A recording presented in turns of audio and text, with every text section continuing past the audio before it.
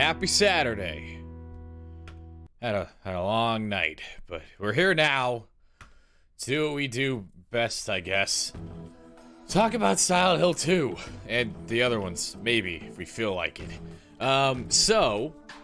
We have a lot to do today. It's actually, normally I start the Silent Hill 2 playthroughs on Saturday, the really long stream, but I think this is a nice balance, because we have, like, a lot of shit to get through before we get back to the playthrough we were doing last night. So the first thing we're gonna do, like it says in the title, is back in 2003, when Silent Hill 3 was released, Konami put out an official guidebook for the game, like they did for the first two. But that book had a nice little extra attached to it, and it's kind of funny how it's like grafted onto the back of this book, where like the Konami official guidebook has like these really nice like vinyl pages, and the guide is printed on really high quality paper and looks super clear and clean. And then when you get to the back half of the book, when you literally flip the entire book over and look at the book going from the back cover towards the middle of the tome, you find a supplementary book called The Book Lost Memories. And this book was something Konami put out to kind of cover a bunch of supplemental stuff, a bunch of like diegetic behind the scenes, like the underworkings of the town and the history, and some things that the creators kind of wanted to clarify from the first three games, and kind of seemed like they were building a foundation for something much broader than ended up being made, but that's a story for another time. And then after we cover that stuff, we're not going to cover the entire book, because a lot of it relates only to Silent Hill 1 and 3, and we'll cover those parts when we get to Silent Hills 1 and 3. But once we're done with that, then we will dive into the Born from a Wish side story. The additional scenario that was added for pretty much every release of this game beyond the original black cover PS2 release, where we get to see what Maria was up to before James finds her over in Rosewater Park. It'll really only introduce more questions than answers, but you know, still gonna be important to see where Maria's coming at this stuff from before we get to some pivotal scenes in the hospital. And speaking of that, once we're finally done with all of this, we will head back into the Letter from Silent Heaven scenario, the main scenario of Silent Hill 2, and pick up right from the beginning of Brookhaven Hospital. So let's not dilly-dally. Let's get into it. Okay. Captured the game. Whoops. Alright, so let me stop capturing the video game, and then let me find the playlist we used for this, and then we'll talk about what we're looking at here, because this book, the book Lost Memories, which is on the back half of the official guidebook, once again, has a fan translation that is very well done. From what I've been able to tell and get other folks to confirm, it seems pretty much like completely accurate. So we will be going into this. Good evening, Twin Tornado. How you doing? Happy Saturday or Sunday if it's that where you are. I don't know where it is where people are. Happy weekend times. Good to see you again. So let's see. Silent Hill chill. Okay.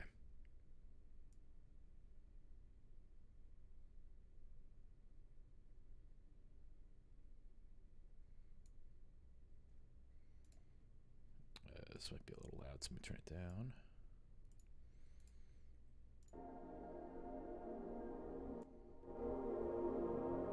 Let's make sure the audio balance is good. That looks maybe a little lower. That looks fine. Okay, so a few things. One, we're listening to just one of those there Silent Hill chill playlists on the YouTube while we're doing this. And this translation here of the book Lost Memories, done by Wall of Death and graphically designed by Philmark and Weiss back, I think, in 2005. So this has been here for a long time. Can be found here. Put those links in the chat. And actually, in the on the website SilentHillMemories.net, almost said .com. There is a PDF version of this as well, which I went ahead and saved because nothing on the internet is permanent. It's awesome this is still up here, but this copyright expired in 2010, so it just makes me nervous.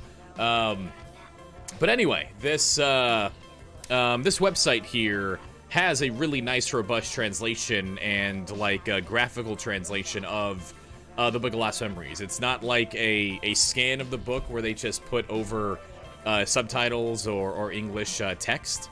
They did a good job of like distilling it down, but they still did a good job of like organizing the information visually the same way the book does. I'll try to show some examples of what that means. But like I said, we're not going to cover the entire thing, just what matters for Silent Hill 2 for now. So the very first page that they cover, they don't translate the entire book because a lot of the book is just like, it's just showing like dialogue from the games, just a log of dialogue, and that is in the video game, so we wouldn't need that. But the first page that this translates is in fact the first page of the book. The name of that town is Silent Hill, the first page of the book says. Although it is known as a scenic resort area, it is a cursed place where the town's former inhabitants were once driven away, brutal executions were once carried out, and a mysterious plague was once prevalent. The town is centered around Toluca Lake, from which a thick fog perpetually enshrouds the area and makes vague the reality and dreams of those who visit the town. And according to those who have seen them, there are also times when things that should not naturally exist appear. A few incidents have occurred in this town up to this point that have gone unaddressed, leaving behind a great number of mysteries. Here and now, let's look back on it all. Let's elucidate these mysteries one by one. So, the next page is interesting, but ultimately doesn't really reveal too much, but let's take a look. And what this should have a good example of what I mean when I say that they did a good job of the visual design of these pages. Sometimes it can take a minute to load. So what they did here is they basically distilled all the information from each location of interest on the area map, and just have it all kind of distilled here. But in the actual book itself, you can see that it is like the entire 2-page section showing the entire map of the game, and then with little inserts showing those specific locations. So a good job of trying to distill it down and not like just rip the book page by page. Like I said, really nothing all of that revealing on here, but we have, for the landmarks, Lakeside Amusement Park, an amusement park built on the outskirts of town. The park is adjacent to the church. We'll see that in Silent Hill 3. The Lakeview Hotel. Before the second game took place, the hotel was completely destroyed by a fire. Minor spoiler for the game, but there's going to be a lot of spoilers, so fair warning, I guess. Silent Hill Historical Society. The Historical Society traces the history of the town with paintings and photographs. Brookhaven Hospital, a hospital that was once built in response to the outbreak of an epidemic that once swept through the town. We'll talk about that epidemic as we get into the history section. Rosewater Park, a park on the lake, a park on the water that looks out over Toluca Lake. Stone statues and monuments here communicate the town's history. We saw that last night with the statues of Patrick Chester and Saint Jennifer, and what looks like a peace agreement, and the monument to all the people whose bodies are in the lake because they got real sick. The observation deck, where James's journey begins in Silent Hill. The entirety of Toluca Lake is visible from the viewing platform. This is the starting point for the second game. Residential area. The area that became the opening scene of the first game is the newer town situated on the north side of the lake. Among other things, the church and elementary school are found here. Business district. The business district across the bridge is the location of a shopping center and hospital, among other things. It is busier than the south side of the lake, because fucking no one is on the south side of the lake except for James. And then finally, the resort area, which was the word I was trying to come up with last night. Located south of the residential area is the resort town. The amusement park can be reached by advancing west on the main road. So again, nothing too illuminating there. But this next page, the next couple of pages are much more interesting. Here we have a select history of Silent Hill, which for some reason in the actual book itself, the words "History of Silent Hill" are in the Final Fantasy font, which I guess someone at Konami just found the Final Fantasy font and decided to use it a few times. We see it in Silent Hill 3 as well. Anyway, I love this game too. I think we did this full playthrough earlier this month, and I couldn't help it. I had to come back.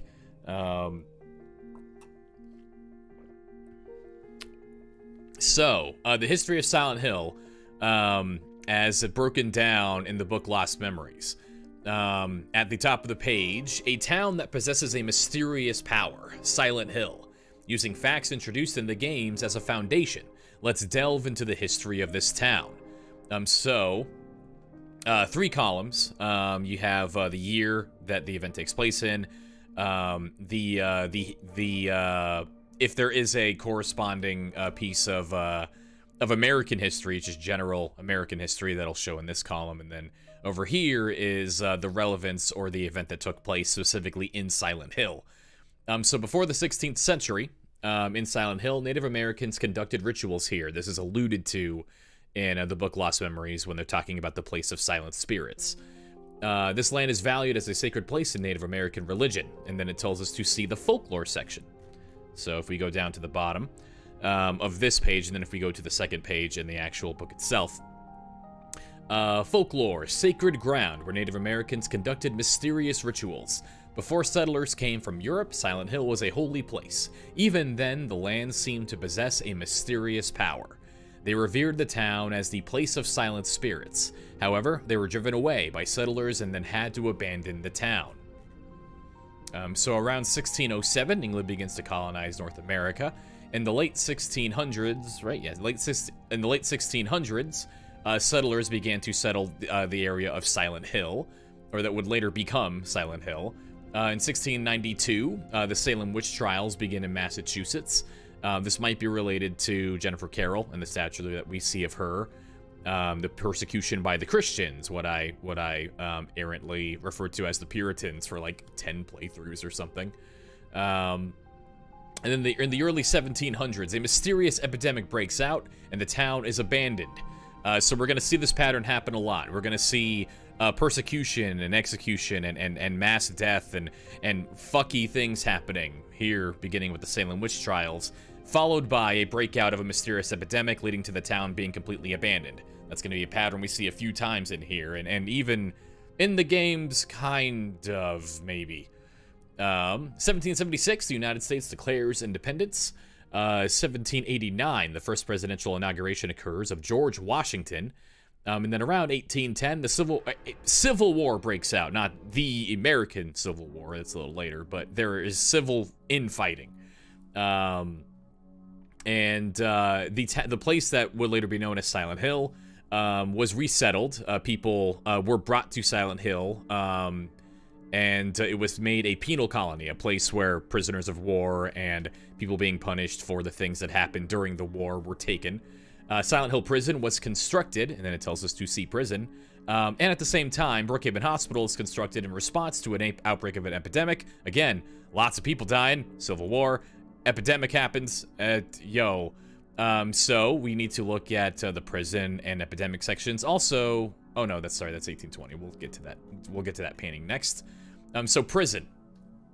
After the spread of an epidemic, resettling of the town as a penal colony begins.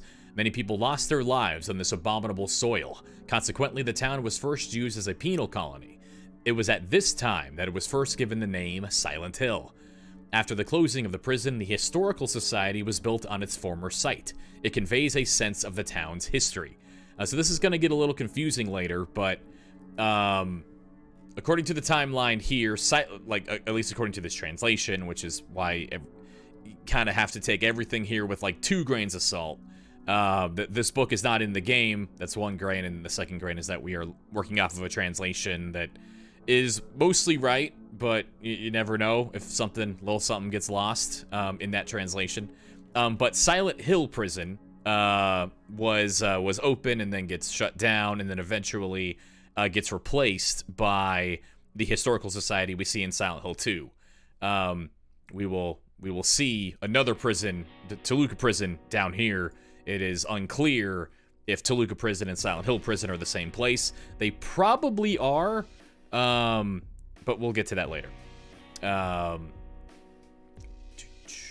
So then epidemic. The epidemic breaks out because of all of the prisoners do not like the things that are happening to them because they're prisoners. Once more, the threat of a plague steadily wraps the town in darkness. The town was stricken by an epidemic. It may be that because of the unforeseen deaths of the town's population, as well as the thoughts and feelings of the prisoners, the original power that the town held was gradually distorted. We talked a lot last night about how the power of the town has been twisted over time. This is part of that process. The current incarnation of Brookhaven Hospital that we are currently in our main playthrough has existed since it became large-scale in the late 1800s. So that would be later here. It would probably be after Toluca Prison. 1820, Maine becomes a state, which is important because Silent Hill Silent Hill resides within the state of Maine. And then Alan Smith paints the waterfront landscape painting, which we have never been able to see, but we know would be present in the Historical Society if it did not mysteriously disappear. But it has a location in the society. We'll see that later tonight. 1830, the beginning of the forced removal policy of Native Americans. And then in 1840, Silent Hill Prison closes. So presumably the Historical Society isn't being built yet, but just they don't need the prison anymore because the civil infighting and stuff stops, and the native peoples were removed from Silent Hill. 1850, a coal field is discovered in the Wilts coal mine opens, which leads to the revitalization of the town. We talked about how Wilts Road was next to a bunch of rural infrastructure and Silent Hill Ranch and a bunch of other stuff, so probably that's roughly where the coal mine had been located, and the road would have been named as kind of a, or it may have been named as like a remembrance of the coal mine.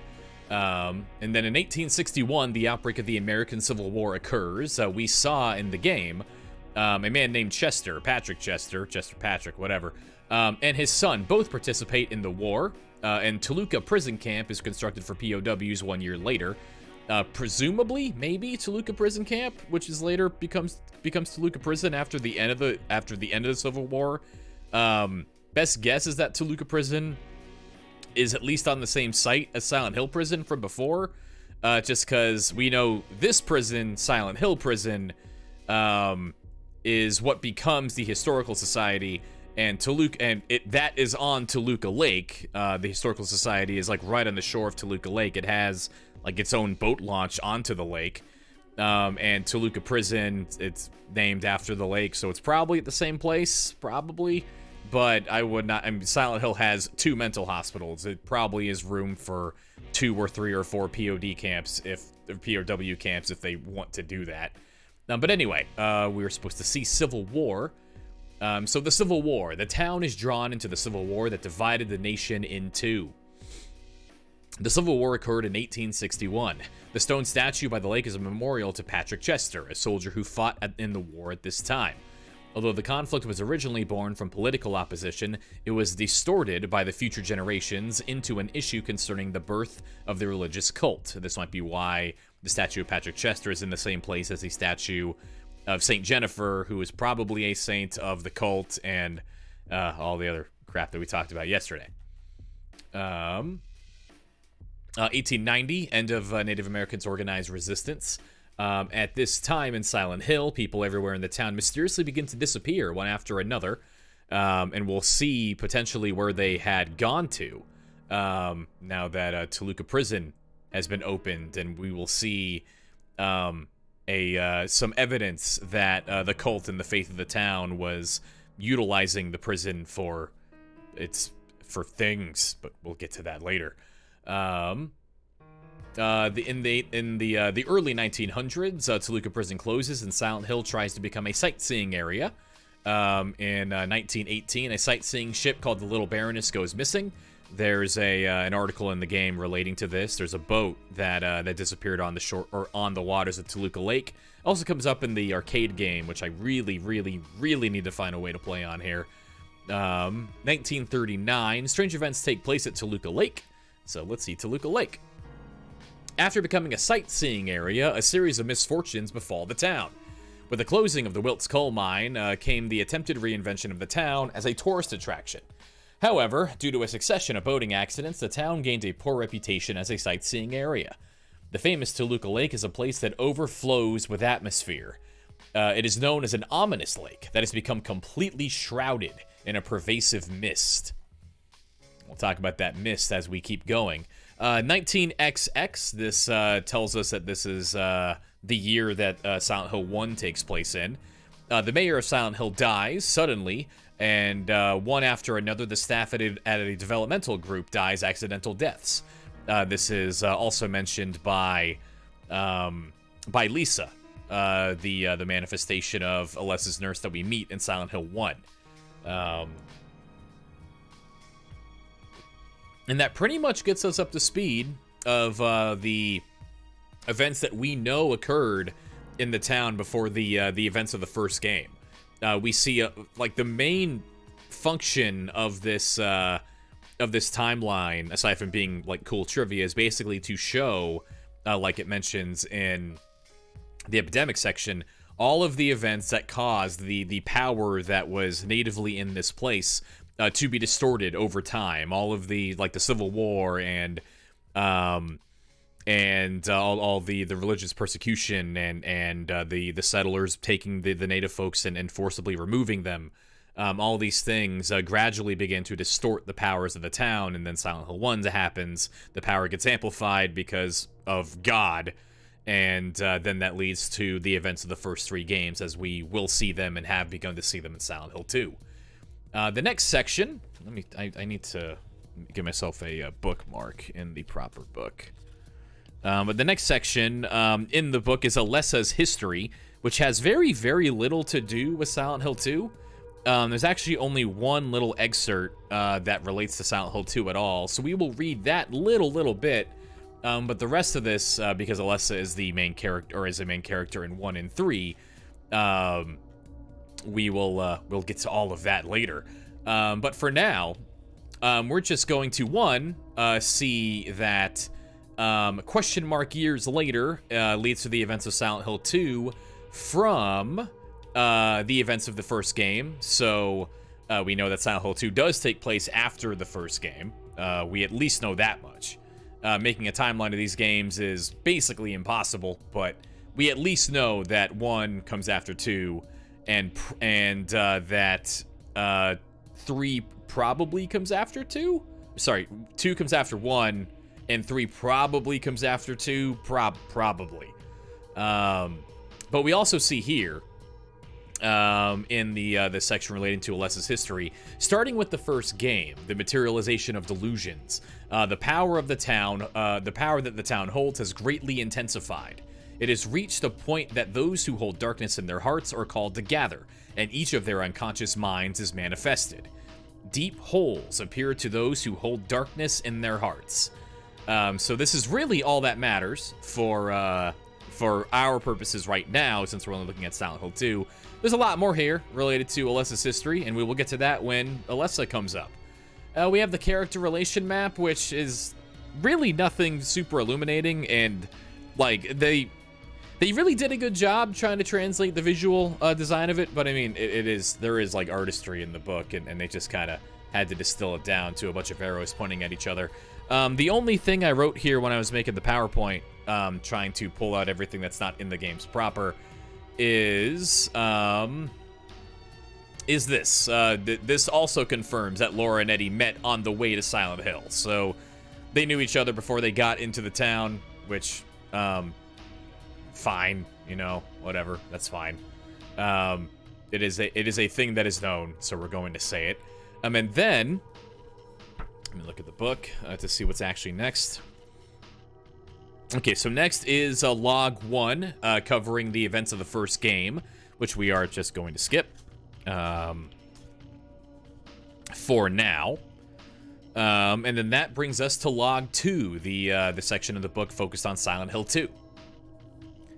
The complex story of the second game attracts attention with its shocking conclusion and various possible interpretations. If one plays to gain a deeper understanding of the elaborately integrated scenarios and the backgrounds of the characters that appear in the game, one should be able to gain a deeper appreciation for the story. So, let's get into it. The next section here is going to be a section for what the book calls the story preview. This is the opening cutscene, the cutscene that plays when you leave the game idling. So, yeah, why not? Let's go ahead and watch it. Let's go ahead and watch the opening cutscene. That sounds like a good idea.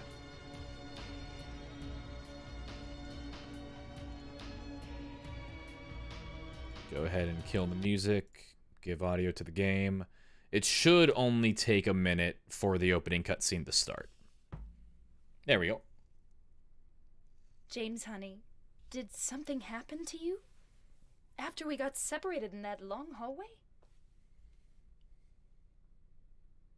Are you confusing me with someone else? You were always so forgetful. Remember that time in the hotel? Maria? You said you took everything, but you forgot that videotape we made. I wonder if it's still there. How do you know about that? Aren't you Maria?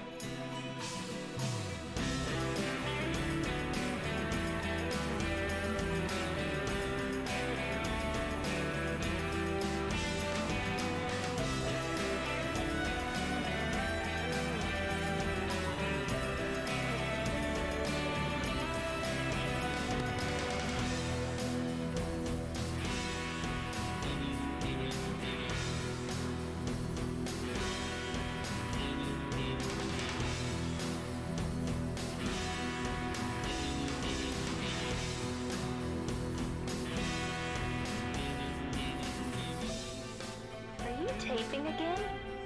Come on. I don't know why, but I just love it here. It's so peaceful. You know what I heard? This whole area used to be a sacred place. I think I can see why. It's too bad we have to leave. Please promise you'll take me again, James. I don't look like a ghost, do I? Anyway, I'm glad you're alive. Anyway? What do you mean, anyway? You don't sound very happy to see me. I was almost killed back there. Why didn't you try to save me? All you care about is that dead wife of yours. I've never been so scared in my whole life. Lost? Just like that stupid dog. He had it coming too. Eddie, you can't just kill someone because of the way they looked at you. I don't know. Maybe I did. What's a little girl like you doing here anyway? Huh? Are you blind or something?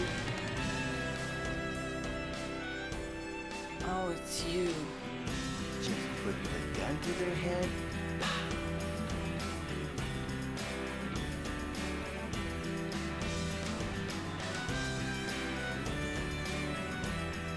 I am. You want me to be?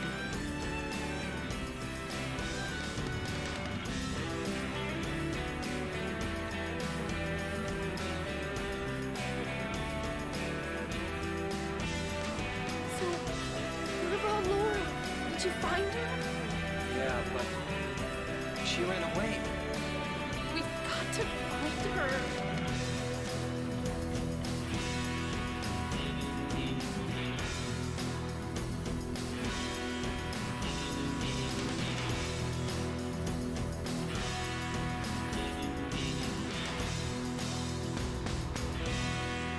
It doesn't matter who I am. I'm here for you, James. See? I'm real.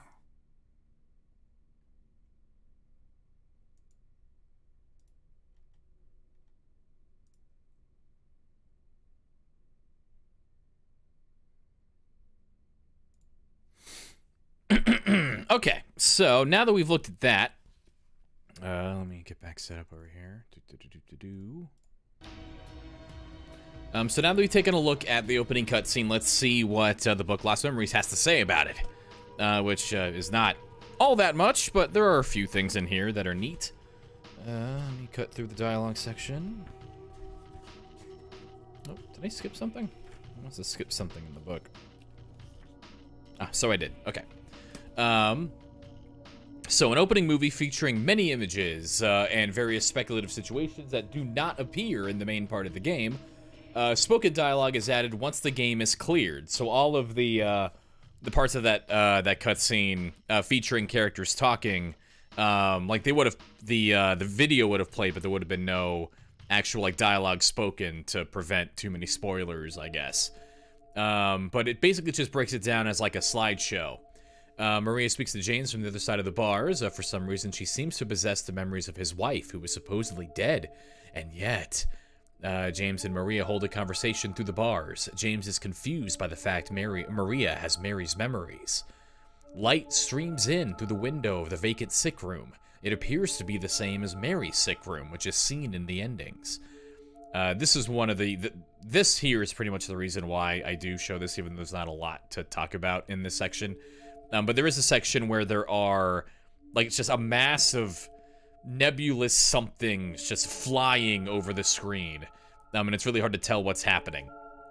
The explanation, and it doesn't appear in the game. The explanation that this has, the book has for it, is countless objects are sucked into a hole at tremendous speed. The image does not appear in the main part of the game. So we've talked a lot about, like, how are the manifestations like actually being made? What are they tangibly, if anything? So in that part of the cutscene where there's all these things flying towards the screen or away from the screen, the book makes sure to connect that scene with holes, which are, like we saw in the Alessa's History section, an important thing. Holes are the thing that appear to people with darkness in their hearts, and countless objects are sucked into the hole at tremendous speed, and then we'll see when that image recurs later on, it has something else to say about them. A strange creature lurks in the innermost darkness. It is also a vision that represents what lies hidden in the depths of people's hearts. A light shines into the vacant private room as if searching for something. Could the shadows of bars indicate this is a prison cell? What's up, Farron? Happy Saturday, buddy. How you doing, man?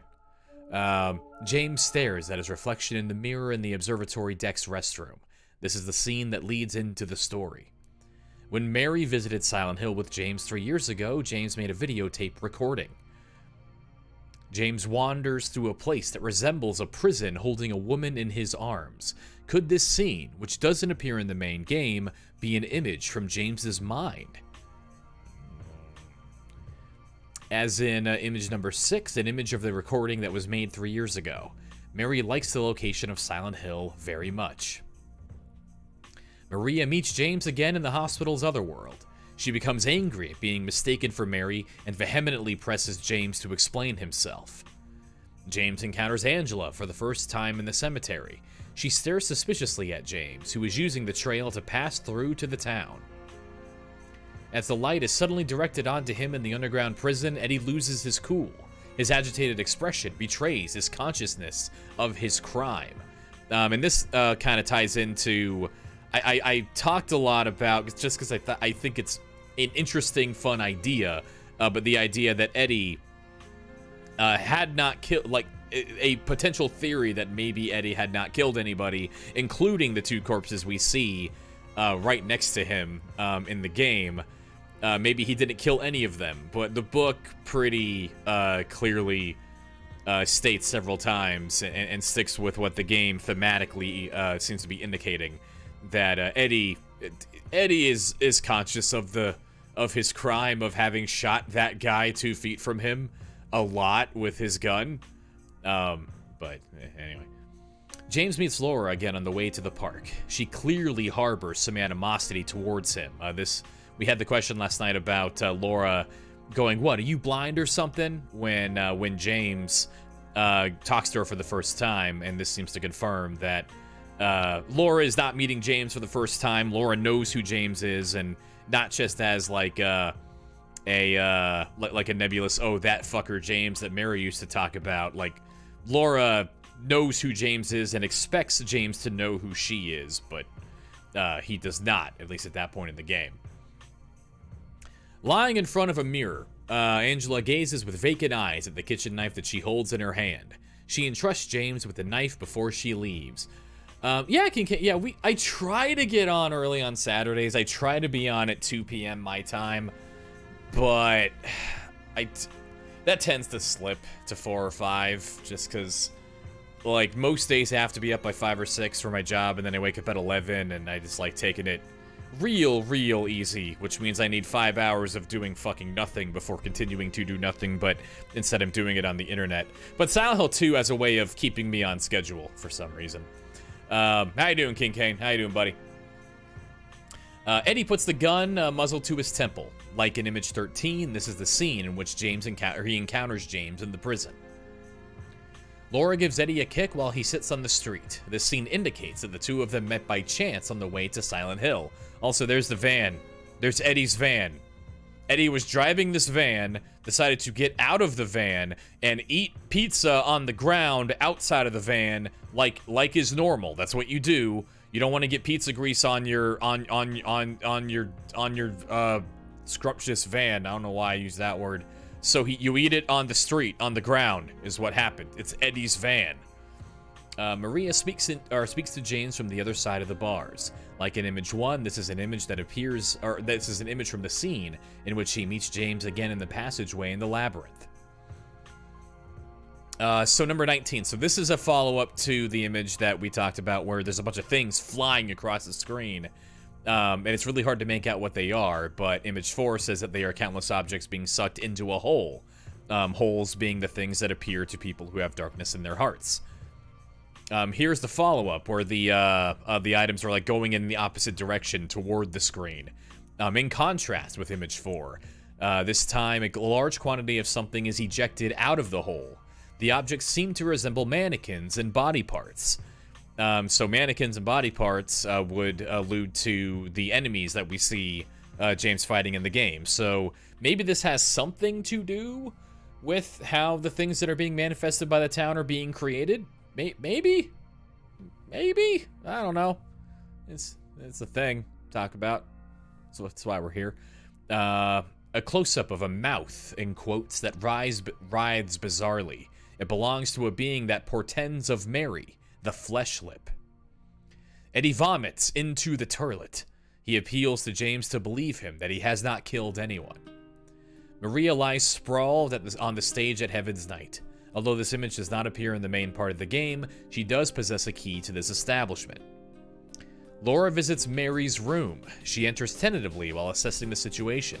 Who could be there that she has set her eyes upon?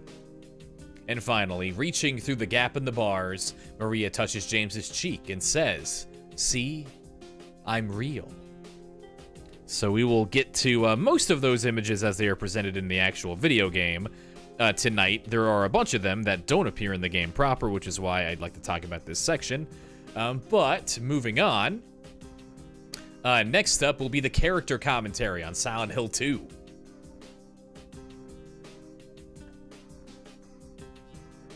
I need to be better at drinking water tonight.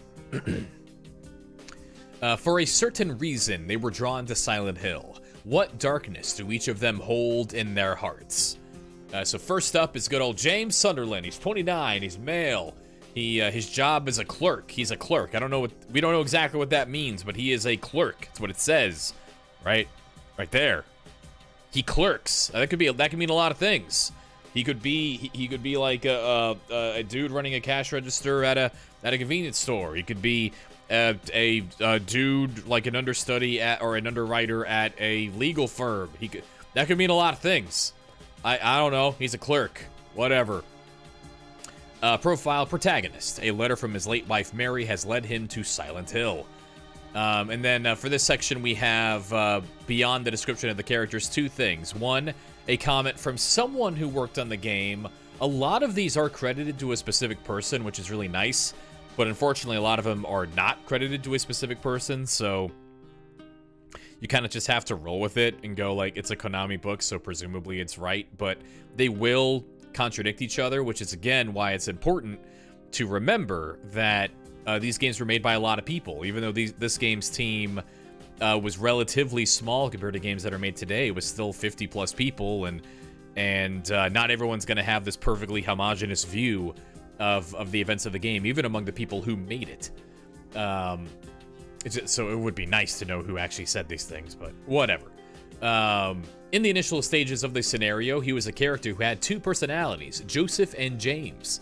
The name Joseph was borrowed from the name of a man suspected of being Jack the Ripper, and James is a derivative.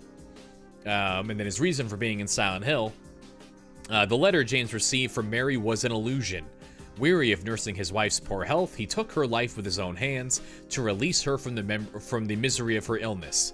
However, he was unable to withstand the weight of his crime, and immersed in his own delusions, one can think that he was drawn to the town of Silent Hill. He's got that darkness in his heart because of their weight of his sins. So he goes to the town, and the physical call to the town is that fake letter. It was an illusion, like it says.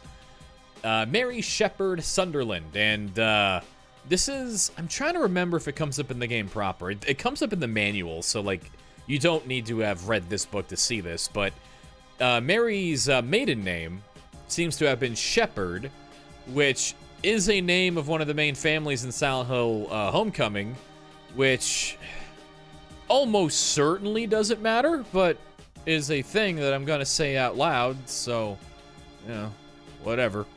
We will get to Homecoming in time, although I don't know how I'm gonna play it, because my 360 died, because everything dies. So I might have to get like a newer Xbox or something. I don't know. I didn't know that the black Xboxes were so prone to becoming dead. Fucking sucks. Anyway, so Mary, 25 years old. She's a lady. Her job is housewife. James's wife, who supposedly died of an illness 3 years ago. Ever since visiting Silent Hill with James, it has been a place of memories for the 2 of them. The creator's comment is that her name was taken from the victim Mary Kelly in the Jack the Ripper case, who was living with the suspect Joseph as detailed in the case files regarding the murders. So there was the relationship. It's funny, a lot of the interpersonal relationships between the characters were established before the actual scenario was made. So Joseph and Mary are married, as they would have like been with the whole Jack the Ripper inspiration, but they retained the marriage part, but James only has 1, maybe 2 personalities, not the several that indicates. And Mary's reason for being in Silent Hill, Mary says various things in each ending to James, who has become aware of the crime that he's committed. It is conceivable that her death 3 years ago was merely James's delusion. Then we got Maria up next. She's 25 and a lady, same as Mary. Her job is a dancer. A woman who bears an uncanny resemblance to Mary, although her personality and taste in clothing are completely opposite. For some reason, she tags along with James. In the original scenario, the heroine also had an existence characterized by a double personality. The first personality was Mary, and so for the other, the name Maria was derived from that. So what is in the final game rhymes with that original idea, but isn't really the same thing, again.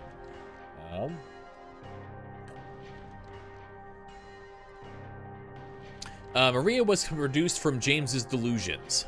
As a result of his inability to bear the weight of his crime of killing his wife, it is established in the 3rd game that her model was a dancer at the club Heaven's Night. This is why I keep bringing up that Easter egg in Silent Hill 3. So, in Silent Hill 3, if you have a Silent Hill 2 save on your memory card on the PS2, or activate the Easter egg through other means, there is a poster in Heaven's Night, which you can visit in Silent Hill 3, saying that the return of Lady Maria is imminent, and Maria in that poster is a woman that looks a lot like the Maria we see in Silent Hill 2, but she has black hair, which neither Maria nor Mary have. Maria has brown hair, and Maria has obviously colored her hair to look blonde because of her roots. And then she has like the pink paint or the pink coloring at the end of her hair. It is established in the third game that her model was a dancer at the club Heaven's Night. So if we're going with the idea that the manifestations are things being projected onto other things that are already present, actually present in the town, and you consider that Maria has a key to this place, and when she wakes up and she manifests for the first time, she manifests in Heaven's Night itself, as if she belongs there.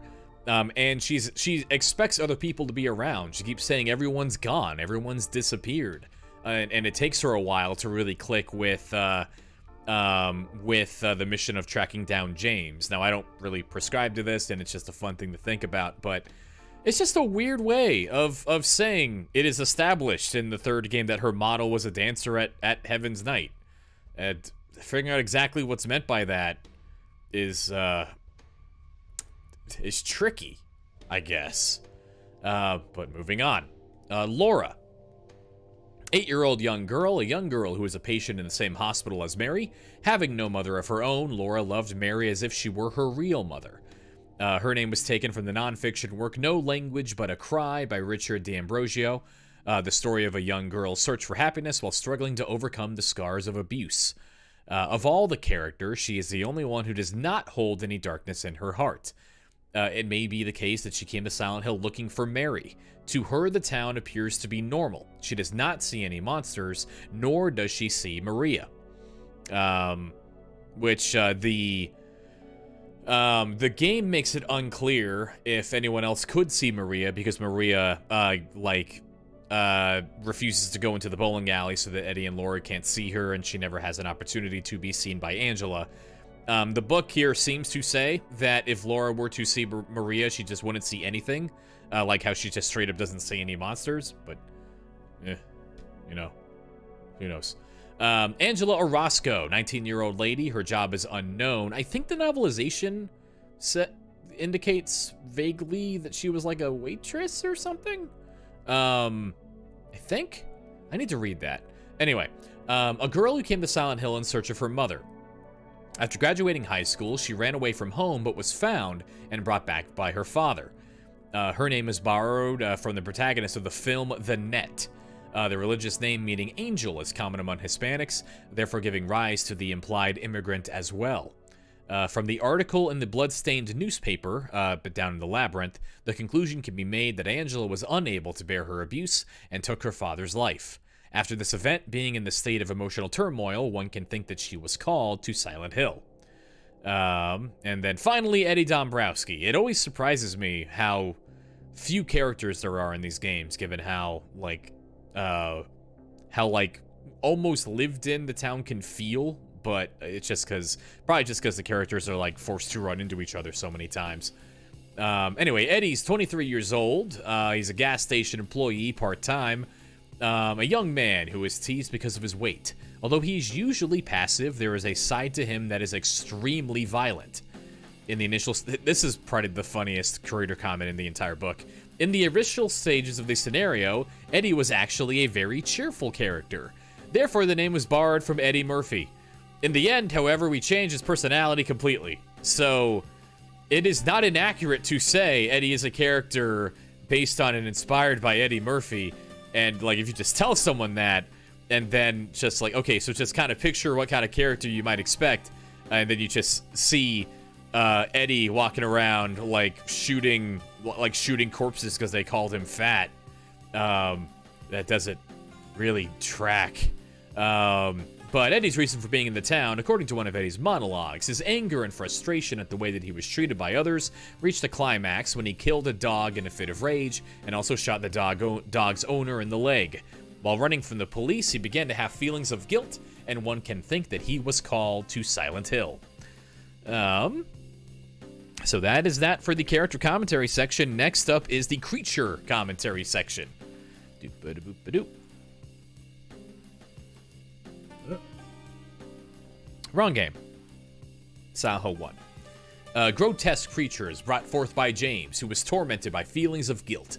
This section will examine the significance of these creatures. So first up is the Lying Figure, the very first enemy that we see in the game. Attacks by spewing a poisonous mist, falls to a prone position and crawls along the ground And then the metaphor, as they describe it. The metaphor is that of a lying figure, a being that represents the image of a patient writhing in agony, a manifestation of James's suffering. And then with the lying figure, we have two earlier drafts. An earlier design incorporating a pair of red boots. It has a mouth that allows it to nourish itself by feeding on corpses. So this might, like, we see that the lying figure is like attacking one of the first corpse that we see in the game of James by like ramming its head into the corpse. So maybe that's like a remnant of when it was gonna feed on corpses, maybe. And then this other one over here to the right, an early design in which the upper half of the creature's body was wrapped in a cloth, and the image of restraint is strong. So pretty similar to the final design. And Masahiro Ito in the Making of Silent Hill 2 documentary said that like the final design and the way that the enemy or that the lying figure moves around is inspired by like cool youth walking around with I guess you would call it drip, I guess, in Japan around the time the game was being made, which like sounds crazy, but when you actually see how they move, it does make some sense. Anyway, the Bubblehead Nurse. Hold on, wait. There we go.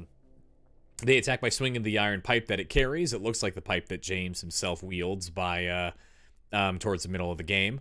The metaphor is Bubblehead Nurse. Its grotesquely swollen head faces the wrong way, a being that is suggestive of Mary's hospitalization.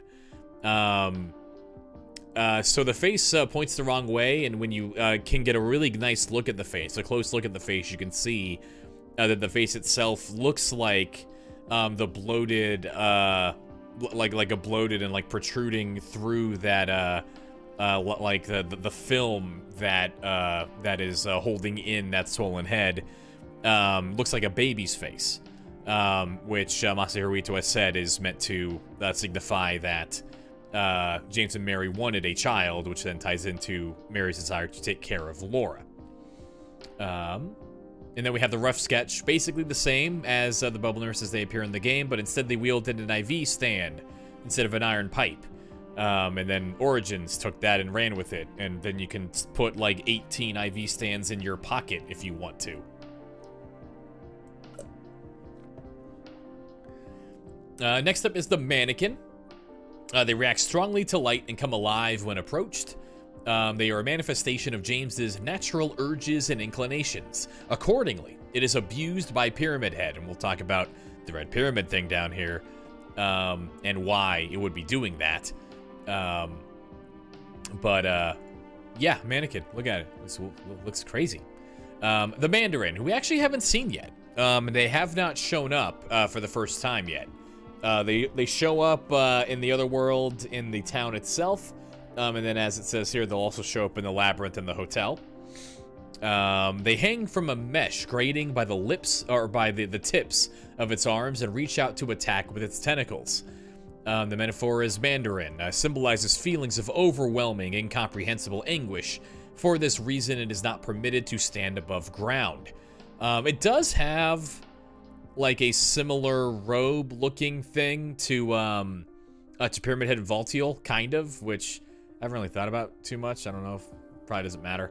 And this enemy will also this design will pretty much be used or reused one-to-one for the design of the closer in Silent Hill 3, but in that game they are walking above ground and punching you with these big old flesh lip arms. Let's do the Abstract Daddy first. So next up is the Abstract Daddy. They attack by attempting to grab and envelop its victim. You see it's this thing that seems to walk on this frame, and there are one or two figures on the top of it, just kind of like undulating on top of whatever this frame is. So what it'll do is it'll stand up, and then there's a mouth in the bottom of this frame, or like a gap or a hole or something, and it'll like try to fall onto you and attack you by enveloping its victim with that weird mouth on the bottom of the frame. The metaphor is ideal father. On top of its bed-like form are two recovered reclining figures, a symbol of Angela's past. So this is aligned pretty well with how the game presents the Abstract Daddy when you get to the boss fight. And it's led to most folks, I think, a lot of people, I think, very, very reasonably, indicating that the Abstract Daddy is kind of like Angela's Pyramid Head, like the monster that is here to stalk Angela, because it is symbolic of Angela's past. It is a monster that represents Angela's father, the man that Angela murdered. So the one thing that I would add to that is that Masahiro Ito has said that the Abstract Daddy, when it's viewed by James as we see it, which is how we see it here, and the Abstract Daddy that Angela sees will have, or should have, different connotations to the two of them. It'll look different to Angela. There will probably be imagery specific to Angela and Angela's history with her father and maybe her brother, when she is seeing it through her eyes, and because our game is almost always shown through the lens of James's perspective, we don't get to see what that is. And Masahiro Ito has also said that this thing, the Abstract Daddy, does have meaning for James, because and it's, I mean, that makes sense when you look at Maria, or Mary and Maria, whatever the final boss fight is, where they are kind of entombed within a bed frame. So there is that side of things too, where it does also seem to apply to James. Next up is the big one, the big guy, the Red Pyramid Thing. With the great knife and a spear, he stalks Maria unrelentingly. He takes the appearance of an executioner of times past, but is actually incarnated from the part of James's consciousness that feels he that he deserves punishment. So we'll talk about Pyramid Head in much greater detail when we get to the Historical Society, so we'll just leave it there for now. But this is the main thing. Takes the appearance of an executioner of times past, which is a pretty stark contrast from everything else, where everything else's appearance seems to be related solely to James. Like the idea of a lying figure, James's suffering, that would mean something to him if he had seen it a couple of weeks ago. Bubblehead nurse being representative of Mary's hospitalization. The mannequin, a sign of James's natural urges. These are all things that James might have been able to, or could have been conjured out of James before the punishment stuff happened. But when you get to Pyramid Head, suddenly there is a little bit of a twist where Pyramid Head does take on the appearance of a thing from Silent Hill.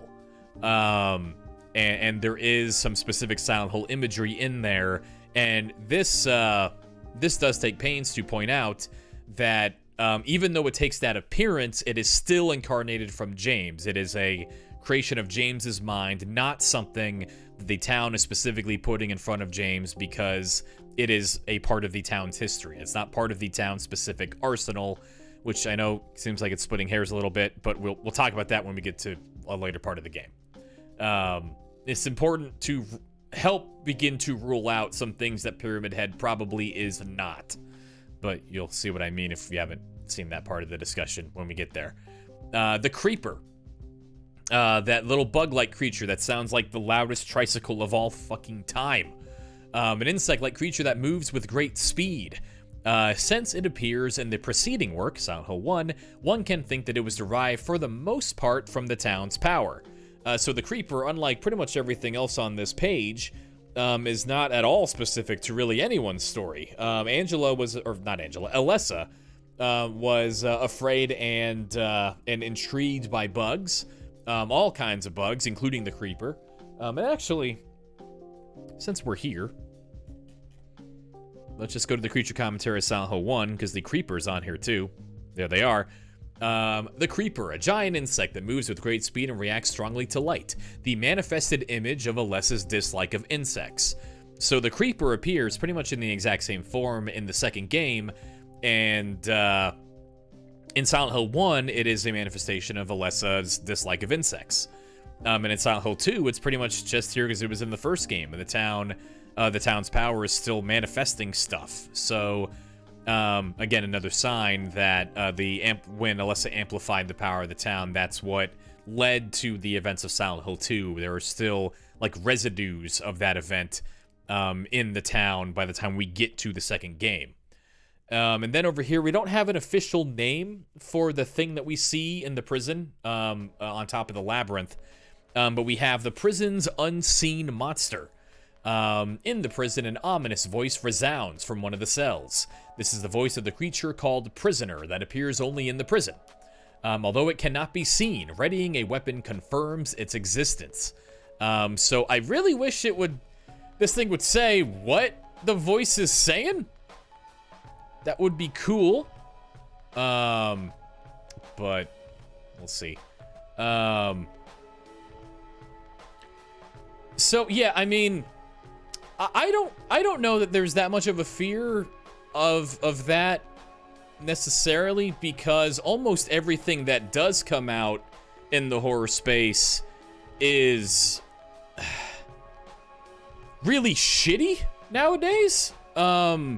The media, God, there's a lot of, I think, potential reasons, and that's definitely one of them. There definitely are, like, a lot of people who, I don't think that, like, the people who make something on the scale of Silent Hill would be scared off by this. But like folks that might make something like a Rule of Rose or a Fatal Frame, like trying to jump into the horror space without it being their primary thing, might be scared off by that, because it's really hard to do this shit right. It's really hard to tell this story while, like, it's honestly, like, it is hard to tell a story about sexual assault and like the guilt around murder and things like that without being incredibly disrespectful, without doing what the medium does of, there's a girl in that game with trauma, and the game just says, this girl's got trauma, and gosh, it's just so hard for everyone in her life to deal with, so she thinks she should die, and me, the video game, agrees with her. That game's ending is the only time I've ever regretted streaming a video game. I was so fucking mad that I played that without knowing what was going on. I'm never gonna do that shit again. 'Cause, like, not being able to put that in context and just having it on my stream of, like, having that go basically without me being able to put it into context is shitty. So, what's the other game? The game that just came out. Someone is dead. Martha is dead. Martha is dead isn't afraid to put salt in any wounds, and does not have really anything interesting to say about it. It just goes, aha, I'm gonna cut this girl's face off. She's dead. Ha ha ha, fuck you. Exactly. Especially given the interactive nature of video games and the fact that it forces it's not a passive experience. You have to sit here and do it. It's really hard to do this without being exploitative, and I don't think these days, I do think that in indie space there might be some people being, I think it's right to be worried about that. I think it's right to not want to be shitty and exploitative. I think that's a good thing.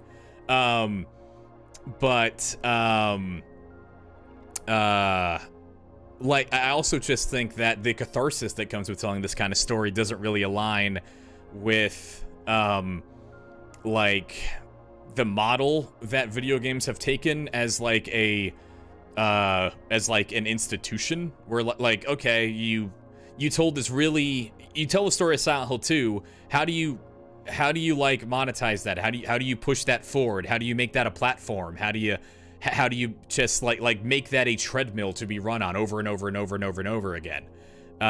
Which, to be fair, I played this game 1,000 times, so Silent Hill 2 pulled it off. But and Silent Hill 2 also doesn't take itself that seriously either, which is like the amazing balance that it strikes. Like, this game has an ending where the dog did it. Like, you don't have to, like, take yourself super seriously. You just have to treat the things that you're, like, talking about with some manner of respect and actually, like, be well read before you make a story about it.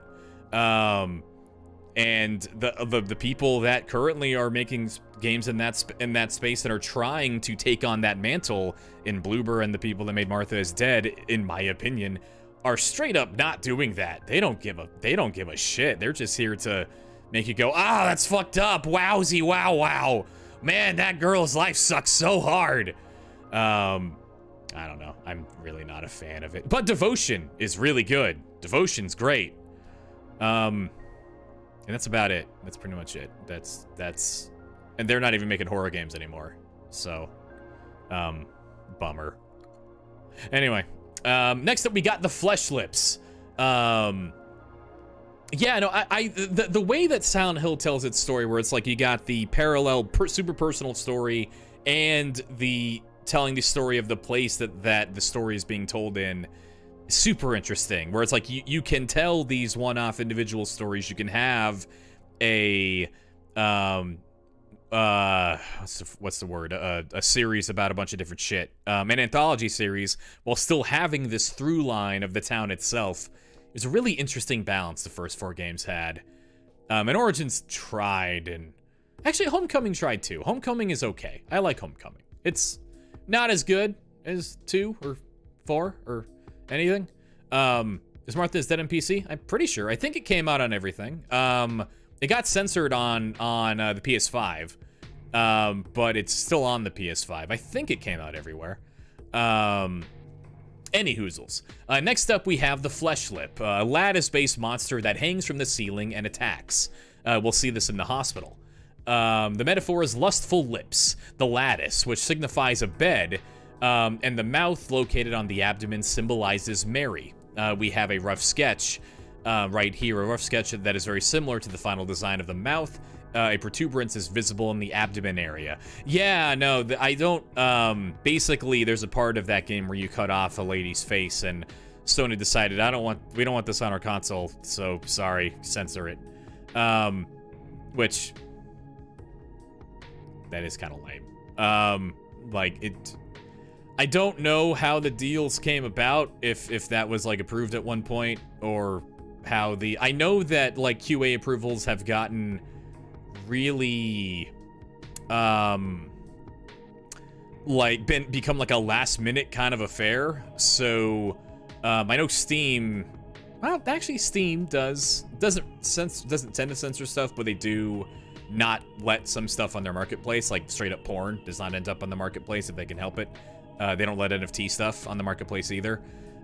So, you know, you need to get this book. So yeah, 2 things. One, I mean, here's the translation that I'm reading. It is on the internet. It is free, and it is wonderful. And then yeah, the actual book itself is on eBay. It's kind of expensive, but it's not super expensive. And the book itself is really cool to look at. Like here, the graphic or the visual design of the webpage here is really cool. But the actual book itself is like way more like artful and got a lot of atmosphere going on, and the actual book itself is rad. But none of this information is like privileged or nothing. And then we got Mary herself, the final boss of the game, or Maria. Hangs in the air and attacks with a vine-like tentacle. She's accompanied by insects, which relates to the moth thing that we talked about in the stream last night. A being that embodies James's conflicted emotion towards Mary during her final days. Her face is like the Virgin Mary's, and her posture is reminiscent of a crucifixion. So that's the creature commentary. Next up, we'll have the ending analysis, which, yeah, we should go over it. Why not? We're not going to come back to this when we're done watching the endings. So this only covers 4 endings. It doesn't cover the 2 joke endings because they are joke endings. But this covers kind of the 3 like base endings, the 3 endings you can get on a first playthrough. That the game's like ending selection algorithm picks for you depending on how you play the game. And then the rebirth ending you can only unlock after New Game Plus. Of the 4 conclusions, there is no correct interpretation. No, the people, a lot of people on the staff, almost everyone on the staff that has commented on the endings has said In Water is like the preferred ending. It's like the default ending. And a lot of the, and that makes sense when you consider that when James left his house, when James left where he killed Mary and was driving to Silent Hill, his plan was to drive into the lake. The In Water ending was his plan before the town gave him the letter. So a lot of the scenario was written with the presumption that that was James's that was kind of James's destiny.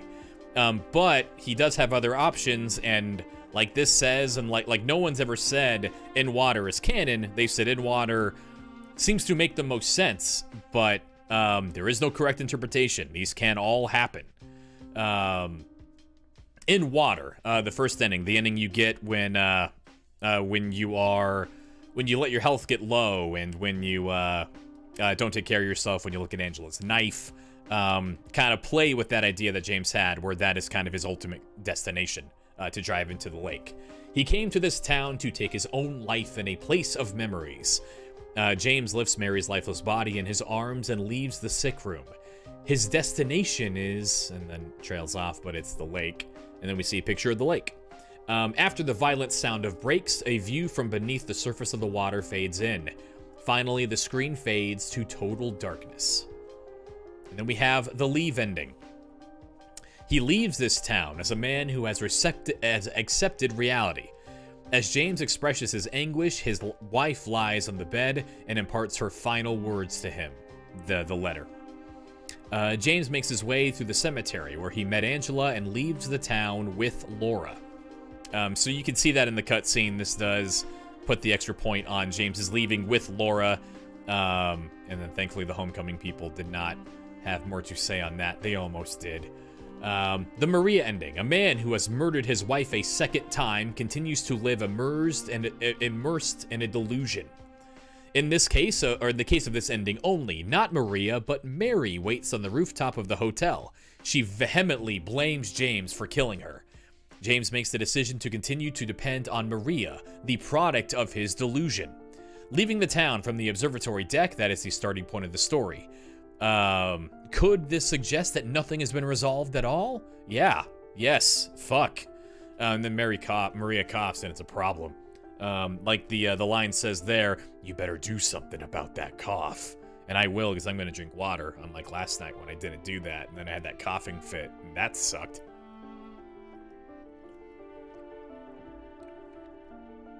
Rebirth. So this is the ending that you get when, like it says here, the 4 special items all have to do with Silent Hill's long-standing religious tradition. You have to collect the White Chrism, the Obsidian Goblet, the book Lost Memories, and the book, the Crimson Tome, the Book of Crimson Ceremony. And once you get all those things, the game, this reveals a point of contact with the preceding work. All those items are related to the faith of, or the cult that we see in the first game. And in order to resurrect his wife, the ritual or the Rebirth ending says, he carries out a forbidden ritual. James rejects even the fantasy that he himself has created to escape. That unadulterated emotion is, and then finally, James is driven to carry out the forbidden ritual that can bring the dead back to life. And we'll see another potential application of this in the Maria side story that we will go into before we get back to the main playthrough. So that's pretty much it for the Silent Hill 2 section of the book. There is the all the cast and crew that were credited here. Masashi Tsubiyama, the director, Hiroyuki Owaku, the scenario writer, Suguru Murakoshi, the drama director, the sound director, and the guy who made the music and all the sounds and everything, and is a beast, Akira Yamaoka, the art director, Masahiro Ito, and then everyone else here. I don't see any more names that I specifically, well, I do see other names I recognize, but not in the context I want to talk about here.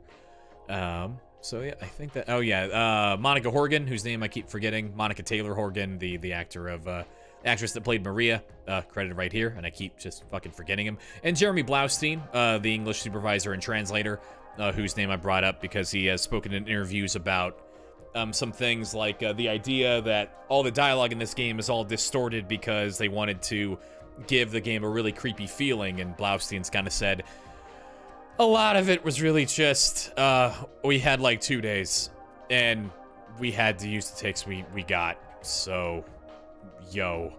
But yeah, that's the Silent Hill 2 section, but we are not done yet, because all the way back here, we have the suggestion of cards section. So let's go ahead and see what that's about while I skip over to it in my book. Okay, Silent Hill 3, making of Silent Hill 3. Silent Hill, okay, here we go. Tarot cards appear in Silent Hill 3 as key items that open the final door. The truth is that these cards hint at characters that appear in the game. Although their origin is shrouded in mystery, tarot cards have been given profound significance since ancient times and have come to be used for fortune-telling. In order to decipher the Silent Hill series, this section will introduce keywords and liken them to corresponding cards from the tarot. So I'm going to go through the book that I have in front of me, because a lot of these are not going to relate to Silent Hill 2 at all. Like, for example, the first one, Arcana 0, the Fool, is about Heather. So that has nothing to do with us. Valtiel, Claudia Wolf, Alessa, visual concept. It's kind of important, but more of a Silent Hill 2 thing, or Silent Hill 3 thing. Key items. Yeah, let's look at that. So that'll be Hierophant, Arcana 5. The many items with magical properties that give depth to the story. The works of this series are tied together through the town called Silent Hill and the long-standing religious tradition native to the region. As might be expected from such prevalent themes as the otherworld, resurrection of the dead, as well as occult elements and other phenomena, various religious items such as charms and equipment used in rituals appear widely in the games. There are items that are referenced from various religions and folklore, and of course, there are original ones as well. Phantom Knight, what's going on, buddy? Happy Saturday. Yeah, it's like 3 p.m. Happy Saturday. These religious items give a unique depth to the story. Let us examine these using a few representatives. If one acquires more information on the subject, one should be able to gain a deeper appreciation for the series. So most of these don't really matter for us, but we do have the Book of Lost Memories, which this translation is called the Book of Lost Memories, so I don't know why Bob yells at me when I call it that, but whatever. An original book written about the history of the town. It appears in the second game, Restless Dreams, and the third game, and also the fourth game. Although the fourth game was not out yet when this came out, because this is a guidebook for the third game. Waiting for a pizza order. I was waiting for a pizza order earlier, and then I ate the pizza, and now I feel like shit, but it was really good. A section of this thick book is quoted in each of the 3 games. I don't know about the first one, but whatever. Second game, oh, talking about Restless Dreams. Okay, that's a expansion of Silent Hill 2. The White Chrism and the Obsidian Goblet. Item used in the rituals required to see the rebirth ending of the second game. Supposedly, they are required to resurrect the dead. Details concerning the ritual to bring the dead back to life are written in the Book of Crimson Ceremony. And then we have here, I'm skipping the Aglaophatus and the Flauros and the Halo of the Sun because they are not relevant for Silent Hill 2. We will get to those later. An examination of the names of key items reveals an influence from various religions. The Seal of Metatron, for example, according to Kabbalah, Jewish mysticism, which came up earlier. Remember when we found the picture of that Lilith demon in a book summarizing it.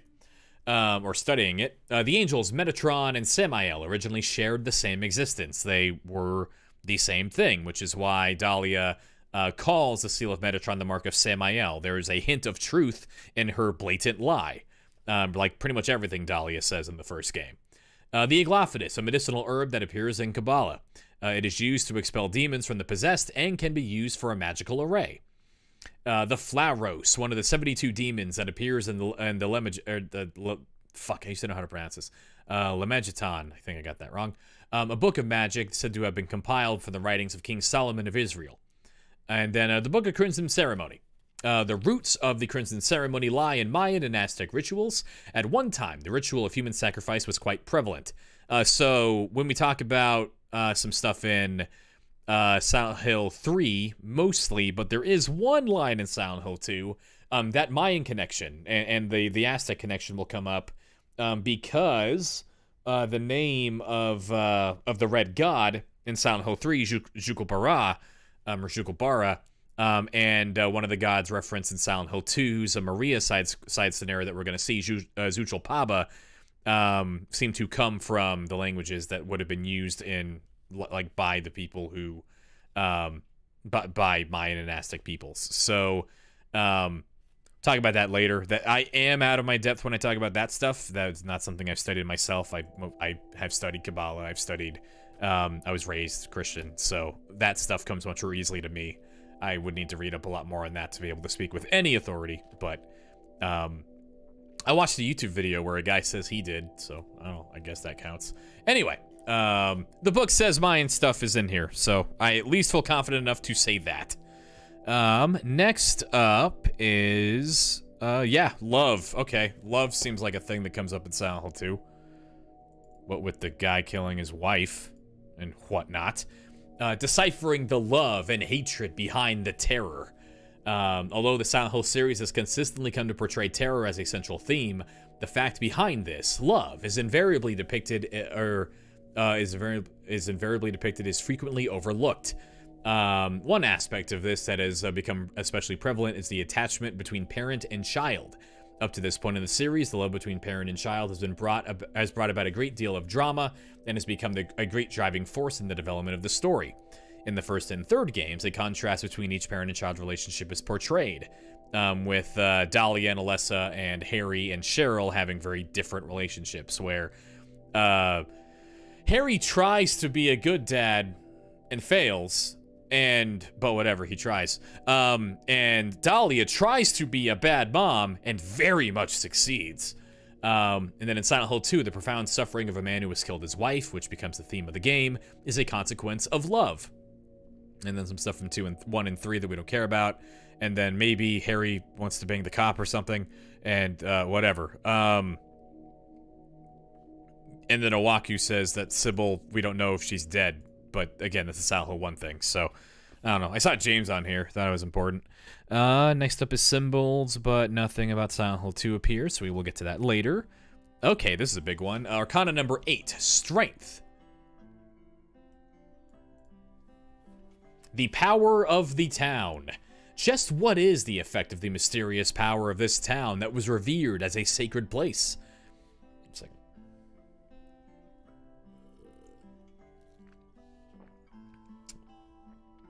Originally, Silent Hill was a holy place to the area's former inhabitants.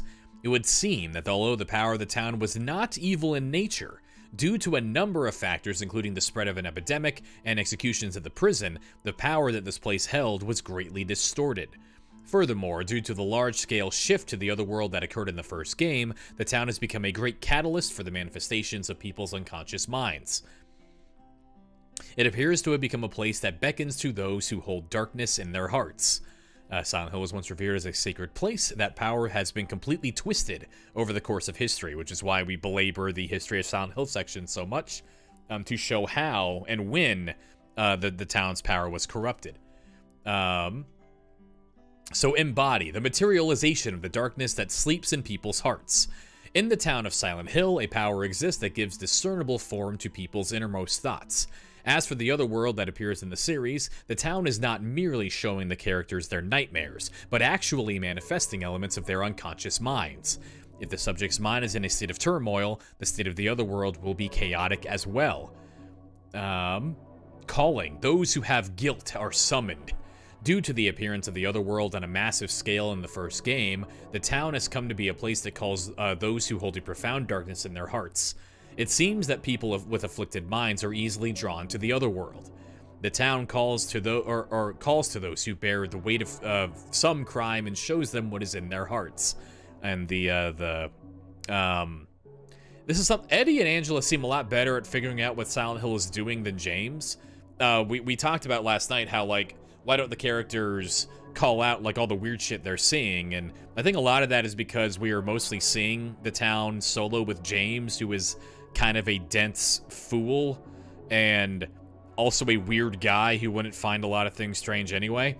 But Angela seems to understand that she's like there is a reflection of what's happening around her, and very clearly understands that she is seeing parts of James's story as she is traveling through the town, and like accuses him using the information that she finds. And then Eddie, right before the final battle you have with him, calls out that this town called you too. He understands that he was called here because he feels this darkness in his heart, and James must be the same.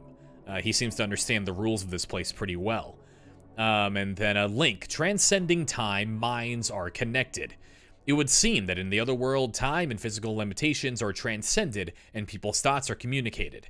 In accordance with this are the enigmatic phone conversations in Stanley's letters in the third game, as well as the director's letters, among other things, in the second game. So that's something that we're going to have to pay attention to in the hospital, because it's one of the more subtle things about how the other world works. But basically, if you're in the other world, everyone who's ever been in the other world, or everyone who will later be in the other world, are all kind of connected. Time is very fucky there.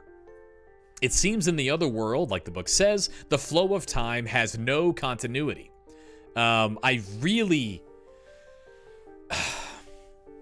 Where's the Siren book? I really wish... It would have been really cool if Keiichiro Toyama, the director of the Siren game, the guy who made this book and the guy who made the Siren series, I kind of wish he had stuck around. Like, I love Silent Hill, obviously. Fucking come on. And, like, I not being able to trace down every little aspect of the other world and how it works is interesting. That's what keeps us talking about it. But I love Siren almost as much as I love Silent Hill. And Siren doesn't really hide anything. Siren, if you have a question, it almost certainly has an answer. And, like, Siren talks all about how the Haneda and the places in that get fucky in a similar way in the Siren series are all operating on these, like, fundamental rules. Like, one of them is translated as cause and effect. I think it's better translated as causality. But, like, if there was a giant book explaining all the crazy shit the other world did, my wiki-pilled brain would love it. Like, I think Silent Hill in part works because it doesn't go to explain everything, but I will talk about, I will and have and will again, just talk into the void about Siren for hours and hours and hours and hours and hours, when we get there again, when the time is right. I fucking love that series. And Keiichiro Toyama, I'm bringing him up now because he directed the first game, but then he left and then went on to make Siren. So, I don't know. I like Siren. I like Silent Hill too. I like Siren, though. The darkness of Silent Hill transcends the boundaries of the town? In the third game, the other world appears even in the shopping mall and subway outside of the town called Silent Hill. It is possible that this is due to Claudia's influence. However, if one imagines that the human mind is where the other world dwells and holds power, then perhaps the shift to the other world could occur regardless of location. The Occult magazine that was dropped in the subway has an article regarding lingering thoughts. So we'll talk about that later. And then Hiroyuki Owaku, the scenario writer for Silent Hill 2 and 3. And I'm not sure if he did 1. Let me, hold on. Was he on the first game? Okay, he was a programmer. He was an event programmer. Okay, so apparently Hiroyuki Owaku didn't do any story stuff, at least wasn't credited for it in the first game, but he was around. Anyway, a scenario writer for Silent Hill 2. The shift to the other world that takes place outside of the town depends entirely upon a unique power. The power that absorbs and reflects what people hold in their hearts is established as being exclusive to the town of Silent Hill. So, again, there are, like, this section here that is saying that maybe the other world could show up wherever is not credited to anybody. And then here, Hiroyuki Owaku is saying, no, it's exclusive to Silent Hill. It's just there's a unique power occurring in Silent Hill 3 because Heather is pregnant with God, probably.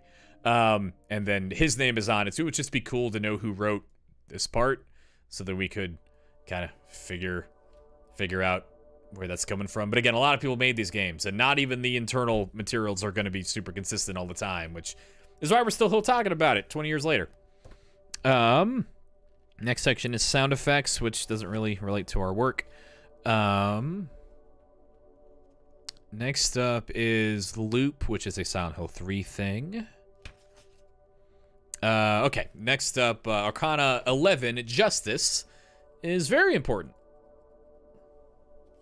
Letter from Silent Heaven. To what extent do James's delusions reflect reality? Excuse me.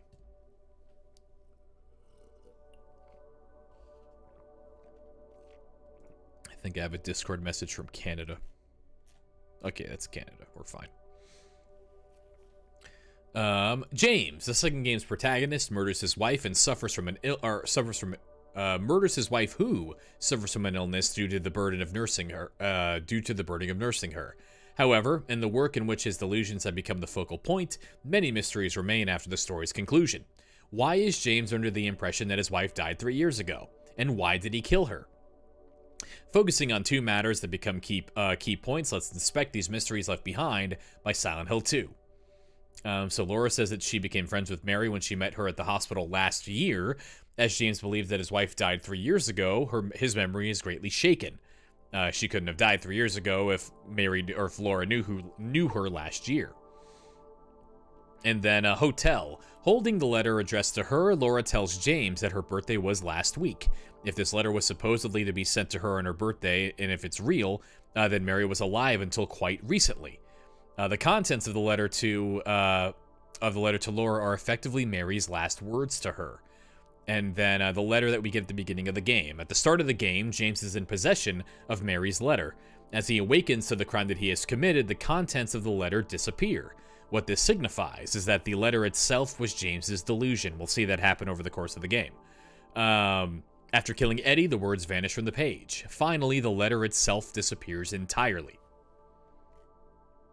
And then, so why does James think that Mary died 3 years ago? Where does that come from in the timeline? Well, happy days for the two of them surely died 3 years ago. Taking the facts mentioned above into consideration, there can be almost no doubt that Mary was alive 3 years ago. However, there is no mistaking that 3 years ago something happened. Couldn't it be that what James made himself think of as his wife's death is really the turn for the worse that Mary's condition took 3 years ago?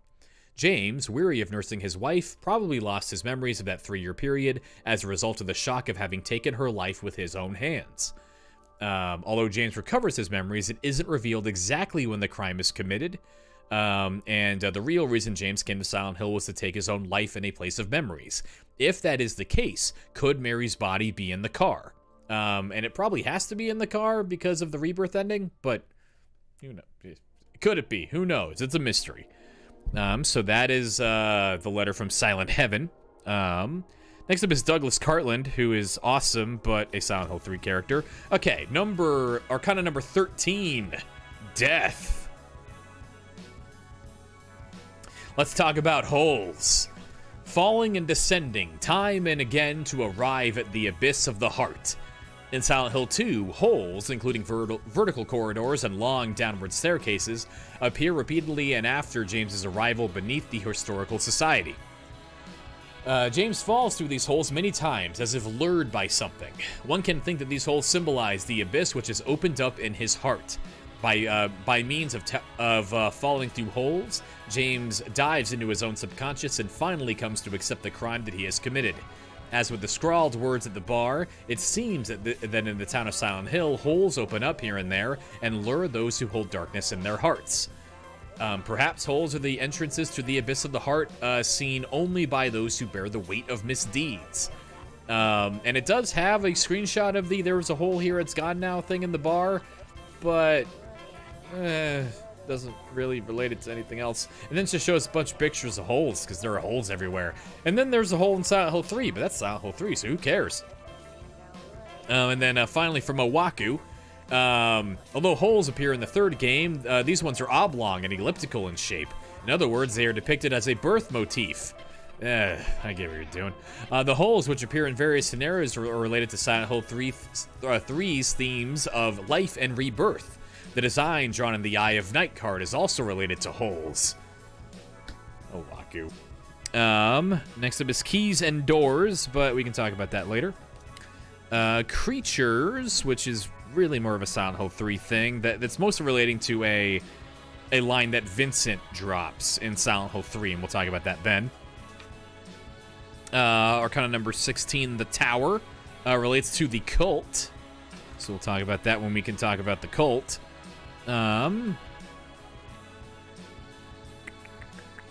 Okay, let's look at Arcana number 17, the Star. Iron Chef, what's going on, buddy? You dropped your loading screen cat. Oh, damn. I live in constant fear of that. I don't have a cover on my phone. I don't know why. I really should. Shit. Well, that's too bad, man. How are you doing otherwise? All right, so let's look at Arcana number 17, the Star. Motifs in this in the solutions to riddles chosen to include meaning and purpose in the works of the series. So most of them not gonna really talk about too much, but here in Silent Hill 3, Cinderella and Snow White appear in the solution to a puzzle in the March and Travel at the amusement park. The stories of these two young ladies also appears in the solution to the music box puzzle in the hotel in Silent Hill 2. So there, it came up once. There it is. These motifs are much more important to Alessa, so we will talk about Alessa when we can talk about Alessa. She's not in the second game, so got a huge stats return. Hell yeah! I was gonna get a small one, and then I remembered a thing, and then I reported it, and then that went away, and I owed like $12. It made me sad. Okay, next up is Vincent. We don't care about that. Next up is extra features, which is mostly UFO endings, so we'll talk about those later. Ooh, okay, Arcana number 20. Judgment can only be one thing. The Red Pyramid Thing. Manifested by James's subconscious, it takes the form of an executioner of times past. I'm gonna talk... We'll talk about this later. This is gonna... We will talk about this when we get to the Historical Society, because there's a lot of words to say about this, and this is one piece of that puzzle, and it'll be important. We'll talk about it later. We will talk about it then. Later. Next up is Another World. Yeah, let's look at that. So we talked in oh no, wrong one. 21. We talked in the stream last night about how the Other World is kind of operating by different rules in between the first 3 games, and this page is one of the main sources of that. Arcana number 21, The World, Another World. Does the real world influence the other world born of delusions and the power of the town?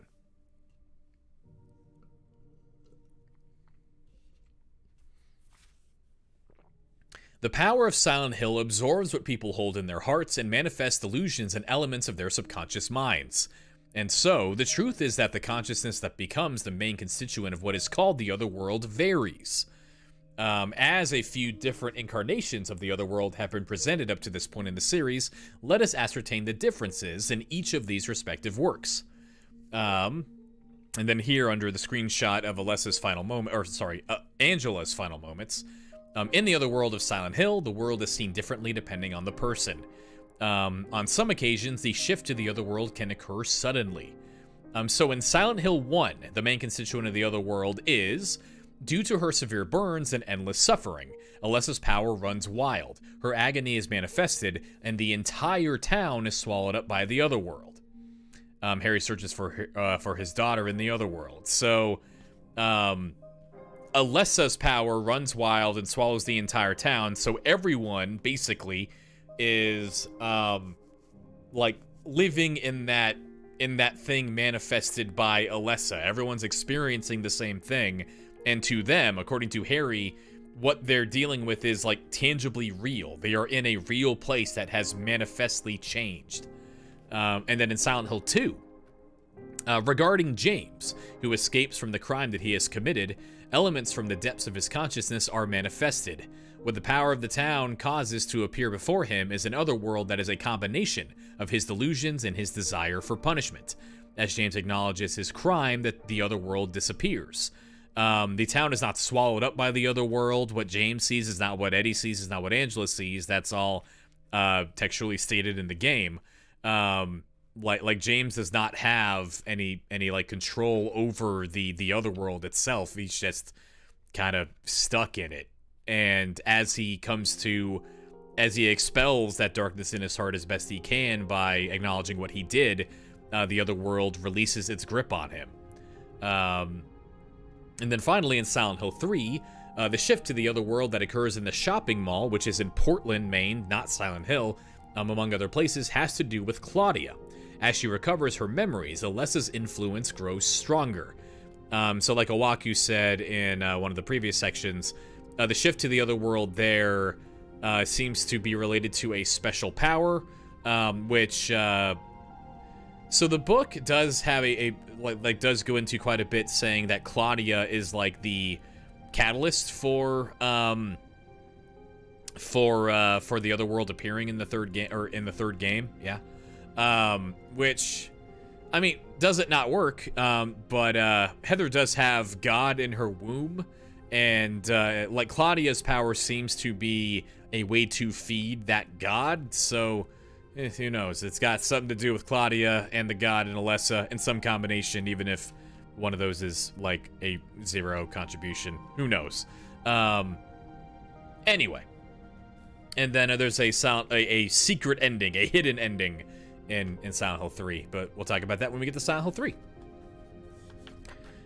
And then there is one final arcana, but it is about God. And God has no place in Silent Hill 2. So... and then there's materials for Solve, which is a section about the puzzles in, or the puzzles and the memos in the games. And then briefly, there is this section here about inspirational works, the Inspire works. So, not going to go into the entire thing, but hey, the very first guy mentioned, inspiration number 1, Stephen King. Yeah, of course. And then Dean Koontz, Kunio Yanagita, Masako Bando, Robert McCammon, Kobo Abe, Daijiro Morohoshi, Junji Ito.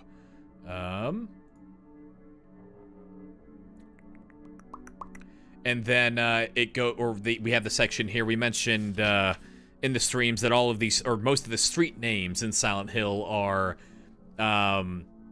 inspired by authors, many of them Western horror authors.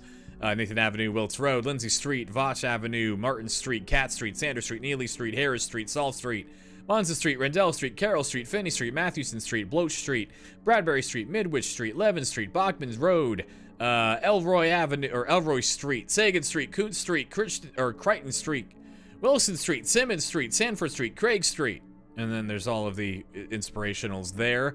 And then in film, David Lynch, Stanley Kubrick, Alejandro Jodorowsky, which I don't know why I watched Holy Mountain like a month ago.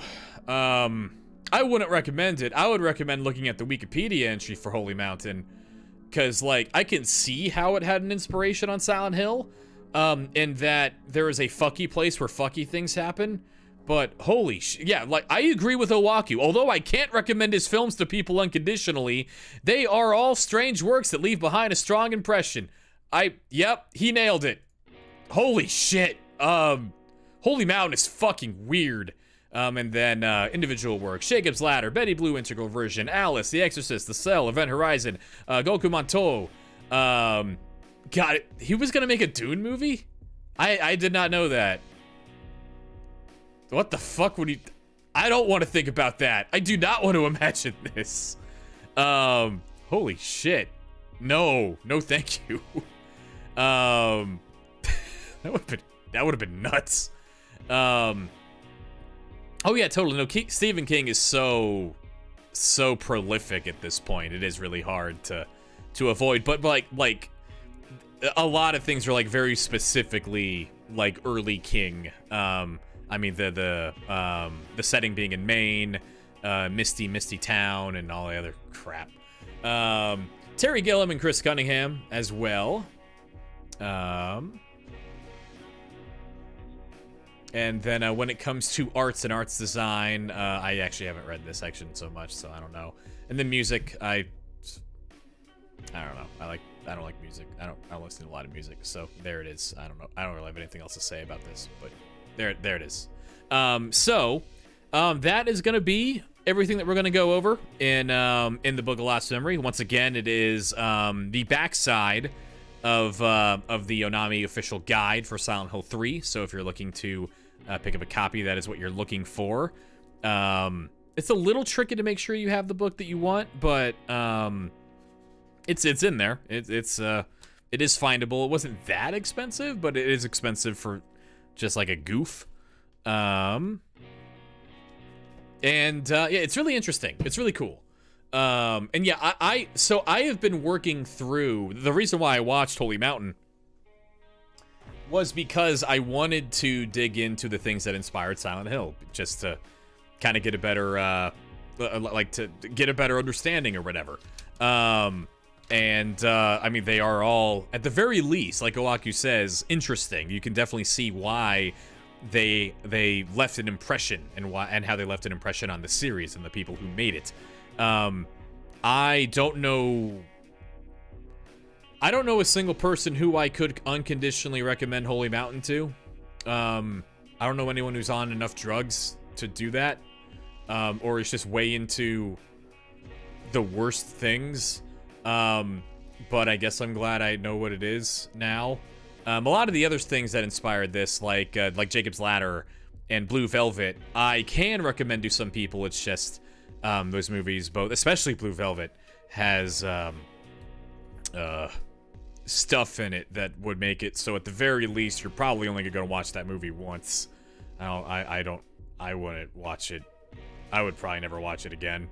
And even when I was watching it, I was looking away from the screen a lot because I'm a horror baby, and a lot of real fucked up things happen in that book.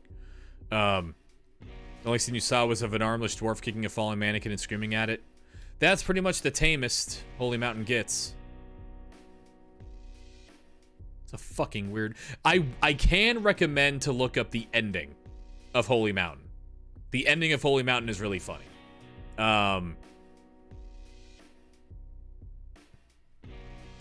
That movie's fucking weird. Okay, so that is the Book of Lost Memories, as much as we are going to cover of it for now. We will get back to it when we see bits of Silent Hill 1 and 3. But let me get all set up over here, because it is time to at least boot up the video game again. We're not going to get back to the setup of tangible plot. It's mostly just weird shit happening, but there is, if you care, like, the goal is to get up the Holy Mountain. The goal is to climb the mountain. So there is weird shit happening while people are climbing the mountain, and then they climb the mountain, and they find the director of the movie going, "Didn't I make a weird movie? Welcome to the top of the Holy Mountain. Fuck you." And then the movie ends. It's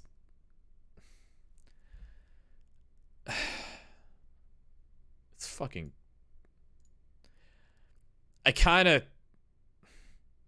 like Illbleed if Illbleed had, like, dicks in it. Like, a lot of dicks in it.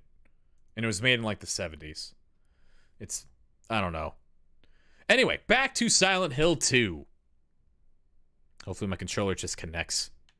No, you fucker. Thank you. God damn. Enhanced Edition? Yeah. This is the PC version, and it is using a mod called the Enhanced Edition. The PC version of this game is fucking broken, and has a lot of problems, but the mod goes through and gives us native widescreen. I think it boosts the frame rate. It fixes a ton of glitches. Fixes a ton of audio glitches. And gives better gamepad support for anything beyond that, for basically anything that uses X input. And And actually nowadays, like, I don't have the most recent version of the Enhanced Edition installed because I get really paranoid because it is still finicky. It is still kind of hard to get to run sometimes. The newest versions do have an installer, which helps. Before you just had to like move files around in a on your computer, which is not that hard, but I get nervous. But they're working on shit like a level editor and restoring animations that you can't do on the PC version because like the PS2 has pressure sensitive buttons. So there are animations in that game where like if you just barely tap a button when you do a stomp, you just do like a tiny little kick. And then when you hold the button down, you do the heavy stomp that you always do in this version of the game. And they're starting to like introduce things to like make the ending, or to make those animations like randomly cycle so they actually show up. And yeah, they rewrote the entire sound engine to try to get around some of the crazy shit. There's a lot of crazy shit that the people, the fans that are working in the Enhanced Edition are getting to have happen. It just goes to show. I mean, Konami, I know you lost the source code. I get it, but I've played the HD collection, and that thing sucks ass. Look at what like 8 fans did. You freaks. Stop selling me skateboards.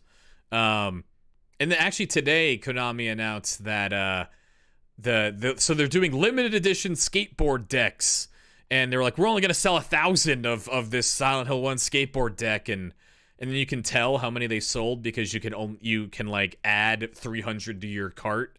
So you know that if you can add 300, then 700 of them must have been sold, and except like you can kind of work backwards. But today, Konami was like, "All right, if you want the skateboard, you got to buy it tomorrow, or buy tomorrow. But if you don't buy it tomorrow, don't worry, you can just buy it later. It'll just take a long time to ship to you." So that whole thing about it being like trying to evoke FOMO and being like, oh, it's gonna go away forever if you don't buy it right now. Turns out that was a lie. So anyway, Silent Hill 2. We are currently about 40%-ish of the way through. Also, hey, Flame Burge, I didn't mean to not say hi. What's going on? Happy Saturday still. Maybe. Happy weekend. It's still weekend everywhere, I think. I don't think it's Monday anywhere, God willing. So we're about 40% of the way through our playthrough this game's main scenario, Letter from Silent Heaven. And we will get back to that, but in that section, we are currently inside of the hospital, Brookhaven Hospital, right at the beginning of that scenario, with Maria. We met Maria on our way there, and there was a sub-scenario added to this game after pretty much in every version released after this game's initial release, the black cover PS2 version, that added, all those versions added the sub-scenario, Born from a Wish. This will show us what Maria was getting up to before we met her in Rosewater Park in the main scenario. So, let's get started. Oh, I don't care. Easy. Who cares? When I woke up, I was all alone. Everyone's gone. Is it because of those monsters? What do I do now?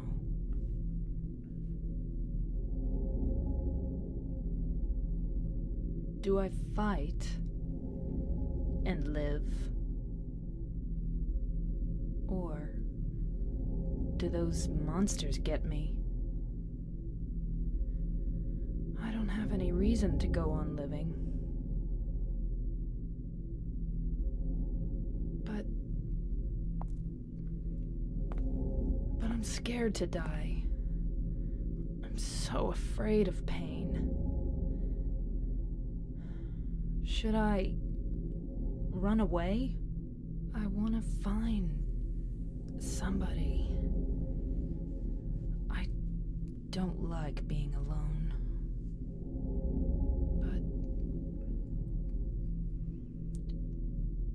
But is there anyone left alive?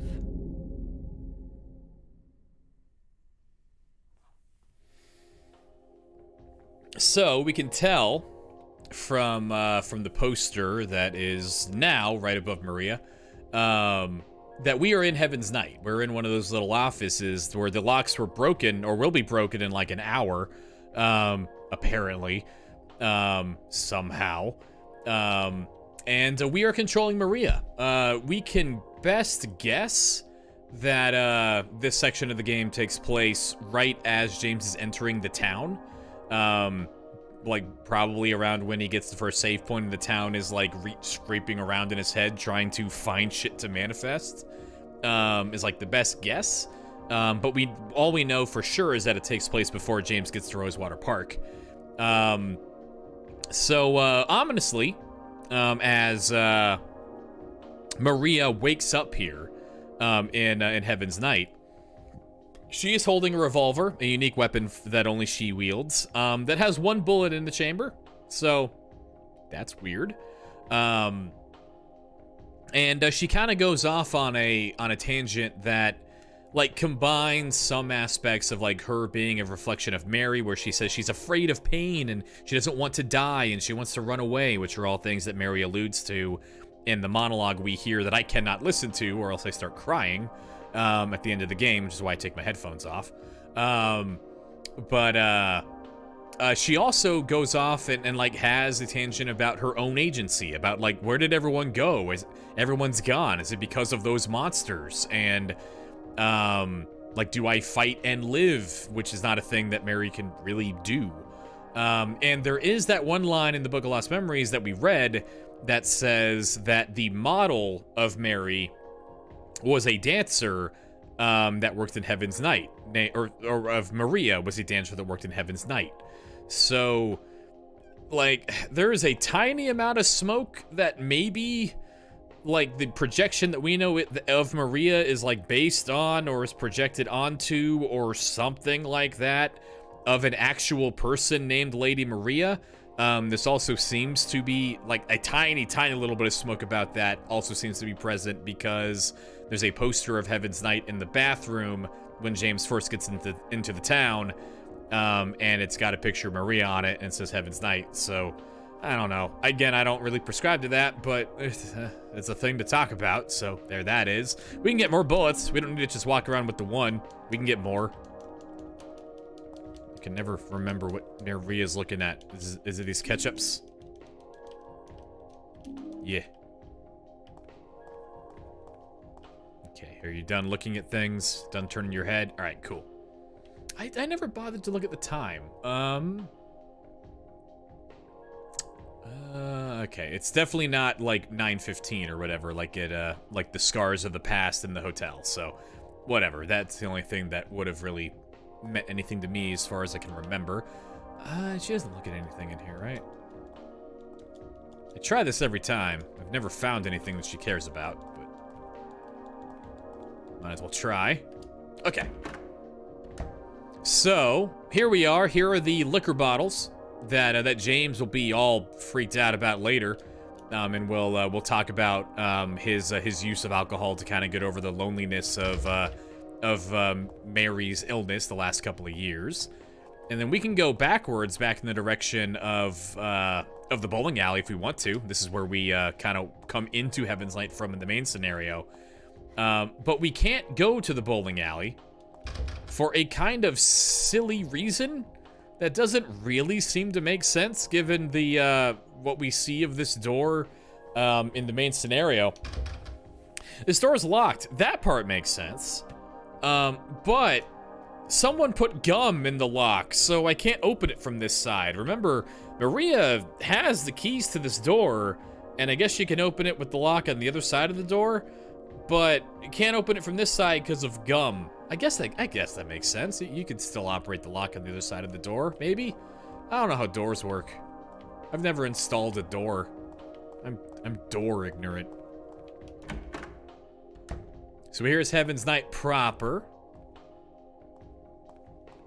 Let's see, I think there's a hamburger around here. Maybe it's just bullets. Normal things that you find in a... Oh, hamburger. Oh, and a Chinese cleaver. We have achieved cleave. Ugly, but powerful and easy to use. And I think that's it, at least on easy. So yeah, let's carry on. Love that music. Pissed off it doesn't play for very long. Okay. So again, we can try to go to the bowling alley if we want to, but there's nothing there. And Maria does start with a map of the town, which is helpful. So if we look at the map and what might be available to us, we know there's nothing here to the southwest. In the town, there's like just an overpass, and there's nothing over there. Here at Saul Street on the southeast, this would lead to the rest of South Vale, next to that RV where we stole that dude's Mountain Dew. And then there should be a barrier right around here, at least there is in the main scenario. But if there maybe isn't a barrier there, then right here would be another door leading to the rest of South Vale. The door that awakes in darkness, opening into nightmare, so it's probably not open because the sun's out. And then the Blue Cook Apartments, which is the path that James take up to Rosewater Park, which is probably Maria's destination. We know that James meets Maria in Rosewater Park, so we should probably go ahead and make that Maria's destination. Try to get her there so that the plot can continue. So let's just go down Carroll, Rendell, and Munson Street and just walk right over to Rosewater Park. Everything will be fine.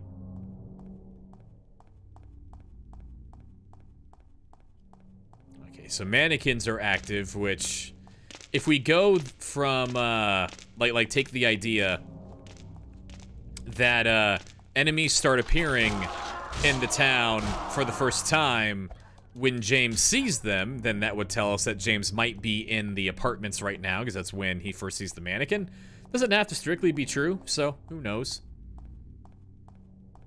No one's in the other world yet, so there should be some kind of continuity to how time works. There's kind of, like, once you get to the other world, really everything goes out the window in terms of figuring out, like, what happened when.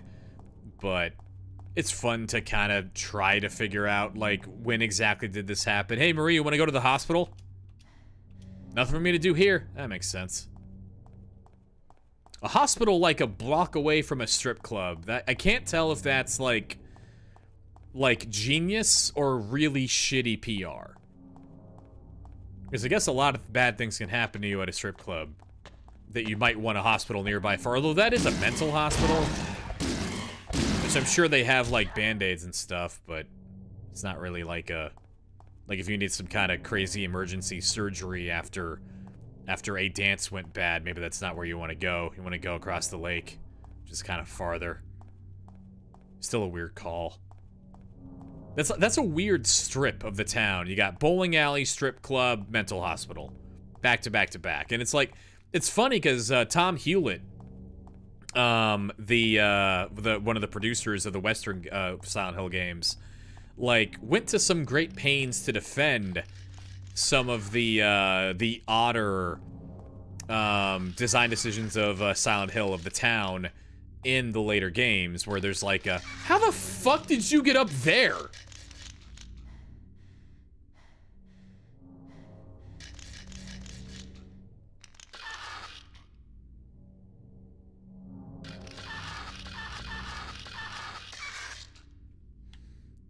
I guess whatever is like throwing mannequins from the lake through a lying figure like way too hard and launched it all the way to the roof of this building.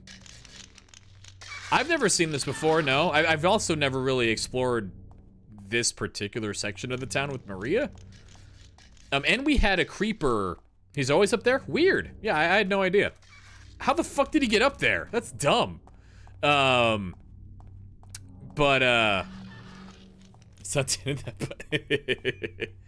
Hey, Axe Effect, what's going on? I did see you earlier. I didn't say hi. My bad. What's going on? Happy Saturday, I think. I had no idea he was up there. That's fucking stupid. I wonder how symbolic that is. What license plate is this? What does that say? I can't tell what that says. It kind of looks like it says California. Hey, Baby Pie. What's going on, Baby Pie? Happy weekend times. How you doing? Have you ever seen this lying figure before? Have you ever seen that? I never seen that. I never looked, I guess. What the fuck are you doing? That's crazy.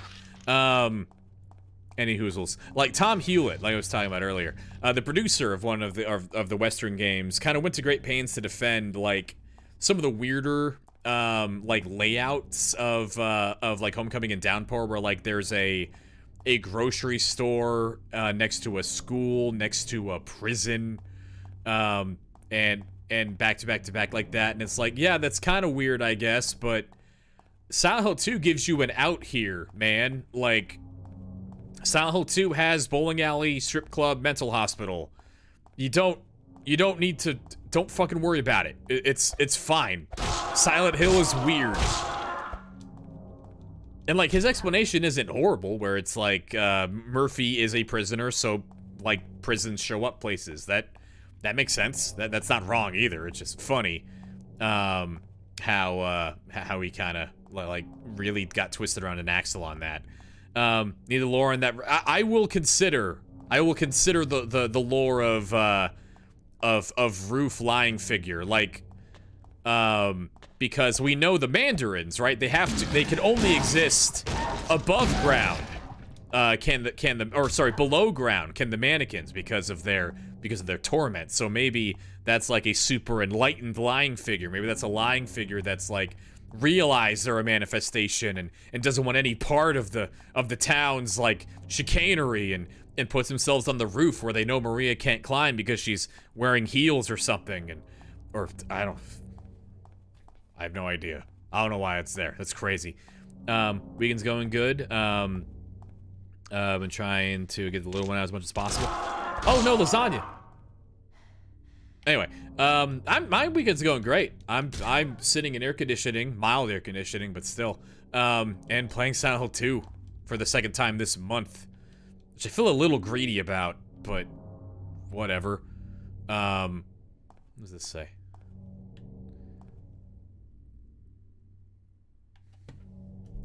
Gun in your hand? I mean, I guess now.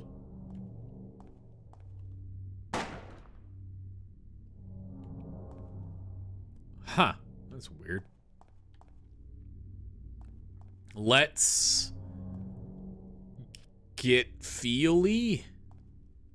I don't know what that's a really bad graffiti color to use in a foggy town like this. I can't fucking read. I can't read any of that. Something about feelings, I think. Let's heavy feelings, maybe? I don't know. Anyway, let's just ignore that road lasagna. Move on.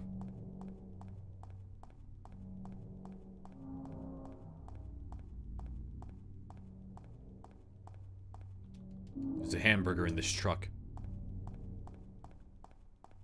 Canonically, Maria takes it and eats it, which is why James can't get it later.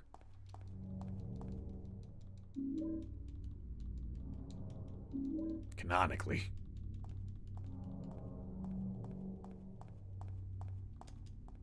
Ah!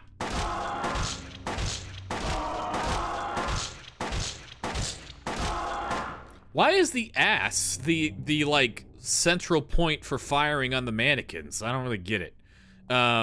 Let's get feely. It's okay. Yeah, no, that makes sense. That sounds right. James is getting very feely. So, problem. There's a thing here. There's a thing in the way. We can't get to Rosewater Park. Fuck. Thankfully, we did see an open door right there, and there is a lot of jelly coming out of that door, which might be a little ominous, but it can't be blood because, like we see with this mannequin, blood is black, so it's not blood. So, and it's not a lot to walk in here because the door's open. So here we go.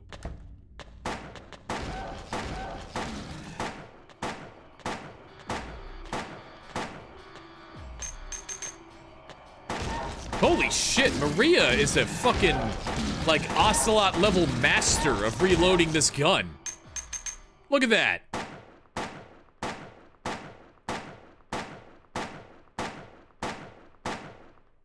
1,000. Done. Holy crap. So the gun holds 10 bullets, and my bullet adjust is very, very high, so every bullet that I own is actually 4 bullets, so I have 130 bullets. I have a lot of bullets. We'll be fine. It'll be good. Here's a corpse. Here's a James corpse. He's wearing James's stupid jacket and James's dumbass pants and whatnot, and it's dead. I still don't know how you're supposed to park in this garage. I guess, like, this opens, and then you kind of got to drive diagonally. I guess you can get, like, motorcycles in there pretty easily.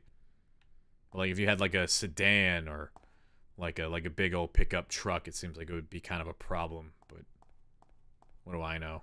I've only driven Nissan Sentras, the greatest car of all time. Here we are in the Baldwin Estate? I don't know what to call this place. This lock's broken. This lock's broken. This lock's broken.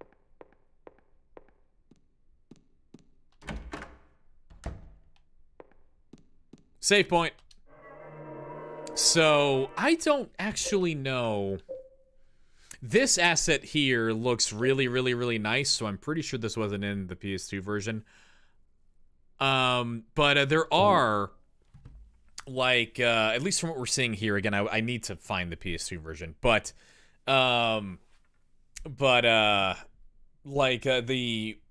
specifics of James's save screen, the image being warbled because it's being, like, observed underwater, and the veins and neurons in the background are not present in Maria's save point. Here it just looks empty because Maria is kind of an empty vessel at this point, a little bit, just kind of trying to figure out what the fuck she is. It's a painting of flowers. It is a model of the earth. I have no use for this. Looks like the lock is 6 bullets, more than enough to kill anything that moves. This is the greatest gun ever. I need to play every single Metal Gear game. It's kind of a shame I haven't done that already. For some reason, there's bird stuff under this this chimney here. There are also bird stuffs in Silent Hill 4 in a particular part. I don't know if that matters, but it's just, I don't know how else to explain this bird stuff.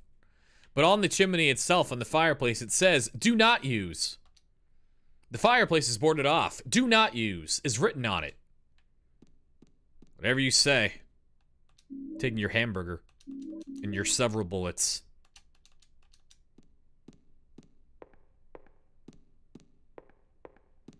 I like this chair. Like this one right in front of me. Because, like, I can imagine that, like, this chair was supposed to be on, like this side of the table. But then, like everyone else was having, like, a really shitty discussion. They were going, like, my favorite Kirby is Super Smash Brothers, which is, like, not even, like, a real answer to the question. And then this guy just decided, you know what, I'm just gonna turn this entire fucking plush couch and just stare at the fire for a while. You guys are having a dumbass conversation. It takes a long time to, like, turn one of these chairs from, like, a sitting position. It's not like I'm in an Aeron desk chair, so I can turn all I want. But you can't just, like swivel one of these fucking things. But they did, because they were so disgusted by whatever these other people were talking about. Maybe. Got a map of the mansion. Got no reason to use this phone. It's a still life painting. Don't have a flashlight, so we can't see what it is. There's a super comfy, you have one, but it absorbs wallets and keys. That would be a really big problem in this game. Imagine if keys could randomly go missing. That would suck. Someone should make a Silent Hill 2 randomizer, but the randomizer is just sometimes keys fall out of your pocket and become like 3 little pixels on the ground and can just ruin your fucking day. Huh. There's a picture of the red and black plates here. Never noticed that before. Wish Maria said something about it. This lock broken. Or is door's locked. Never mind. This lock's broken. This door is not locked. We can shoot that.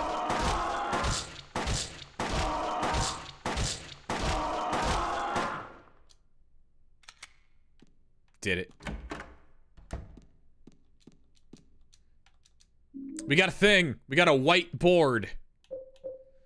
White metal board with square holes punched into it. Found in the second floor entrance hall. And if we look at the whiteboard, we can see what looks like a little bottle on it. Kind of looks like the bottom of the bottle of the white chrism.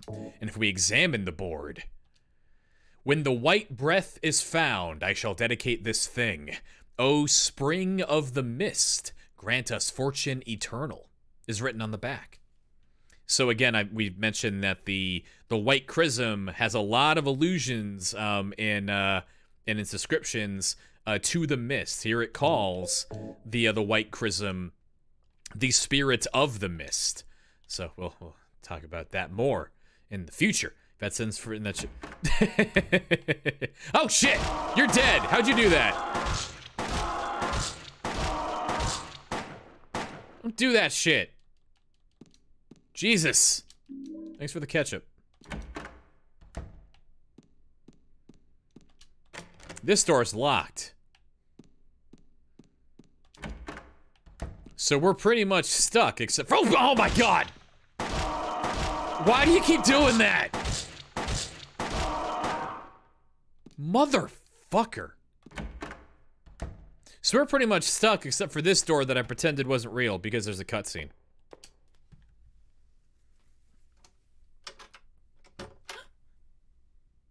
Is somebody there? Open up. Hello?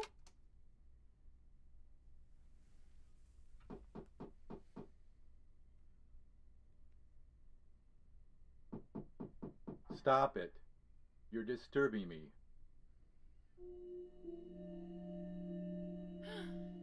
Thank God. I finally found somebody. Can you open the door? No. But why? Is it really necessary for me to answer all your tedious questions? Yes. Oh, I didn't know that. I want to be alone. Other people just irritate me. I just want to see another human face. Do you know what's happening in this town? There's no one here. Just monsters. Yes, I know. But so what? It has nothing to do with me. No one here means there's no one to disturb me. You want to be alone in this insane asylum? Yes, exactly.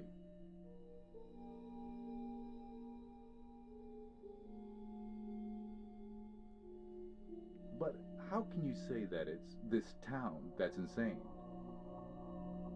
Perhaps it's we who are insane. Both of us, hopelessly insane. Are you satisfied? Would you leave me alone? My name is Maria. What's your name?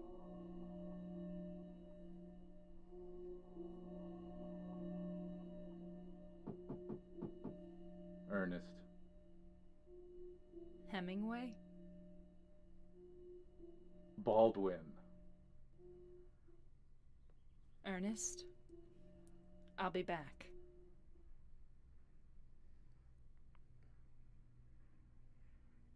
Ernest is a funny guy. Maria's like, hey, do you know what's happening? And he's like, yeah. And he was like, then Maria goes, but okay, why are there monsters? And he was like, I don't know, maybe you're insane. Are you satisfied? And then he just expects that to work. Controller, why? There we go. Okay. Hey, Ernest, I'm back. Ernest? Are you there? No. I guess not.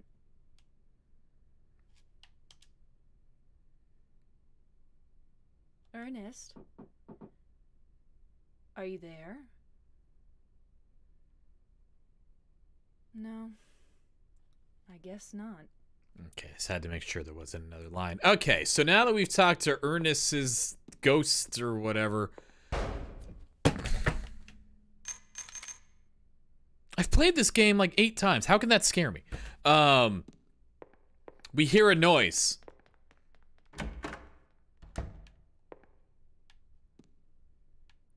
And hey, the fireplace fell over. And because no one's explicitly saying that we can't use it, or that we can't not use it, we're gonna use it. For some reason, there's a ladder in the fireplace leading up. Along the way, I can see something that looks like a hole. Climb the ladder? Okay. So here we see a bunch of greenery, a bunch of like a big old garden inside of a fireplace in a mansion? And a board. Got a red board. And a board. We got a black board. Let's look at these boards. So the white board looks like it has an image of the white chrism on it, one of the 4 items you need for the rebirth ending. Here, this black board has what appears to be the obsidian goblet grafted upon it, if we examine this. When the dark grail is found, I shall dedicate this thing. You who deny death, grant us fortune eternal. Is written on the back. And then this red board has what looks like a book imprinted upon it. We can guess this is the Book of Crimson Ceremony, because crimson is red. So let's see what this has to say for itself. When the crimson words are found, I shall dedicate this thing. O you gods deep in slumber, grant us fortune eternal. Is written on the back. So we know these items are used for the rebirth ending, and now we see on these boards here dedicating 3 out of the 4 items used in the rebirth ending. The white breath, the spirit of the mist, those who defy death, and the words of the gods deep in slumber are apparently very much interwoven into the nature of this side scenario. So we'll see how that all works out. I'm going to cheat to beat this puzzle because I do not care. But there is a here there is a gravestone. There's a square depression in the center of the tombstone, and above that is a carefully carved epitaph. Along with you died joy. All that remains is despair and a future of meaningless tomorrows. But I will never give up. 1, to see your beautiful smile again. 1, to beg the blessings of the gods. I wait for that day. When the boards cover all sadness too will be covered. But until my dreams return to reality, I will have to swallow all the pain. There's a key firmly embedded in the stone beneath the depression. No matter how hard I try, I can't pull it out. So what we need to do is we need to take these boards and we need to orient them into that square depression on the tombstone such that all of the holes, or none of the holes, like peer all the way through to that blue watery looking texture on the back of the gravestone. So that could take a few tries, and I only wanted to take 1 try because I don't really care. So Silent Hill 2 gravestone puzzle. Doop-a-doop-a-doo. Come on, IGN. Okay, place the red board first.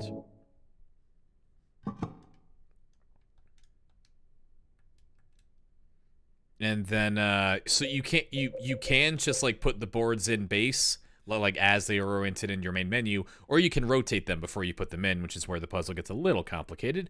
And there are many different solutions to the puzzle. You don't have to do it this exact way.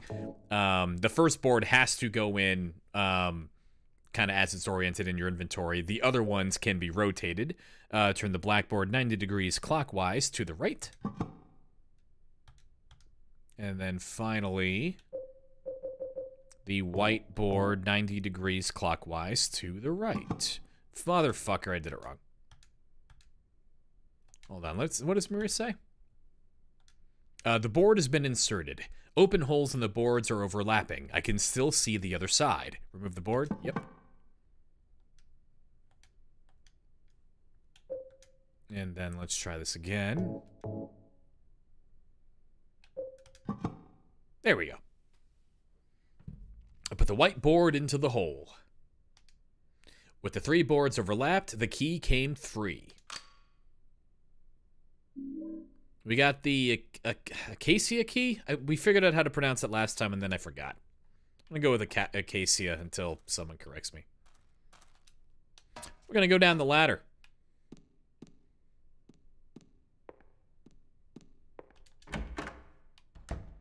So there was a locked door up here. And there is also the door that Ernest's ghost appears to have locked. So let's see if Ernest is going to be less of a dick about it. Ernest? Ernest? Are you there? Piece of shit. Okay. So in that case, can't trick me this time, you piece of crap. Okay, look. Okay, there, I stepped on him this time. You're dead forever. I stopped shooting him when he was on the ground so he wouldn't canonically die. Alright, good. You're done. You're done now, piece of shit. Alright, this door was locked earlier. Let's look at the key. The Acacia key. Engraved with an acacia flower. Found embedded in a stone slab. Yay, it worked. This lock's broken.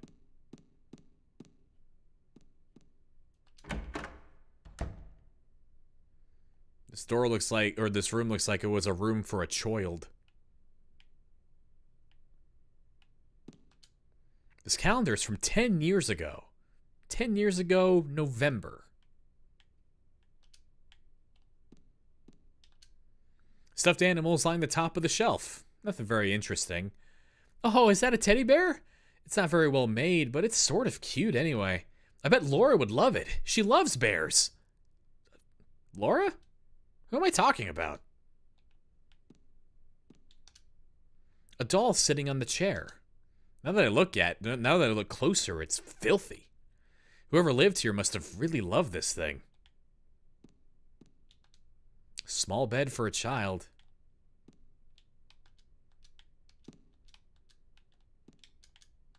Pick up the fucking matches. I got the matches. The lock is broken to this closet. I don't even know how you do that. The shelf was filled with fairy tales and other children's literature. I'm sure I've read this, but I'm sure I've never read this, but somehow it feels familiar. Okay, it looks like that's it. So, this appears to be the bedroom of a young girl, and that'll be relevant in a minute. And then when Maria's looking over here and looks at the teddy bear and thinks of Laura, and goes, wait, what the fuck? Who the fuck's Laura? That is a sign that Maria, the manifestation that James has somehow projected, or the power of the town is projected from James's mind to kind of replicate Maria, or Mary, James's wife. We know that James's wife wanted to adopt Laura if things had gone better, if her illness had been able to be cured. So that residual desire that Mary had has somehow grafted its way onto Maria, even though it's not totally clear that James knew that. So, like, Laura does seem to think that James should remember her, and maybe he just forgot everything from the last couple of years, including Laura, but it is still a little... It's interesting that Maria has thoughts and memories of Mary that we don't know for sure that James had. It's interesting to think where the town got that from.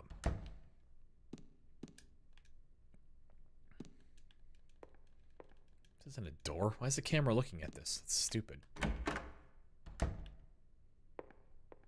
Alright, so... Oh, no, she found the window! Don't move her! So as we walk up to this attic, we hear sounds. We hear like a remembrance of someone falling out of a window. And we hear a bunch of sounds, or we hear a bunch of voices of adults going, oh my god, she fell out of the window. What happened?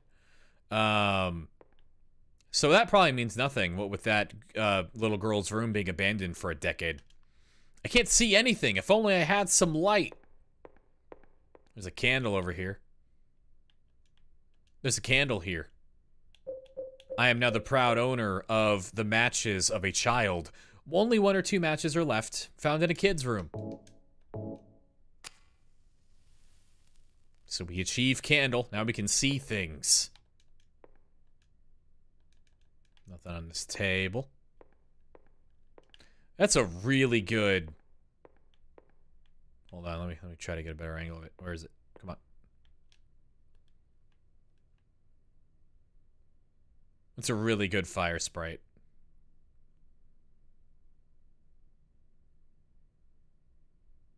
Anyway. Pile of junk. Doesn't look like there's anything useful. Wooden box here. Nothing useful about it. Pile of junk. It's all garbage. Candle provides some light to light the area. And the camera is clearly wanting us to see whatever is under this chair. So let's check it out.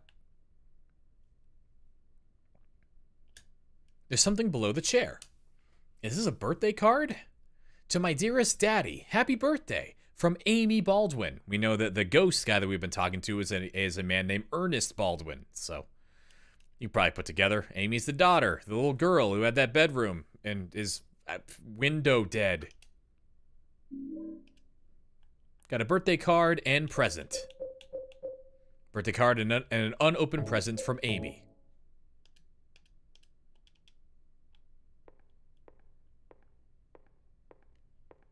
I bet Ernest wants this, but just in case I don't know that, maybe it would be cool if someone could remind me of or like give me that idea.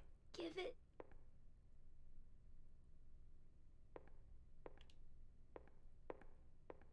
Who the fuck said that? Who said that? Get the subtitle off my fucking screen. Where are you? You fucking coward. What the fuck? Whatever. To my daddy. Okay. Well, Amy Baldwin's ghost told us to give it to her daddy, the birthday present in the cards. Let's go do it. Oh, motherfucker! God damn it! Fuck! Die alone. Okay. That one's still dead. I should probably play this on like the highest difficulty one time just to see what it's like. Alright, this is where Ernest was. Hey, we can go through. And he's gone. But let's take his valuables. Ketchup. Ketchup. There's a clock here. There's a clock here. I guess it's broken. The needles aren't moving. Nothing interesting inside or above the fireplace. Hamburger.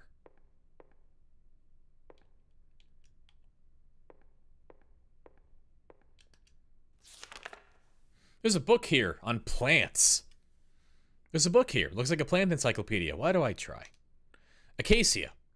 A genus of evergreen trees of the mimosa tribe of the pea family. Its tiny flowers are yellow or white and grow in clusters.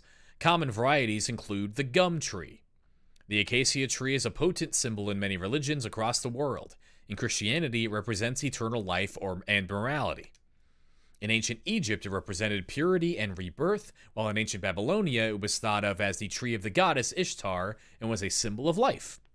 It was also a holy tree to the ancient Jews who built the sacred Ark of the Covenant from it, and from whom it signified a peaceful death and a release from grief. All of which would seem to be relevant to the probable father of this wind dead girl. So Acacia, that was the figure imprinted on that key that we used to go into the door that was locked and whatnot. Can I reread that? Reread what? Where's the creeper? Where is it? So fucking loud. God damn. The book? Yeah, I can reread the book. I can do this. Acacia, a genus of evergreen trees of the Mimosa tribe of the pea family. Its tiny flowers are yellow or white and grow in clusters. Common varieties include the gum tree. And gum, there's like a monster later in the series called gum something. Anyway, the acacia tree is a potent symbol in many religions across the world. In Christianity, it represents eternal life and morality.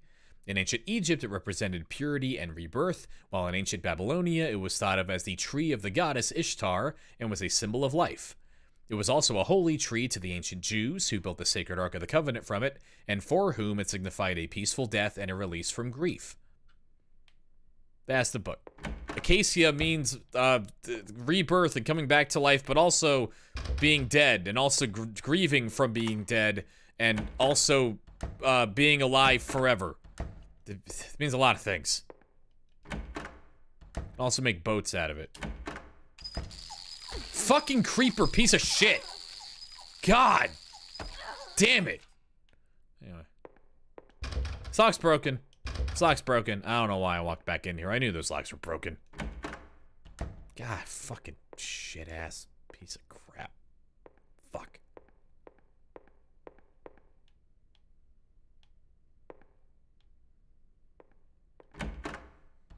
I went the wrong way.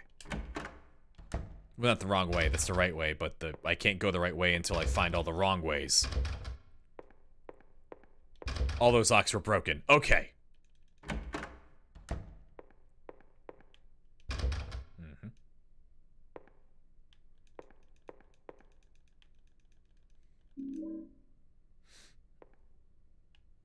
Oh, no need to be sorry. Nothing to be sorry about. No, totally. It's part of what makes the series so interesting is its like variety of inspirations. It's something that they highlighted themselves. It's awesome. Silent Hill is good. It's what makes the later games in the series so disappointing.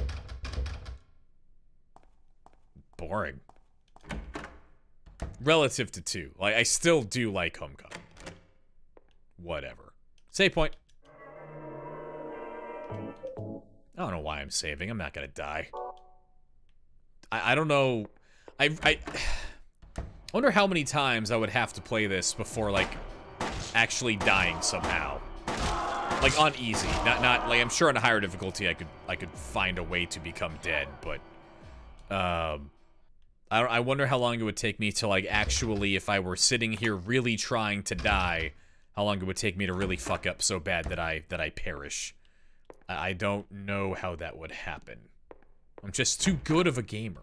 Can't trick me this time. I'm blasting every time I walk through doors now. Fucking mannequins.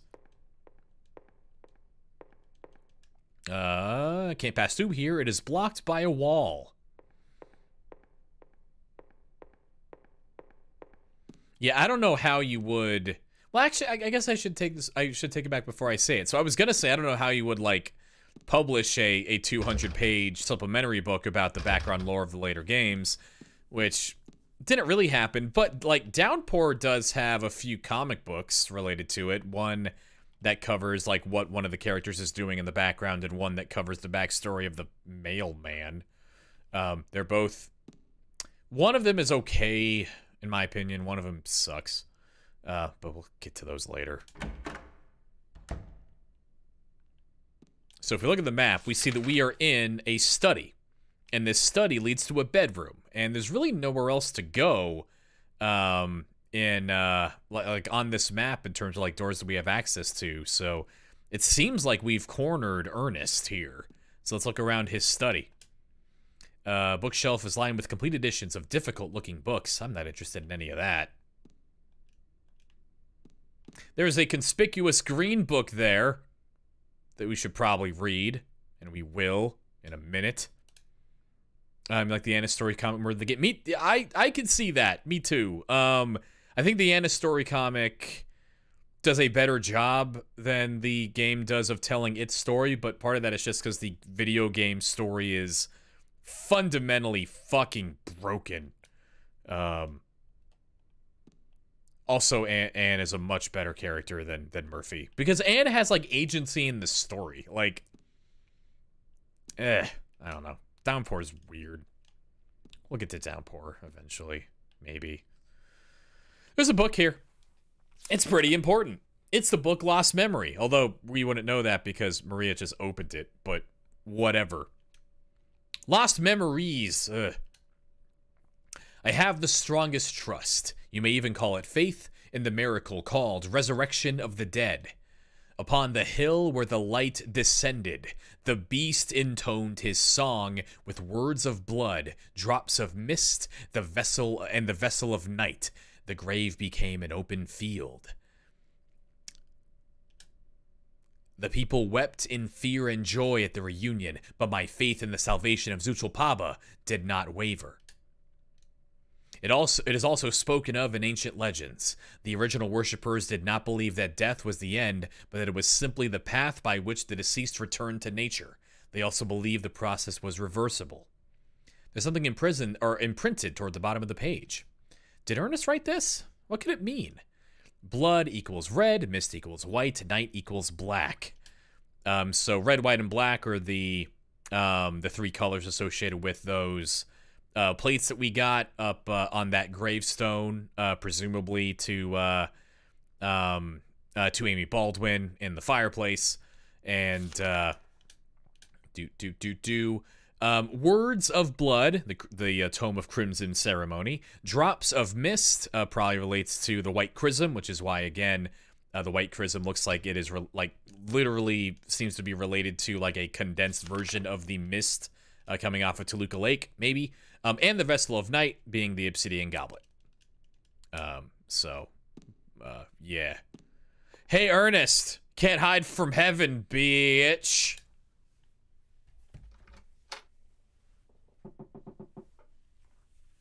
Do you know a little girl named Amy? Why do you ask me that? This letter. To my dearest daddy. It's from a girl named Amy Baldwin.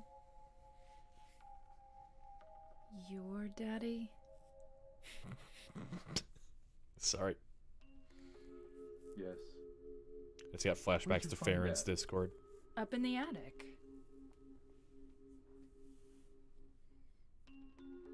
Oh. What a fool. Now, when it's too late, I finally understand why.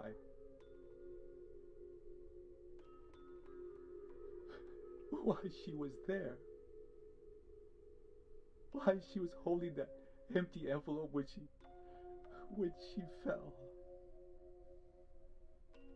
Ernest. Amy. She isn't... I'm sorry. I'm sorry I reminded you. No need to apologize. You didn't remind me. I've never forgotten. Maria, some things we forget, and some things we can never forget. It's funny. I'm not sure which one is sadder. It's been 10 years, but I still... Ernest, I'm sorry. I didn't know. No, it's fine. Maria, that letter. I'll leave it here.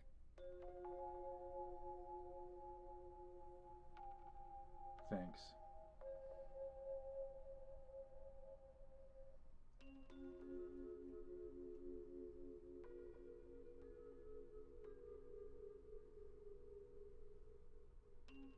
Maria?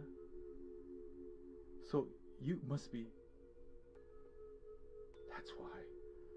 That's why you could see me. Huh?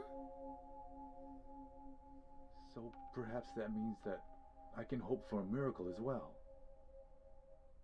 What do you mean?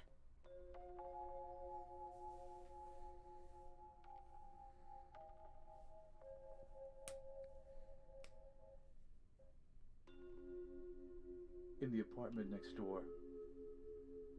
There's a bottle containing a white liquid. I don't know exactly where it is, but I know it's in there somewhere. I must have it. You want me to get it for you? Please. Why don't you just get it yourself? If I could, believe me, I would. But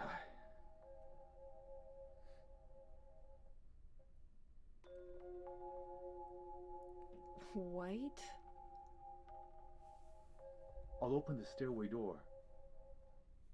Ernest, do you really believe it will work? I don't know.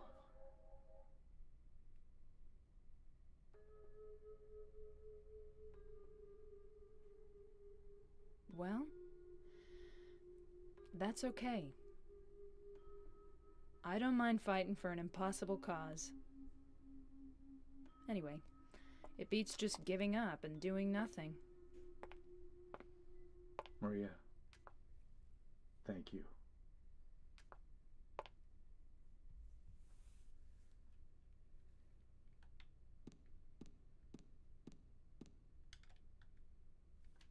You think miracles really can happen? This is Silent Hill. Yeah. Maybe that's the problem. Oh, Maria, you think too much. I'm from here. This is my town.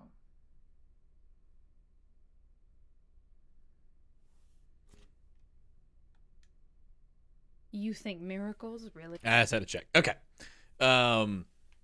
So one, sorry for chuckling during the cutscene when Maria just goes, "Your daddy?" It's just, in Farron's Discord, everyone becomes daddy at some point. So it just, I don't know, just got stuck in my head and I couldn't stifle it.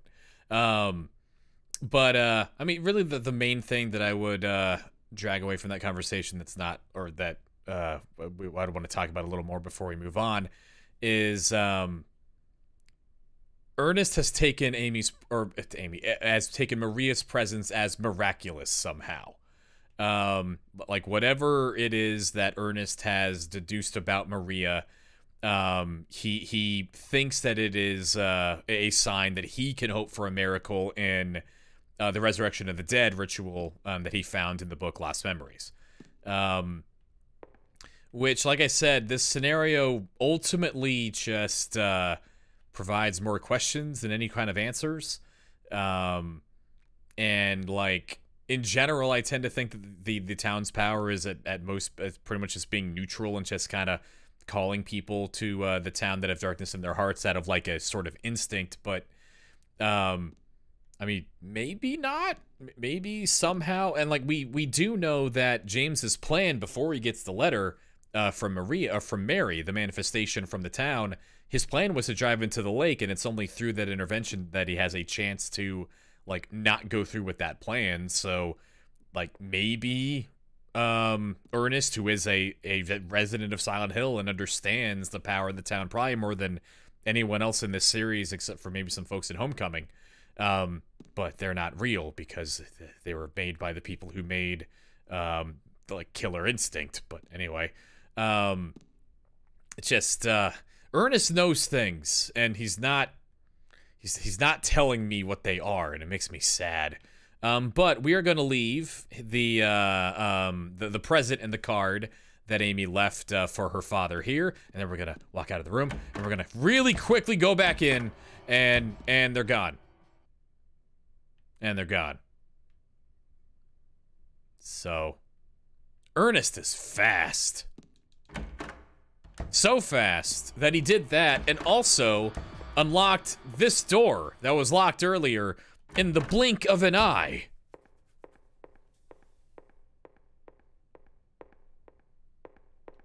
This lock's broken. This lock over here, it's broken. This one. There's a kind of plate on the floor. Amy Baldwin. She was loved too much by God. 7 years was not enough time. Fucking bummer.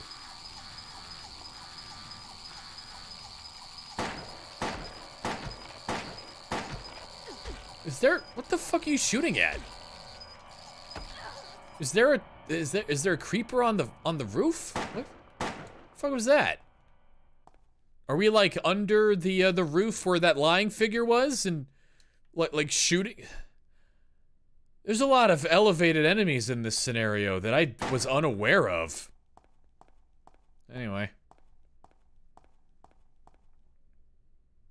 When we were in the the Woodside Apartments, or maybe the Blue Creek Apartments, I don't remember. There was a door on the first floor that I mentioned. I wanted to check the original release of the release that does not include this side story to see if it says what it says in the current version, where James goes, "Oh, I can't get this door open. It's fucked up. It's locked. It's crazy." Oh God.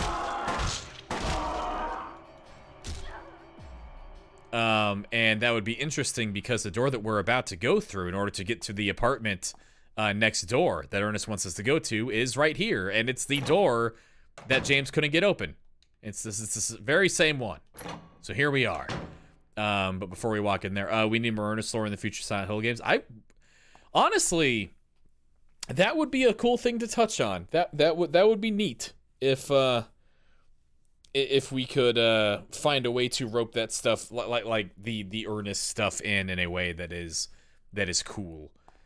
He's such a light character. But anyway, there is graffiti here saying to keep out of the haunted mansion. And this door does lead to Ernest's house. So apparently even the people of like the denizens of Silent Hill are freaked out by this place and have had enough of apparent ghost Ernest that they are warning people not to go inside. But let us re-explore this apartment building. I think I saw something. There is apparently an SMT5 fan in Silent Hill. I know it says SMI, but I don't care. Someone else in this town likes Shin Megami Tensei 5, and they are right. But I'll tell you that later.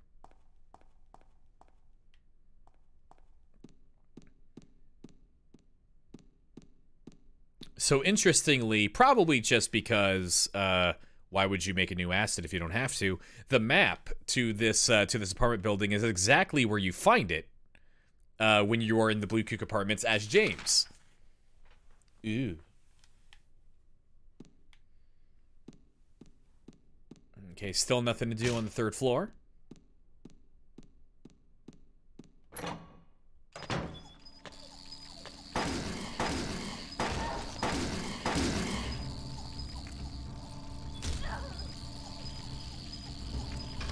Lock's broken. Where?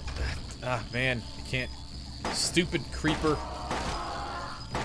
Can't target anything correctly because the creepers are fucking. There we go. The creepers are fucking with my stopping button. Whenever I go to stomp on an enemy, I just pull out my gun instead.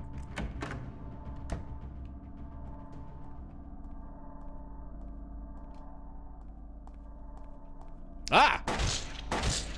Fuck you! Piece of shit.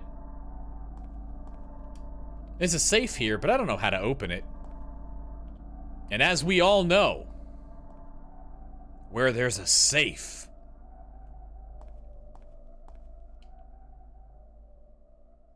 there's poop. Disgusting. That's the correct attitude. Also, this is the window that leads over to the fire escape, and I can see the apartment next door from the window, but I'm not gonna go parkouring like James does, because James is a freak.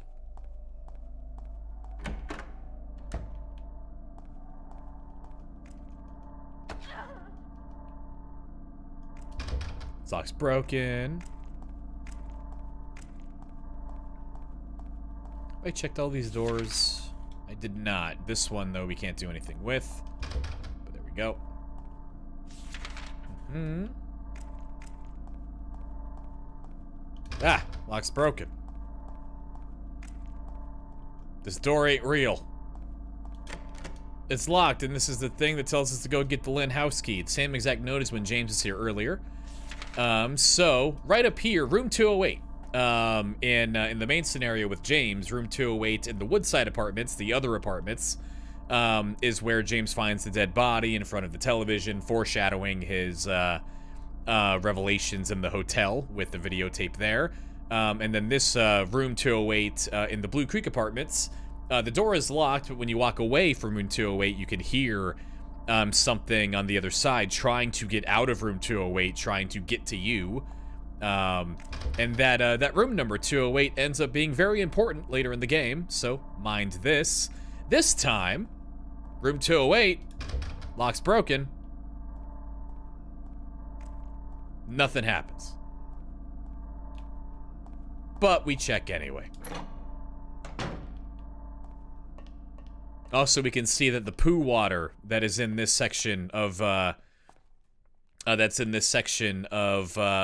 Blue Creek Apartments apparently gets filled in at some point after James gets to the town, but before he gets to this spot, because Maria takes this passageway through to Rosewater Park. We know that because this is the entrance or the exit to get to Rosewater Park, and if we check it, Maria says, "This should take me to the alley that runs to the park, but first I better take care of my promise to Ernest." So this is where she will go eventually. But for now, we gotta go find the White Chrism and give it to a ghost.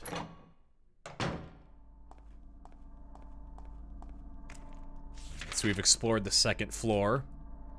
Ain't found no Chrism. Nuh-uh, though we didn't go in the laundry room. Now we went in the laundry room. Nothing in here. Down to the first floor we going.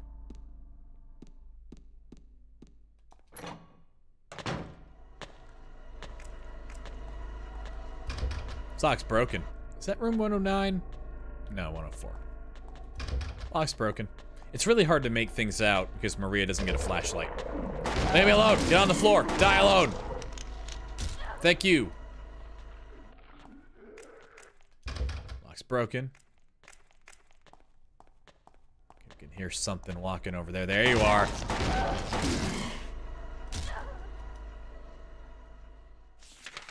Okay, 109 is right next to this laundry room. And 109 is the room where Angela will be found by James later. And that door is like held closed by some kind of mysterious power until James goes to meet Eddie. So let's see how we will see how Maria interacts with it. But before we do that, White Chrism. We found the white liquid. Huzzah!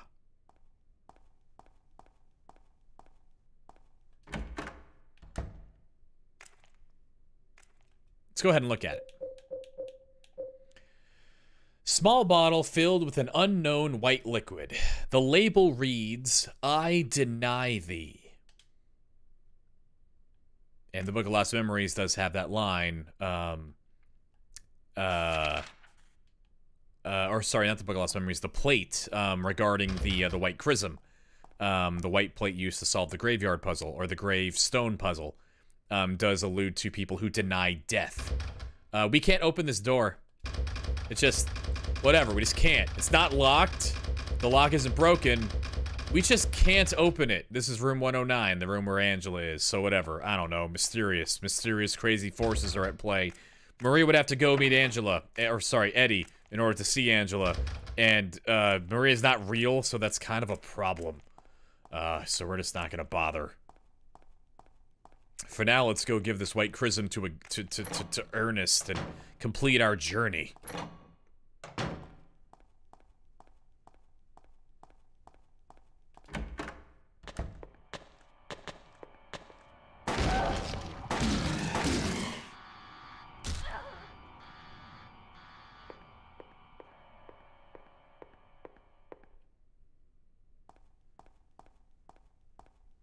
Part of me wishes that we got a like an additional monster or something in this section, but I mean, I don't know how that would work because Maria isn't projecting stuff out unless Maria would like be internalizing something from Ernest, which would kind of make sense because like James does internalize monster designs from Angela because he knows Angela's stuff, so that'd be kind of cool. But anyway.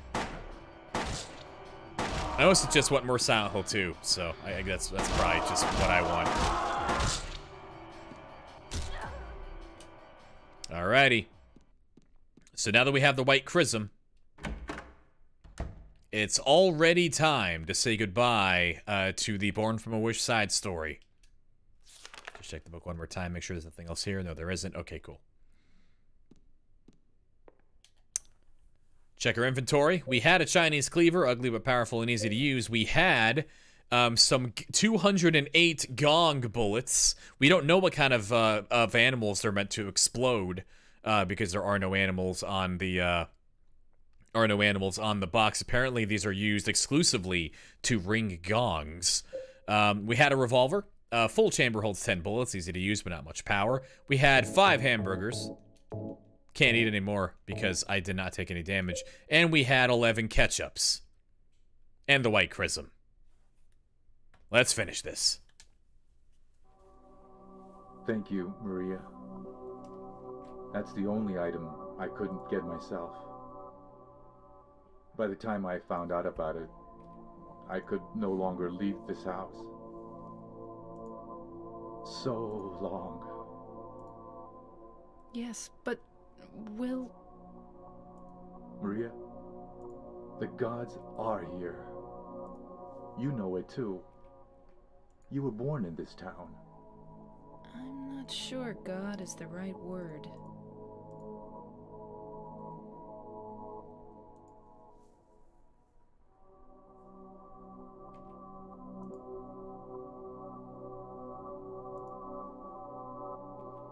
Do you believe in fate? Not really. That's fine then. Ernest, can I open this? This is a dead end. There's nothing beyond here. I know. So, what if I had said I believed in fate? That James. He's a bad man. James...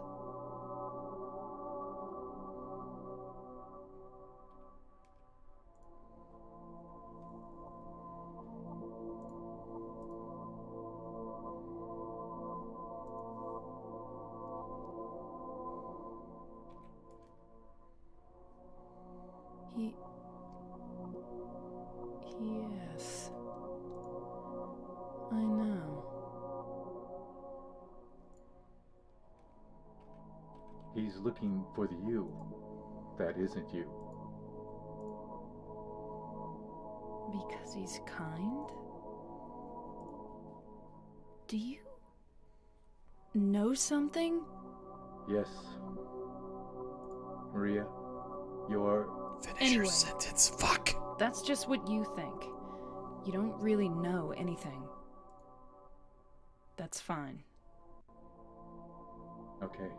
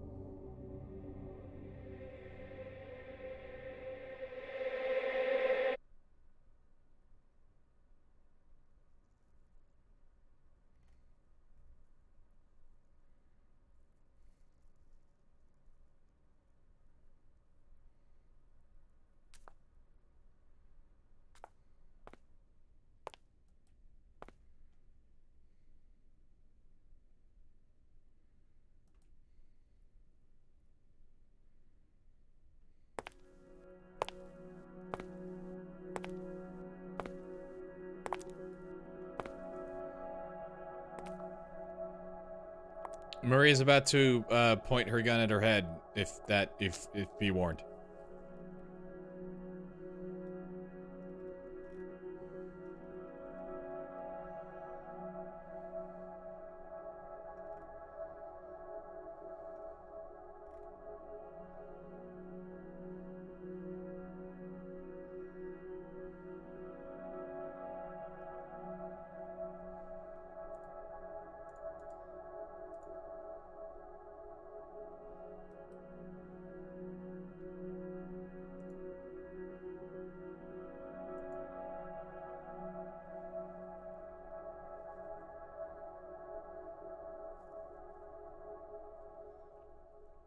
Laura has a gun now.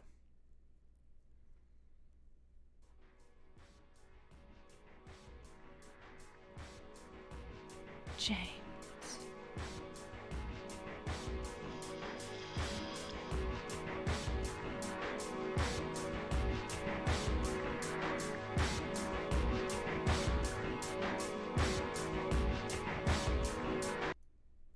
Mary?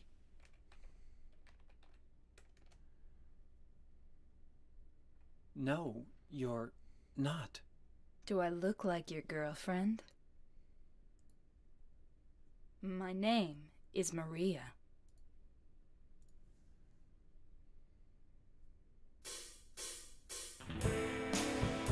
And that is gonna do it for the Born from a Wish side scenario. So like I said, doesn't really give a whole lot of answers. Kind of just asked a few more questions. There is some cool backstory. There's a little bit more information about the nature of the items pertinent to the Rebirth ending. With the extra plates about the White Chrism, the Obsidian Goblet, and the Crimson Tome, or the Book of Crimson Ceremony. And you get to see another page of the Book of Lost Memories, so that's cool. Me too. Yeah, this scenario does show that Maria has extant agency outside of, like, just being something that exists around James. And that is really fucking sad, for sure. And like the questions that she has for Ernest are also very sad. I think it is a net positive addition for sure. I think it's a cool addition. I'm really glad it's here. But it doesn't really super clarify anything. It just kind of adds more to the mystery, which is great. That's cool. Yeah, let's see. We talked about how Ernest somehow holds Maria to be miraculous in some fashion, which is interesting. I mean, that's pretty much it. Like in terms of the things that we haven't already talked about. We just like the Rebirth ending, we have no idea if Ernest's attempt to revive Amy is at all successful. The last time we played this game, just earlier this month, I mentioned that, like, what I like to think about, well, we talked about the pamphlet in the apartments that I like to think gives some credence to the idea that the story could be occurring more than once and giving James more than one ending at a time. Again, that's a crazy theory. The one thing that I like about it is that, like, if that ties into Ernest, maybe Ernest uses the White Chrism, which is why you don't get to find it on your first playthrough, and then on the second playthrough you can, because Ernest already revived Amy. Again, it's dumb. I don't. There's no credence to any of this. It's just a thing I thought about, so let's say it out loud like we do. Maria is Dio. I don't. Yes. Kono Maria da, I think is what you would say. And then here's the credits for the Enhanced Edition, because it'll play again at the end of the game, but this roll 2. And again, this is not the final version, or the current version of the Enhanced Edition, so there are probably some folks that should be on here that aren't, but anyway. Yeah, the the HD collections, Ernest. It's interesting. It's like if this game was made nowadays, we kind of know a little bit of what this game would have sounded like if it was made nowadays, because it was made with a lot of the same stable of like the LA actors that are in basically everything. Where I'm pretty sure Ernest is Travis Willingham, and I can't separate Travis Willingham from, and like his like he's a man with range, but the voice that he uses as Ernest is kind of just serious Travis Willingham D&D man. I don't know, it's just it doesn't sound like a mysterious ghost. It just kind of sounds like, yeah, he's Travis Willingham if he was a weird door dropping lore door. But you know, whatever. That was the HD collection. I suppose like they didn't have the original voices or whatever, so that's the thing. We need to do the HD collection sometime so we can do a direct comparison. Because yeah, everyone involved in the HD collection, like Laura Bailey, Mary Elizabeth McGlynn, Travis Willingham, Troy Baker, they're all really good actors, but if you give them 5 minutes and no direction, it's gonna sound weird. And all of the voice acting that is done in cutscene in this game was actually like over mocap of the actual voice actors doing the voice acting. So they had, at the very least, very clear direction because they were literally acting the scenes out. So, like even though Guy Seehee, Mary Taylor Horgan, shit, I don't remember who voiced Laura or Eddie. Even though they weren't like the common stable of actors, they were very well directed. They knew exactly what they were supposed to be doing, which goes a long fucking way, as it turns out.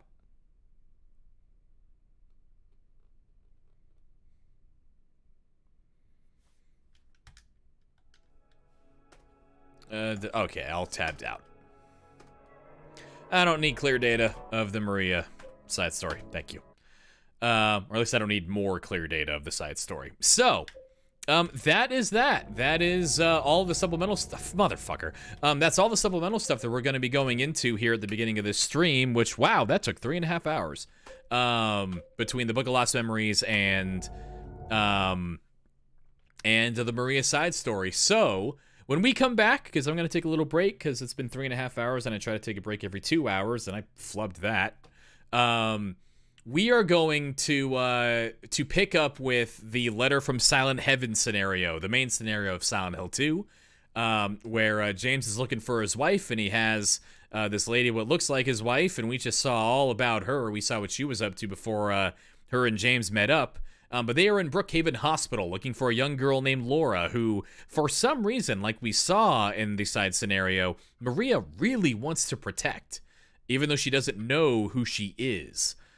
We know that's because Maria has Mary's desire to take care of her imprinted on her psyche, but we'll get to that later. But that's for then. For now, a minute here to kind of configure OBS, because I need to continue to be disappointed in my local baseball team, and I need to do that while keeping an eye on my drop frames in case I have any, so I can try to fix it. And that just requires very creative use of my second monitor. So, is it stats? Here we go. Okay, so put that not there. That's not gonna work. How did I do this last night? There, and then this.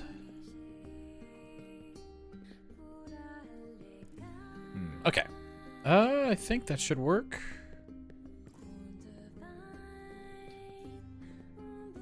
Sorry, I know you can't see what I'm doing. I just being finicky. OBS is very finicky. No, almost there. Almost there. Almost there. Okay, there. Good. And good. All right. So, welcome back. Everything looks fine. Good. Okay, so here we are back in the hospital. We just got to Brookhaven Hospital right at the end of the last stream. We are here because Laura, a a young girl who seems to know James and seems to not have a very high opinion of James. Fled here, or is just hanging out here. Not really fleeing, just kind of having a normal time in an abandoned hospital like children do. And Maria, this lady, what looks a whole lot like her wife, really, really, really wants to find her and protect her. Just has this innate urge to seek this this girl out. So we'll get on that in a moment. But first, we got this clipboard. It seems to be about the patients hospitalized here in Brookhaven. Jack Davis. So I'm going to go ahead and write on my little piece of paper in front of me. Jack Davis. He has attempted suicide 3 times in the past for reasons unknown. Although he is normally a model patient who follows doctors' and nurses' orders, he must be watched closely due to his past pattern of sudden and violent suicide attempts. So I'm going to write down suicidal tendencies and then draw a line between that word and Angela. So these 3 patients loosely, the three patients described on this clipboard appear to loosely be related to the like the mental profiles of the 3 people called to Silent Hill, at least the profiles that have been assigned to them by the town. So Jack, whenever we see an allusion to Jack, it might be connected to Angela, who the first or the second time that we see her seems to be contemplating suicide with the knife that she gave to us. Joseph Barkin.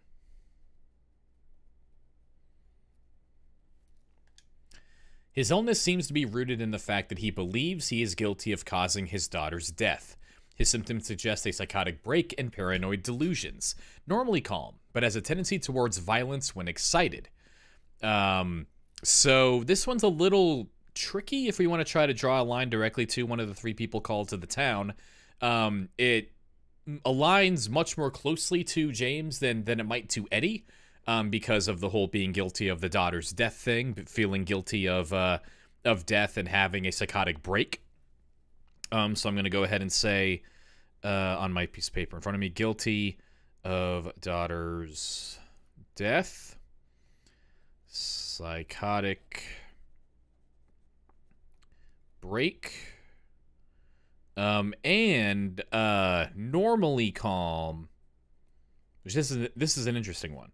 Normally calm, but prone to violence, which that does kind of throw the scent off a little bit, and that could be talking about Eddie, because we've seen Eddie be very calm, and we've seen Eddie be super chill, even when his apparent, like, berserk button is pressed, with Laura calling him a gutless fatso, and him just kind of shrugging it off and going, "Oh, what'd you say that for?"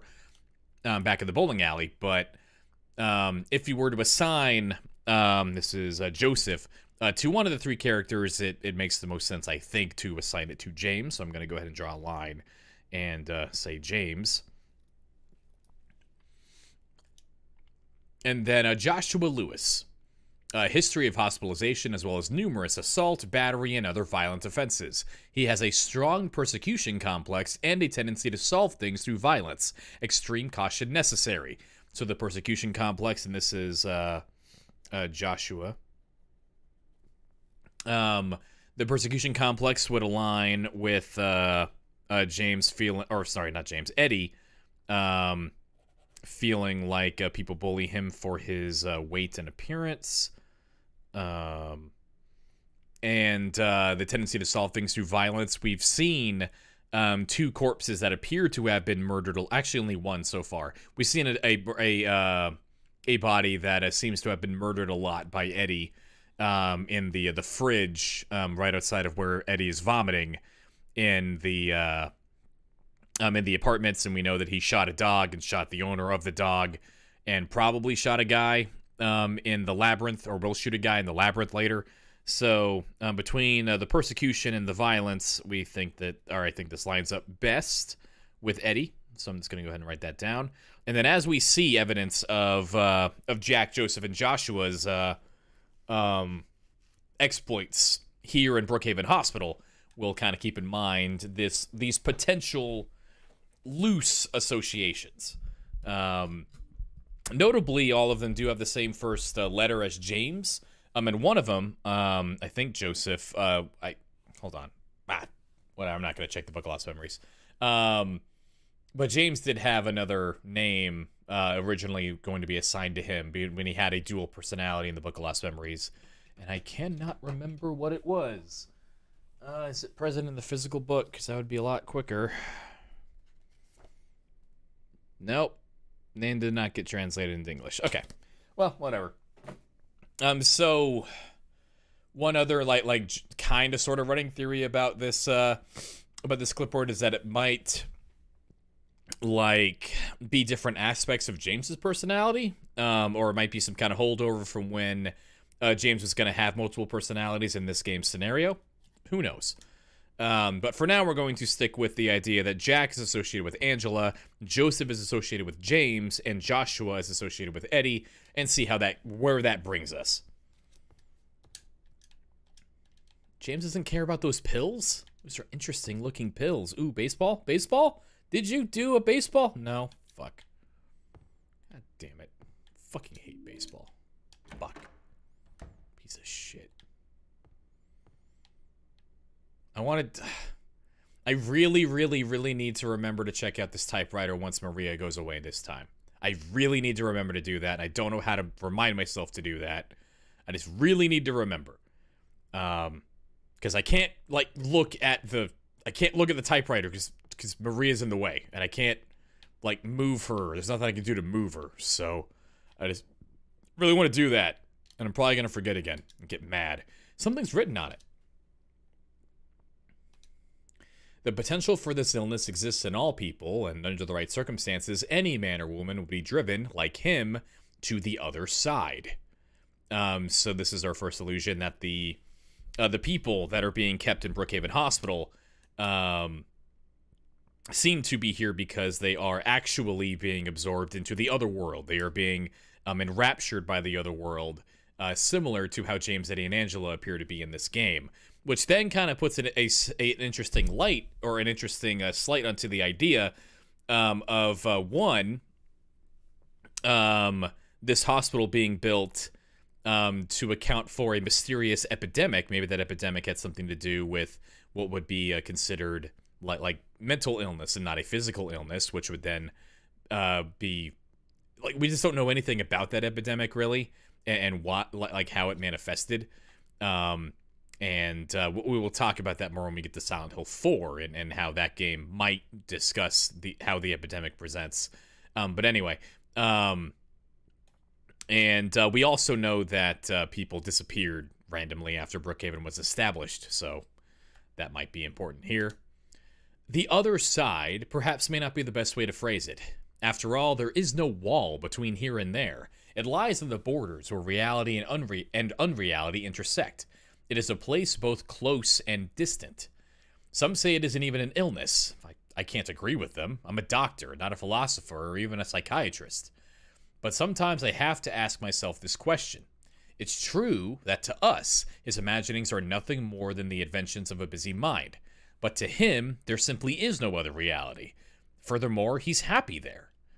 So why, I ask myself, why in the name of healing must we drag him painfully into the world of our own reality? And then something else is written on the piece of paper by hand. I got the key from Joseph. It's probably the key to that box. So Joseph would be the James analog, the person who believes that he was responsible for his daughter's death. So we get a key, this key, that thing on the bottom right, that thing with a purple bowl on it. We got the purple bowl key. Let's look at it. A purple bowl is drawn on it. It was in the desk in the document room. I wonder if the purple bowl key being associated with James means that Joseph knows that the daughter dying story is bullshit because of bulls. Probably not.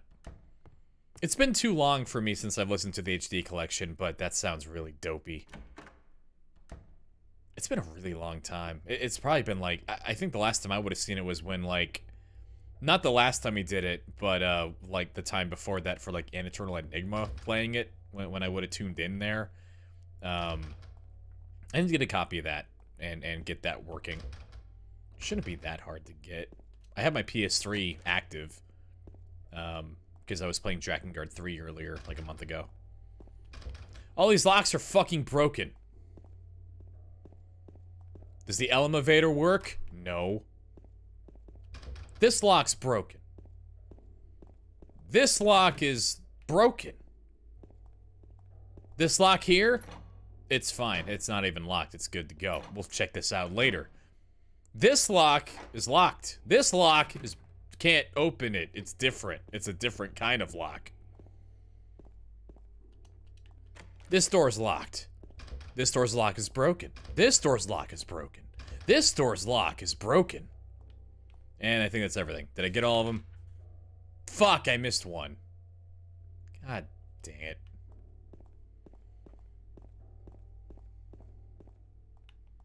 Lock's broken. Alright, now I got all of them.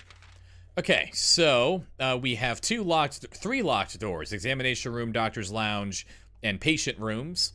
And then we can go upstairs. So let's get up to the second floor, continue our sweep. This feels so nice not having to do this on a DDR pad. This feels like a fucking dream right now.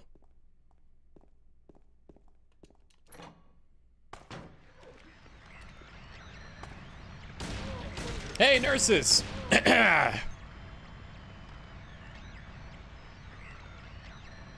We talked about them earlier. In the book.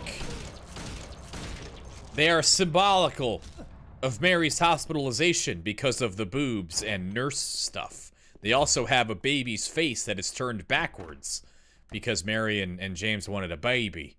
And also a red square in their mouth, which, like, the red square is, like, the save point and, like, symbolic of truth or something by the end of the game, so that might have something to do with that. It's unclear.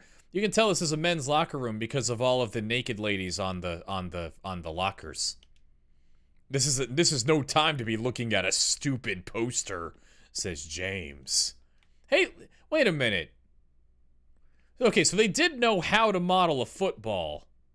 That's like an anatomically correct football. That football is canon. But the football in Eddie's football room looks like a basketball that's been, like, deflated slightly and like kicked around by incorrect people. Whatever. Something inside the pocket of this white lab coat. We got the examination room key. That was one of the keys that was locked downstairs. Good to already have a solution to that.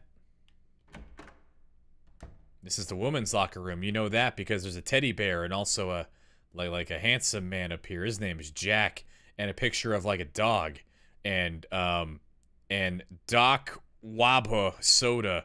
Also a shotgun. And like high heels. But mostly the shotgun. I'm going to stab James in the finger. Ow. What's wrong? I just pricked myself. Are you okay? Yeah.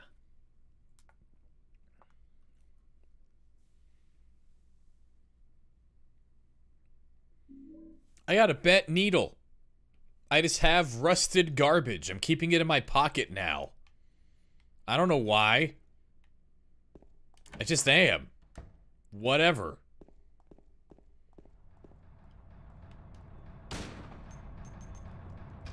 This lock's broken.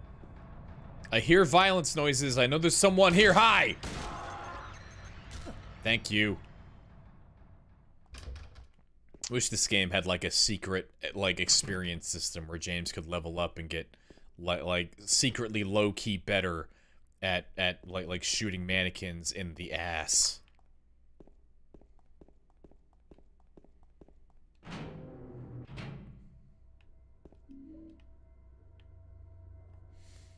Welcome to Silent Heaven. Although this isn't as heavenly as this will get. On the third floor, there are going to be so many doors.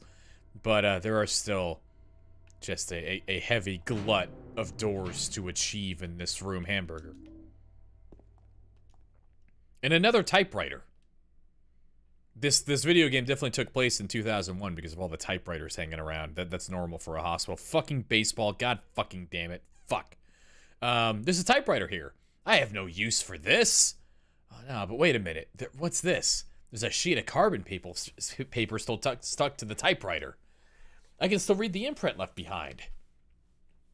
I know it. I know the secret. I'll give him something to deal with this demon. Shelter is of no use anymore. He is my instrument. He must follow my orders. Yes, the box will be useless. Now I must not forget it. 3647. That's good. He is the lowest now. I too will be free and he will serve me. I am a genius. No one can stop me. No one can stop me. No one can stop me. No one can stop. No. So I'm going to write down 3647. So the box will be useless. Whoever wrote this said. We know Joseph has that box.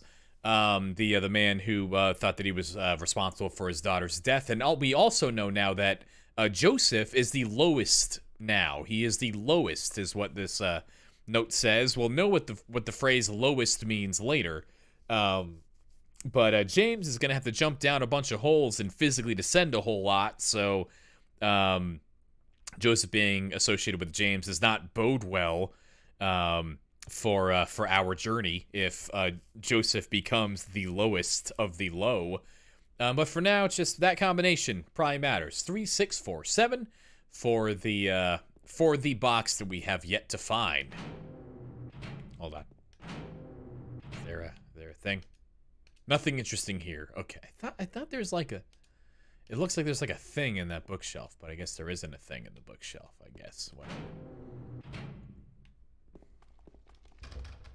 Sock's broken. Nurse!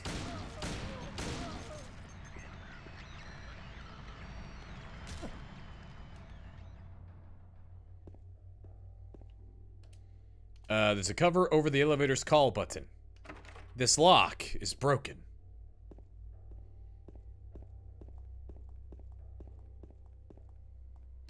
M6? No.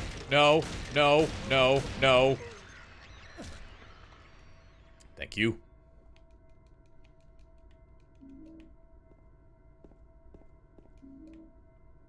Taking your valuables.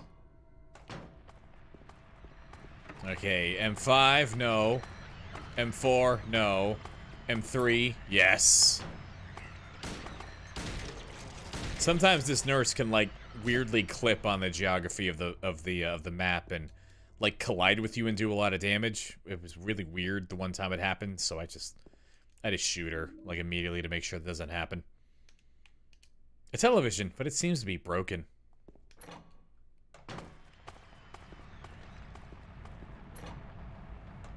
Okay, M2. The camera changes and we get the lapis eye key. Go ahead and take a look at that. An eye is carved into the top of the key. The iris part is made of a lapis lazuli. So we don't really know what to do with this key. Let's hang on to it. We'll try it on stuff. It'll eventually work on something. Probably. Okay, that's everything on the second floor. But we can go back down to the first floor. We want to stay as close to the earth as possible while we're sweeping. Because verticality is our enemy. Baseball. No. Ah, fucking damn it, baseball. Piece of shit. So we got the examination room key. That should be right here. So, given that these three patients, the three people that we're concerning ourselves with, Jack, Joseph, and Joshua, either are associated with different aspects of James's personality, or are associated with James, Angela, and Eddie, and therefore at least partially associated with our protagonist, maybe getting more ideas of how to kind of reconcile with the things that are being presented by these characters would be important. But this shelf's glass door is open. Oh, what's this file? It's lab results from a personality disorder test. Lab results? I don't want to read this. Fuck that. I'm good. I'm James Sunderland. Whatever. It's gonna grab bullets out of a sink. Shotgun shells. Actually, we do have a shotgun. I forgot we picked that up. Let's go ahead and switch to it because it's great. Although I'm probably gonna one-shot Maria with it at some point because whenever I like turn a corner and there's something right there and it scares me, I shoot, and then sometimes it's just Maria standing in a really bad spot. So we'll see how that goes. So there's a refrigerator over here. Canonically, we know a thing from this. A memo is hanging from the refrigerator. Food only. Do not store drugs. So in Silent Hill 3, you can find a ketchup in that fridge. You can find what this game calls a health drink. So we know these health drinks are not drugs, they are food. So just bear that in mind. Over here, we find a white board. Someone named Bob skinned a third person, apparently.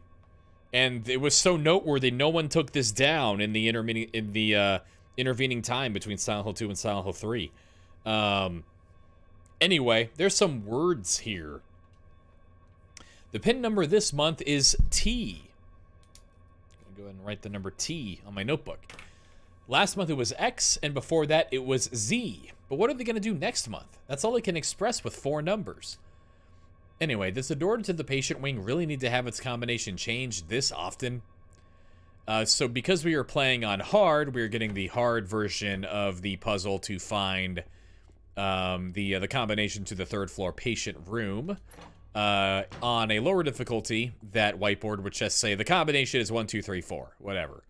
But on hard, what'll happen is you'll get that thing where it says the combination is T, and then it says, I think Maria's gonna be right here. Yep, so I don't want to shoot. Cannot trick me again. Not this time.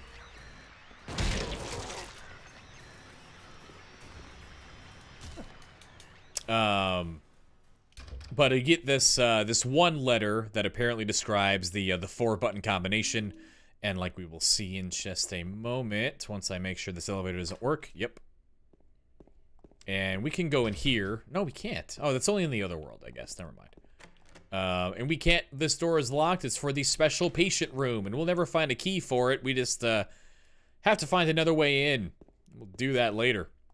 But the keypad that we need to enter the right combination into in order to enter the patient rooms on the 3rd floor is in a 3x3 grid. So when the puzzle said, or the note on the whiteboard said that you can only express the letters T, N, and Z with 4 letters, what it's saying is that on this 3x3 grid, you can only like make letters, or you can only make 4-digit combinations out of those letters.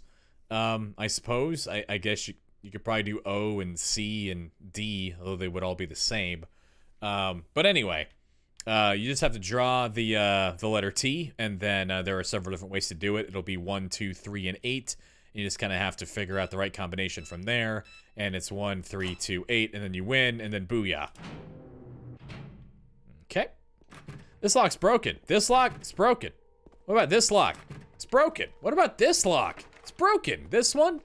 Broken. This one? Oh, we can go inside. Hey, Maria, you look sick.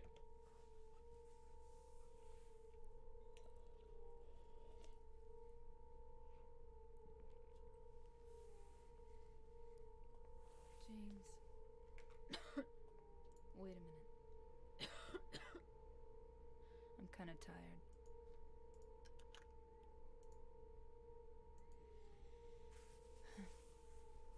It's just a hangover. You should rest.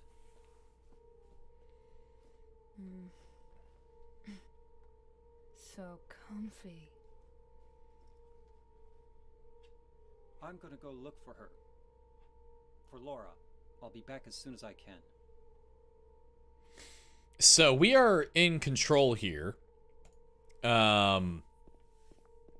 And drink your ketchup. I'll drink some ketchup. Oh, I can't drink any ketchup. How do I take some damage? Hold on.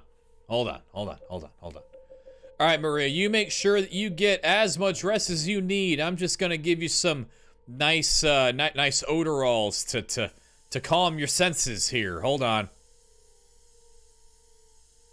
Enjoy a spritz of Mountain Dew. Delicious blue Mountain Dew. Don't mind me covering my mouth from the fumes. Don't worry about it. I'm just allergic to it. It's fine. You'll be fine. Everything's gonna be fine. Okay, was that damage? Ah, I didn't take any damage. Okay. I'll take damage later and then drink some ketchup, I swear. But in this room, I need to reload the shotgun. There we go. In this room is one of the bigger ways that you can bias this game's ending selection algorithm towards the Maria ending. The ending where you accept Maria as, like, the answer to James's quest. So James has come back to a hospital, not back to Brookhaven. Mary never stayed here. But has gone to a hospital with an apparition of his wife, and then almost immediately has to see her fall ill again. And in a parallel to the experience that he's had with Mary for the last 3 years. So in this case, like was alluded to in the pamphlet we saw in the apartments, where the Searching for Another Conclusion pamphlet said to stay by the lady that you want to impress in sickness and in health. If you stay in this room for a long time, if you come back to this room after leaving, and you just make checking on Maria a priority in this section, then you get more points for the Maria ending.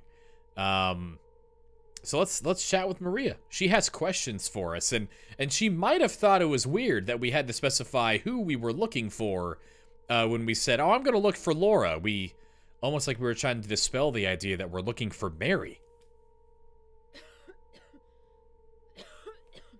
I'll be okay soon. Did you find Laura? James, I want to ask you something. What if you can't find Mary?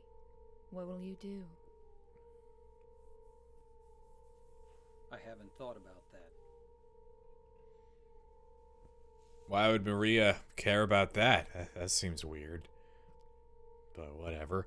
And then one other... Actually, we don't see the pills yet. So, we know that Maria was taking pills. She just has pills, apparently, and was taking some when she came down with that cough. But later we will see the bottle of pills on this table, and we will talk about what those pills might be then. For now, don't forget this key. It's very important. Got the roof key. Now we can go to the roof. You can't... I've never tried using a melee weapon here. We can't be like a degenerate, right? We can't... Okay, no, we're good. Alright, bye, Maria. Where's the shotgun? Where did you go? This lock's broken. S4, no. Hey, hit me! Hit me! Yay! Ketchup. Man, we got as much ketchup in the Maria side story as we've gotten the entire Letter from Silent Heaven scenario. I did play on easy, but still, there weren't that many threats in that thing. So many broken locks.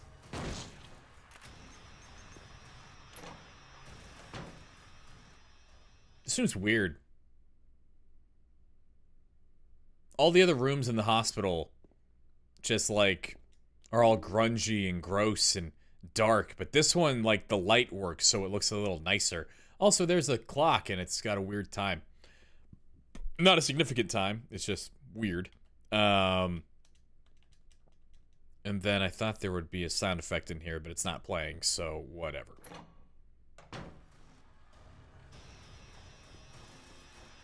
Leave me alone. Lock's broken. Lock's broken. Okay, I can't stop. See, I'm trying to stop. I cannot stop. The game is saying they're dead. It's probably lying to me. But they are... No. Oh, shit. Baseball's driving me nuts. Okay, so S14, this room is going to be important. We've heard Joseph, the man who believes that he was responsible for his daughter's death, has a box. A box that will be made useless by the combination 3647.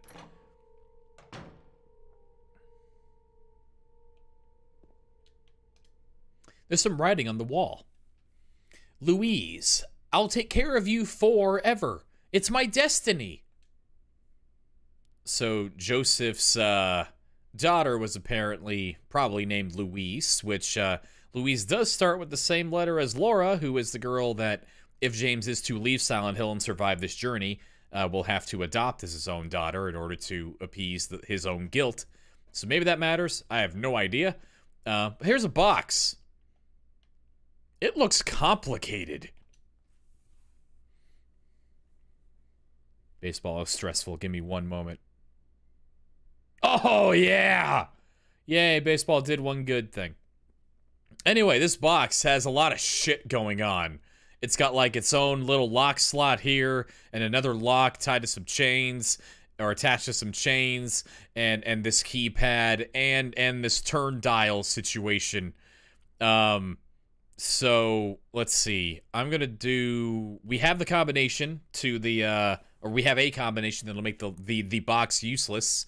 So let's try it on both of these locks. We got the turnstile lock, and we got this keypad. So it was 3647.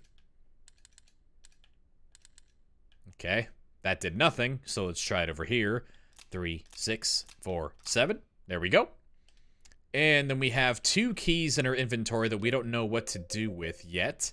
We know the purple bold key is supposed to be for this box, so let's try it.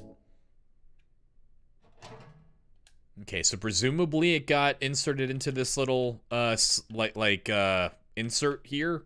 Not positive. And then we have another lock. Or sorry, another key. The Lapis I key. If we examine it, it's blue. Anyway. We use the Lapis I key. And the lock and the chains disappear. Now I'm going to go ahead and do something here. I'm going to make a quick save. Make a quick save right here. So, what I want to do, if I remember, is when we find the 4th combination, when we find the combination to that turn lock, I want to reload this save and just make sure that it doesn't work, like proactively like that. I'm just not positive. I mean, actually, and while I am remembering that, now that Maria is gone, let's go look at the typewriter, because I forgot to do it last time. Did I check all the doors here? I didn't check elevator, or the side doors. Locks are broken. The elevator has a cover on its floor selection.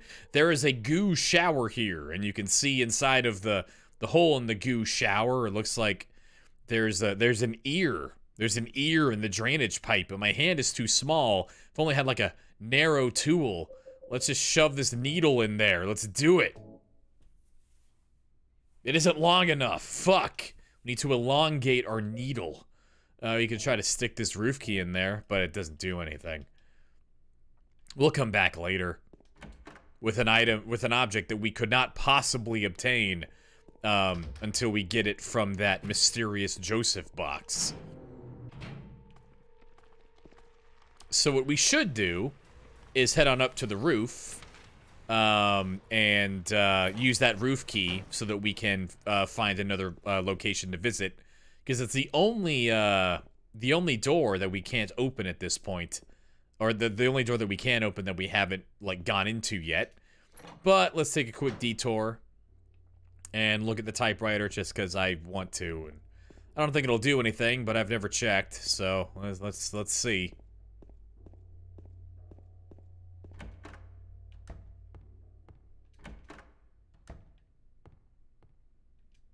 Nope. Glad I checked. I don't know why the paper in the typewriter looks cleaner than the paper next to the typewriter. It's weird.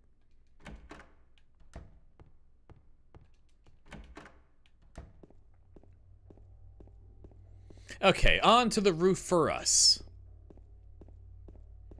Hope James has been practicing his flat back bumps, because he's going to take a hell of a choke slam here in a minute.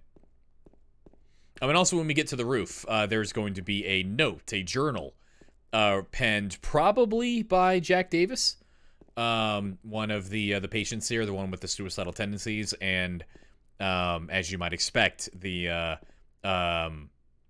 journal is very much alluding to the character committing suicide. So be warned of this. Reading this journal on the roof, which, by the way, I don't know where the sun went,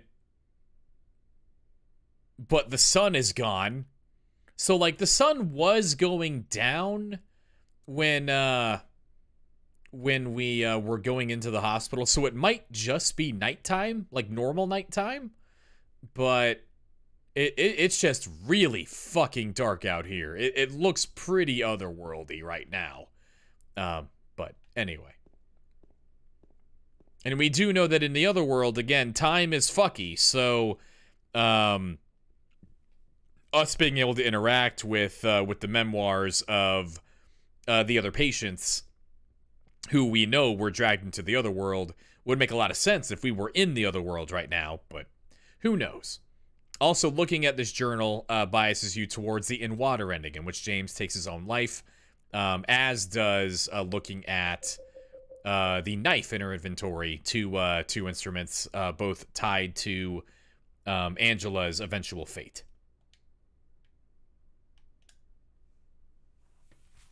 There's something on the floor. Is this a diary? May 9th. Rain. Stared out the window all day.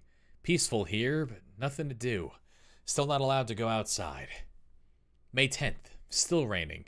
Talked with the doctor a little. Would they have saved me if I didn't have a family to feed? I know I'm pathetic and weak. Not everyone can be strong. May 11th. Rain again. The meds made me feel sick today. If I'm only better when I'm drugged, then who am I anyway? May 12th. Rain as usual. I don't want to cause any more trouble for anyone, but I'm a bother either way. Can it really be such a sin to run instead of fight? Some people may say so, but they don't have to live in my shoes. It may be selfish, but it's what I want. It's too hard like this. It's just too hard. May 13th. It's clear outside. The doctors told me I've been released, that I've got to go home. And then you can see on the actual notebook behind the text, the scribbling on the journal here, but that is where the entry cuts out. The diary ends here. There are no more entries. What was the diary doing up here? Awfully rickety-looking fencing here. I wonder if you tried really hard, if you just pushed on that, if you could fall down from the roof. Maybe we'll get some evidence to that fact in the near future. But for now, I'm just going to go back the way I came. The door won't open. Something's holding it closed from the other side. It won't open no matter how hard I try.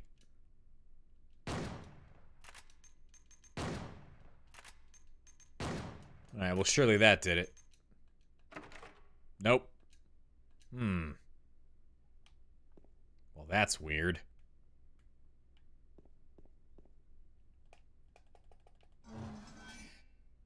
No. No, please.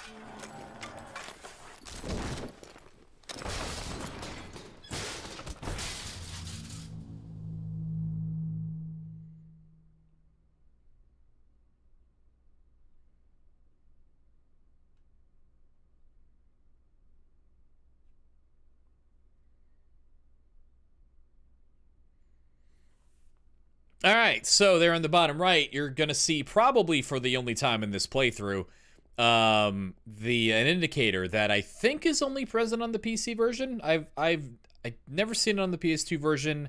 It might be on the Xbox version. I've never played that. But down there, when you're at like critical health, when maybe one hit from pretty much any enemy will kill you, you get this little red cross thing telling you your health is low. And when you get chokeslammed by Pyramid Head through the roof of this part of the hospital, then it brings you basically to the equivalent in this game of 1 HP. So let's go ahead and eat ourselves a few hamburgers. Boom. Bam, all better.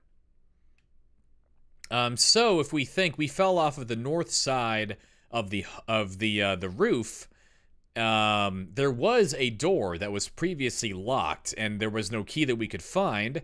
And if we look at the map, we can see apparently we were choke slammed off of the roof and onto the or into the special treatment room on the 3rd floor. So thanks, Pyramid Head, I guess. This lock's broken. This lock's broken. This lock's broken. Something is written on the wall. So the next, or this section here, this note goes into a lot, or I can't remember if it's this note or one in Silent Hill 3. But there's a note in here that might talk about like physical abuse of patients. And then inside of this room, there is very clearly someone who has done some big self-harm. So, yeah. Something is written on the wall. If Joseph looks calm, he can be taken out of his cell. Okay. Let's see how calm Joseph looks.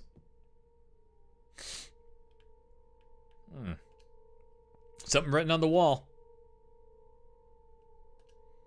Turn the numbers. Better not forget them. So I'll write them down here. The other one, my secret name. I don't know what that secret... I've still never figured out what the other one, my secret name, is supposed to be a reference to.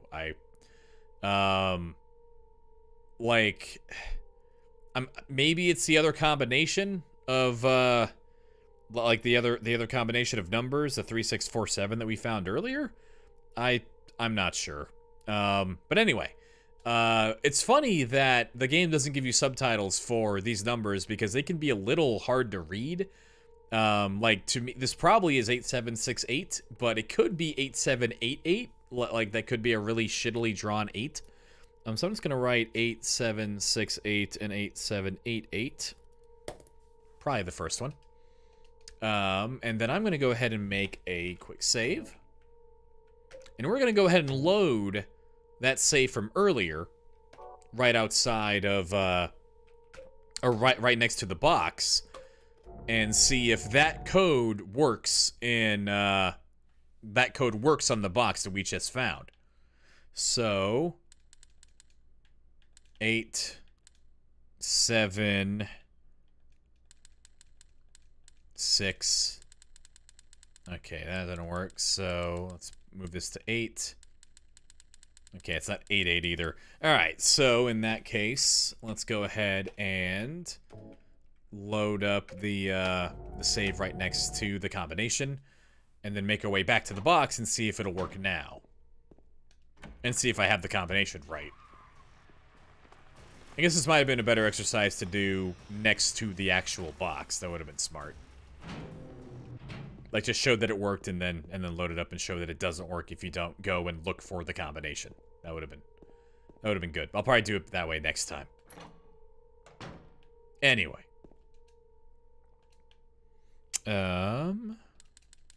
8, 7, whoops. 6, 8. Okay, yep, so it was 8768, and it does not work unless you have actually gone and found the combination. Which I had never checked. I was pretty sure that was the case. I think I had read it on the wiki too, but I had just never checked it myself. I like this this graphic here better on the PS2 version, and the versions with lower resolution, because it does actually kind of look like there's nothing inside the box in those versions, while here you can pretty clearly make out the hair. But anyway, there's nothing in the box. Gah! Oh, no, I'm wrong. There are a few hairs inside. Yay. I got a piece of hair. Okay.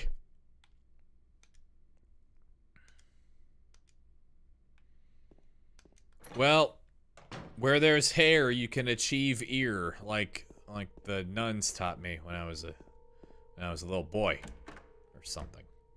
There's an ear in the ground, in the pipe, in this drain here. And we need a long, thin tool, like hair.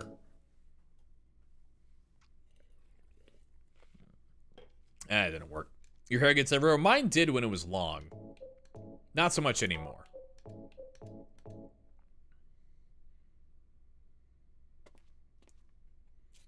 I'll say, hey, Peachy. How you doing? Happy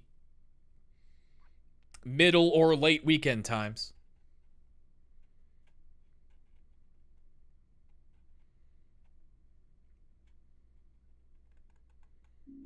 I got an elevator key. Let's look at the elevator key.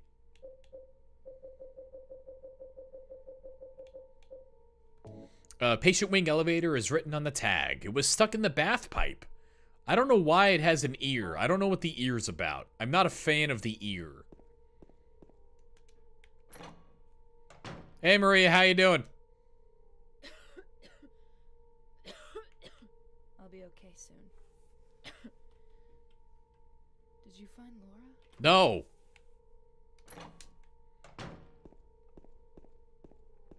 Okay, so if we remember on the first floor, the patient rooms, the door was locked and we've never found a key to get in there, but we did get a key to the elevator, so we can just take that elevator down.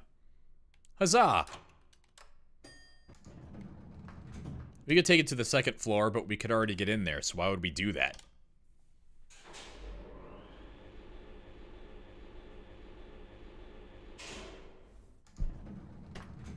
I remembered this time. Okay, so if it doesn't take too long, I want to show off the animation that you get for being killed by the Fleshlight fight, because it's really creepy. And I saved right before the fight, because I'm smart.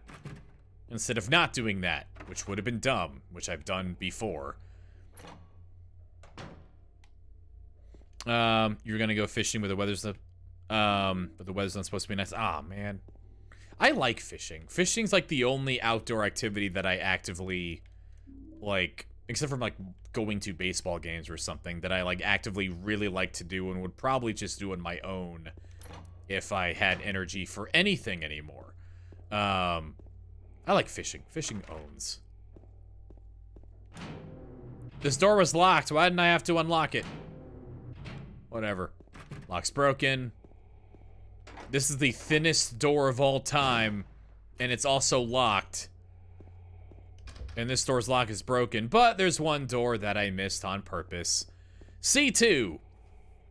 We know Laura's in here somewhere, and this is pretty much the only door in the entire hospital I haven't opened yet, so boy, I sure hope she's in here.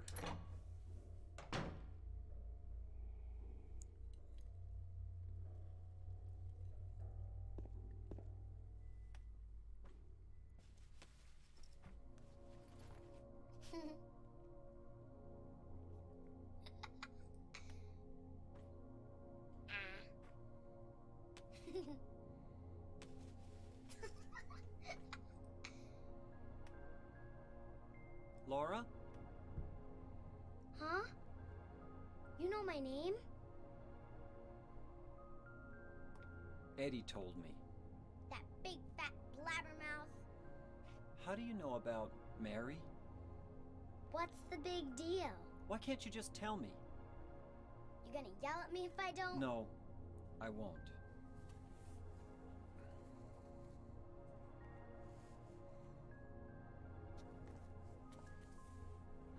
I was friends with Mary. We met at the hospital. It was last year. You liar! Laura, Fine, don't believe me. But last year, Mary was already...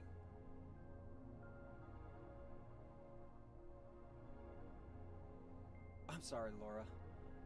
Anyway, let's go.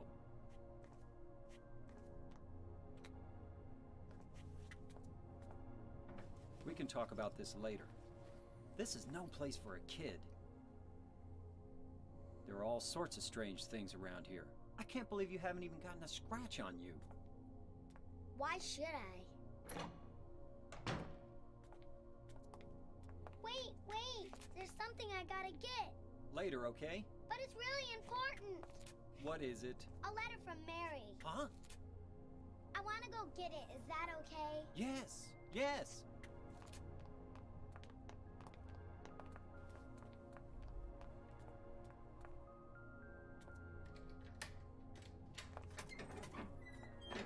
Come on, hurry up. Is it in there?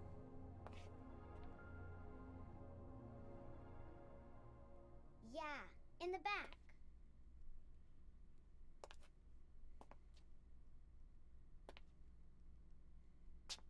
What are you doing, Laura? It's further back in the desk.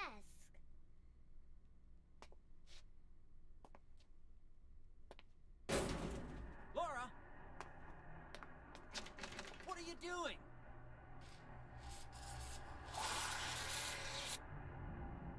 Ha ha, I tricked you. Open the door, Laura.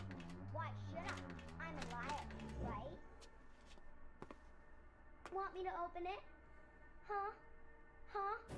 Do ya? What's the magic word? Laura? Okay, I guess I won't open it. I think I'll just leave you like this. You snotty little brat! Open up! Why, you... Laura? You hurt me. So again, I'm not gonna fight here. I'm gonna let the flesh lips kill me so we can see what it looks like, as it's really freaky.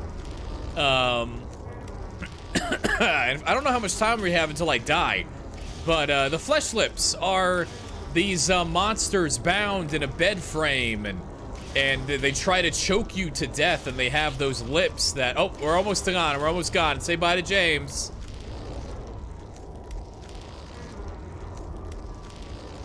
Almost there. Holy shit, we have a lot of health. Turns out easy is pretty easy. Anyway, when you die to the flesh lips, they do this. It's fucking terrifying. Anyway, that's I've wanted to show that animation off for a while, and I never remembered to save my game early enough, but not so far that we would have to like backtrack a ton. Well, anyway, let's go through this again. Teddy bears, boom. Bye, Laura. Bye. Why when I skip a cutscene do you go to another cutscene? I want to get to the part where I play the game. This is so stupid. There we go. All right, flesh lips.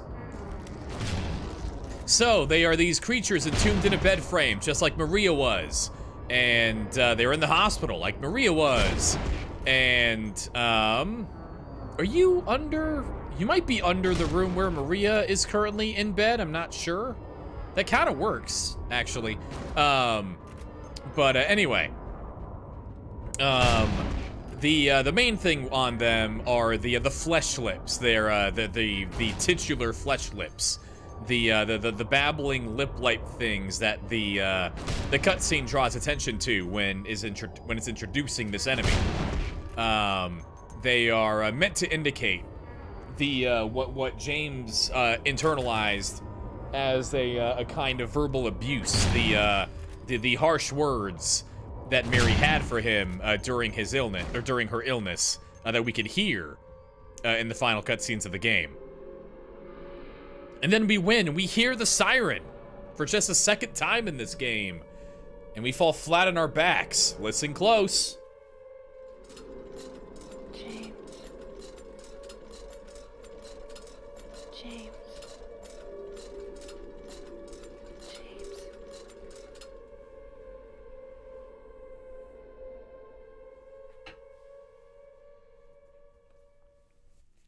So... in Silent Hill 1, the siren pretty much only blared when, Harry and the other people in that story, were being transported into the other world. Were being taken from the fog world where things pretty much just look like Maine, but, there are fucky things occurring. And into the other world where the sun goes out and nightmares abound, and the way that the Book of Lost Memories describes this, and some folks in interviews, folks that made this game, describe it as like the state of the power of Silent Hill kind of is analogous to the state of sleep, where sometimes you're in just kind of like random dead zone sleep where nothing's really happening. But then you switch into REM sleep, where I might have that wrong, but you slip into the form of sleep where your brain gets really hyperactive, and things just start getting really chaotic, and the power of the town just kind of kicks into overdrive, and we'll see a lot of ways that now that we are in the other world now, confirmed. Basically, we might have been in the other world already when we got to the roof of the hospital, because it was really, really dark there. But now we are in, for the first time, a different version of a place that we've already traveled. We are in the other world hospital. And we'll see, like we saw in that cutscene, the hospital has taken on a more grimy, grungy, rusted, industrial-looking form, and some of the enemies that we've seen are going to have a more corrupted, more like classically evil-looking aesthetic to them. And on top of that, the town is also going to be exerting a lot more influence on exactly where James is allowed to go. Until this point in the story, James has been physically capable of leaving Silent Hill. He hasn't wanted to, and the mental pull that he feels towards this place might not have allowed him to do it, but he's been able to leave the town. And he's been generally able to explore places that he doesn't have to go. He's had some freedom, but not anymore. We'll see this when we leave the hospital. But the route that we took into the town is closed off to us in the other world. We physically could not escape even if James wanted to. And we can see on the ground here that we are in, like, we're standing on grass. And as we run around, we can hear footstep sounds indicating that we're on grass. It sounds like we're in some kind of, like, garden or field. And if we look at the map, we are in a garden. A very, very large garden. But the other world doesn't want us going anywhere in this garden. Doesn't want us exploring any part of this space. Our only option, as evidenced by these massive walls that we can't even look over, is to go back into that door. But before we go,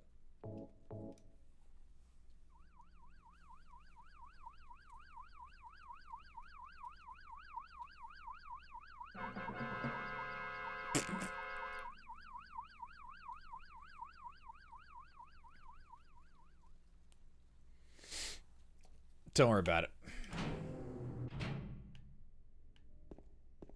Let's saving our gaming.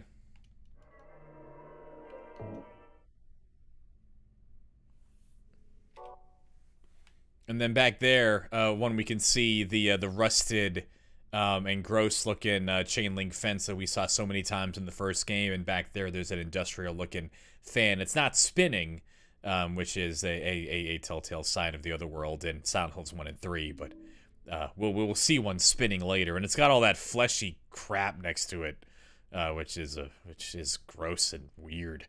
The aliens invaded. They most certainly are. They are on the way. They are on the prowl. Are those freaks? So we are back on the first floor of the hospital. We have moved like 8 feet, basically. We're just in the other world now.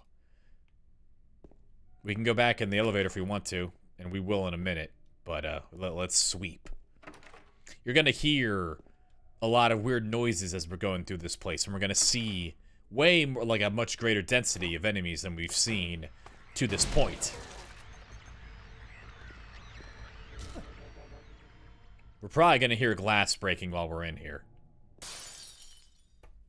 Yeah. Yeah, this room is violent. Someone's just fucking hurling beakers out of a window directly above us, and they're just really getting into the sound of glass shattering. They're trying to summon Stone Cold is what they're doing. And they're just really getting into their work. Yep, there we go. Okay. Huh, I've never noticed the weird tree of blood here. That's cool. Looks like some weird fluidics experiment. This lock's broken. Got some handgun bullets, achieve some otherworld ketchup. Unlike Heather, James has no problem eating something from a parallel dimension. He will eat the shit out of that ketchup. He does not care where it is from. He will touch his face with a poopy toilet hand. He will eat the ketchup with that poopy toilet hand. The man has no scruples. Does James Sunderland? No. No, it is not.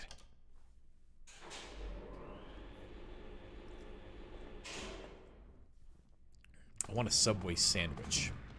I'm gonna order a Subway sandwich later. This nurse looks more Satan-y than the other nurse. You see, that nurse doesn't look as Satan-y. That nurse looks kind of, not pure, but purer than, hold on, than that one over there. Look, you can see, one of them looks more Satan-y than the other. Hold on. No, you need to fall on your stomach. Shit. Hold on, let me shoot this one in the back. There we go. Okay, now you died correctly, so you... Okay, you stay dead. That's good. And then we need you... I need to shoot you in the back. There we go. No, fall forward. Fall forward. There you go. It is important, I promise. Why did I do that? It is really expensive. It's really not worth fucking spending that much money to get a fucking sandwich. But I am so lazy. Just so fucking lazy. It's massively lazy. And making food when you're streaming is a giant pain in the ass. Because the breaks can't be long, and anytime you spend making the food, you can't be eating the food. It's a problem, I promise. Anyway, so we have here 2 different versions of the same kind of enemy. 2 different versions of the Bubblehead Nurse. This one here looks like the one that we faced in the hospital before we got transported into the other world. And we see it looks pretty much the same as it did there, with the crazy swollen head and the boobs and the butt and the iron pipe and the violence. And if we look really closely at the head, we can see like a baby face, not so much from this angle. Maybe like a little bit off to the side. And if I killed him on the back, we would be able to see that red square. The reason why I wanted to knock them forward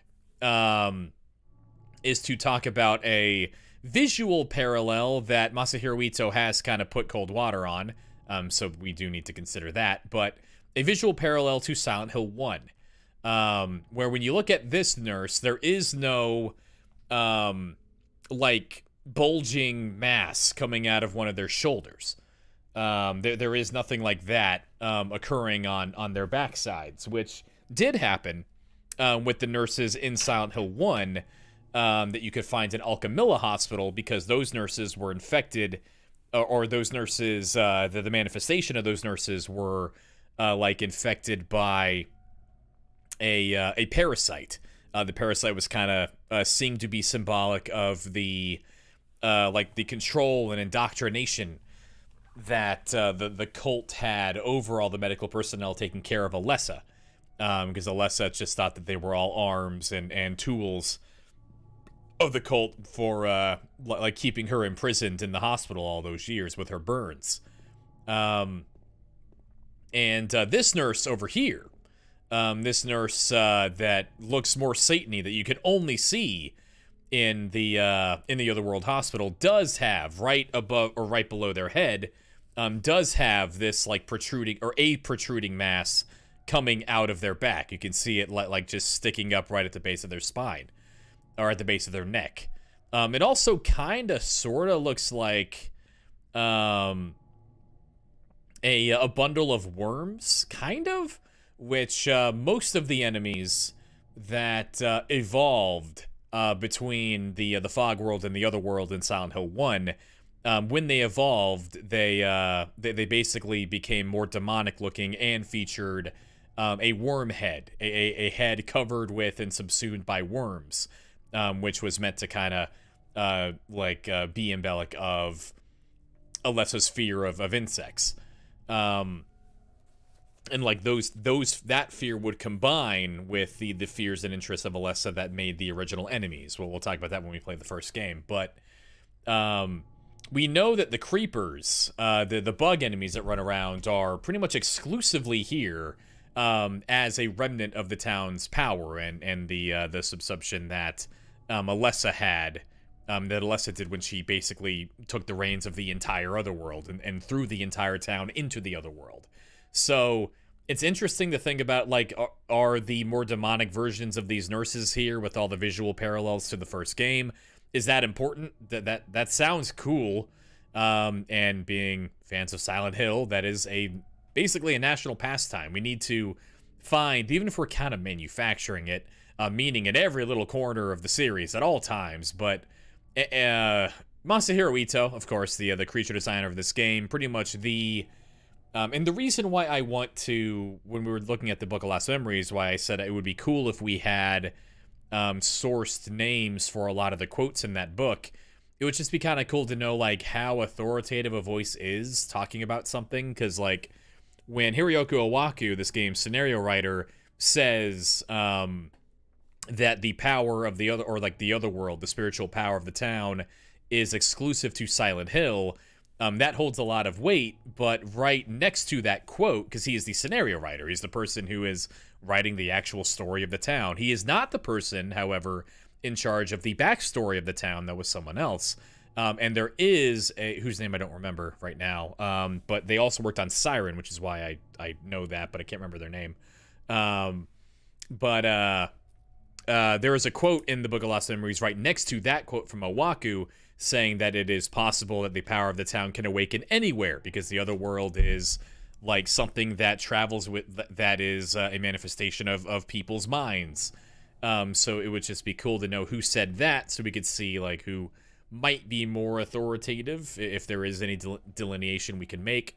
And Masahiro Ito is pretty much as authoritative as someone can be when it comes to the meanings behind creature designs in Silent Hill, at least the first 3 games. So when he says that the allusions to like the parasite bumps on the back of the nurse are not like a connection he meant to draw, then that's pretty much an open and shut case on that. It's just, it is visually a parallel, so I'm not gonna not say it, but yeah, there's that.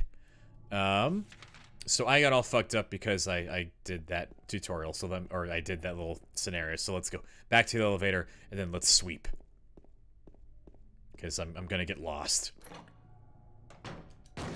Okay, no one's in here. Got some bullets, got some hamburger. And then we heard that Joseph apparently was the lowest now. He was in the lowest place. And here we see hands reaching out from the ground, even though we are currently on the 2nd floor of the hospital. Reaching up towards something that may be important. We got a dry cell battery. That's not important yet, but it will be later. And a basement storeroom key. We see hands reaching up towards a key to the basement, to the lowest part of the building. Part of the wallpaper is torn. I can see something drawn on the wall beneath. Are those hands searching for something? Or are they just a sign of pain? I don't know. Read the piece of paper. There's a piece of paper on the bed. Let's read it. I was locked up inside the basement's basement. It was so dark and small, and I was so afraid. I dropped my precious ring, but I will never, ever go back there. This is probably Joseph writing, because he was in the basement's basements. Even the lower part, the lowest, even a lower part of the lowest part, the basement of the basement. Again, evoking that idea of the physical descending that James is going to do so much of over the next couple of hours. And down there is where Joseph left his precious ring, which we'll need a ring later. We'll see why once we go up to the 3rd floor. This lock's broken. Still no one in here. That's a surprise. It's 2 rooms in a row you can go into without being assailed by, like, crazy Satan butt ladies. Lock's broken. Lock's broken. Lock's broken. Refrigerator. There's something that looks like a refrigerator. Will you open it? Yes! We know James could move that clock with ease, so surely he could open this refrigerator.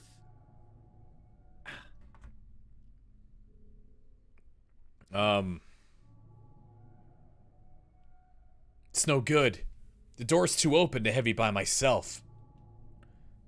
So, like, we'd never see James try to open a normal refrigerator that's, like, standing upright, but I like to imagine that just, like, the suction or, like, the magnets or whatever that keep a refrigerator door closed is just too much for James. It's too overwhelming, and he cannot get any refrigerator open because he's a tiny armed, tiny baby boy man.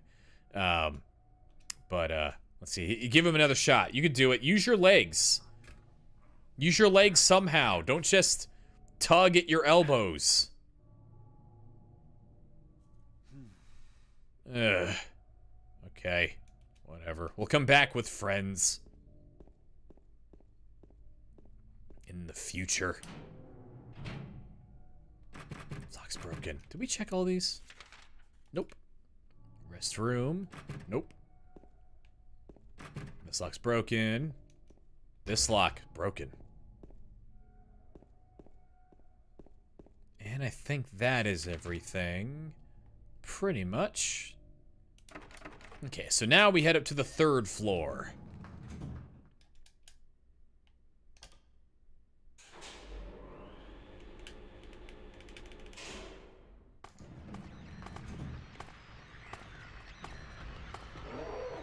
No, please. Good. I think we could also go... Oh, actually, here, we can look at the, if we can get close enough, we might be able to see the red square in the bubblehead nurse's face. There it is. You can kind of make it out right there. The red square kind of looking right at us with the head conked off to the side. Anyway, there's a Satan nurse right behind me, so, no. Thanks.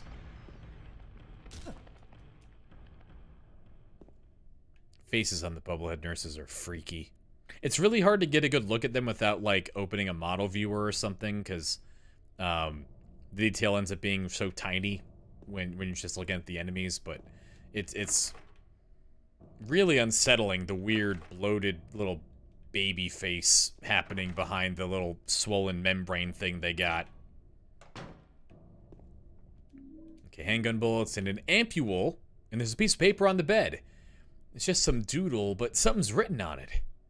She's an angel. No one knows. Only I can see the lady of the door. They cannot walk along her bridge of thread. They fall from the weight of their crimes. Like bloated and ugly corpses, their sins, she devours them. Sin and sinner alike, she saves me. She is an angel. So this one's also probably this note's probably also written by Joseph, the person who thinks that they are responsible for the death of their daughter, because they also were the one who were trapped in the basement's basement, the lowest place, and if they wanted a ring, come on, hold on.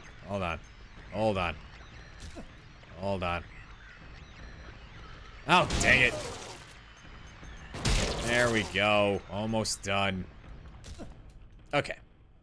So if they wanted wanted their precious ring, they probably needed it to be able to deal with the angel of the door, this creepy painting drawn into the door that like actually spreads all the way over here, and you can't really get a good look at the top of it, but it's just, this gives me like Deadly Premonition, like goddess vibes a little bit. But anyway, Joseph probably wrote that. Maybe. It's a mystery. Sock's broken. Sock's broken. Sock's broken. Lock's broken.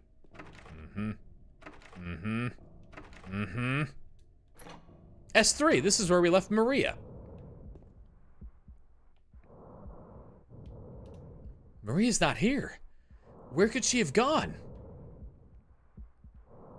And in this room, we can hear something pounding to the rhythm of a heartbeat that's like really... I don't like listening to it. It kind of gets me anxious. And then obviously the big old heavy ventilator-like breathing that we also heard in the apartment building.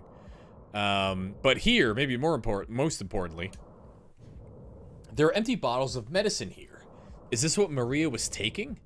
Is Maria sick now too? So you can see a label on these bottles. It's really hard to get any sort of good look at them, but if you hack the camera around or like rip the textures or something, you can see that these bottles have written on them the words White Claudia or Claudia or something like that. Which White Claudia was the flower that the drug PTV was synthesized from. That was a big plot point in the first game. So probably means nothing, as you're never really meant to like look at the labels of the bottles. It's probably just like either an Easter egg for people who are really diving deep, or just they had pill bottles that said White Claudia on them, so they used them. Why would they make new ones? But you know, it's kind of cool to have that weird connection to the first game.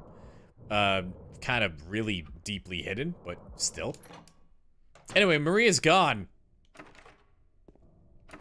We don't know where she is. She can't actually be found until she finds us and then gets mad that we didn't go looking for her, even though we very much did. We looked everywhere we could, but whatever. Okay, special treatment room, no go. And I think I missed some doors to the patient room first.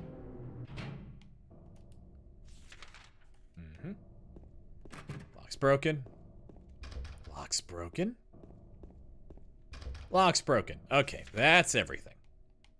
Except for the lady at the door, which we can't open yet because we don't have any rings and we need 2.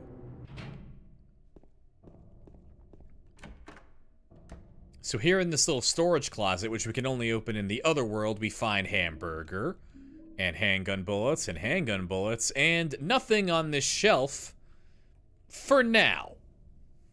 We will eventually find something on this shelf, and it'll be really silly.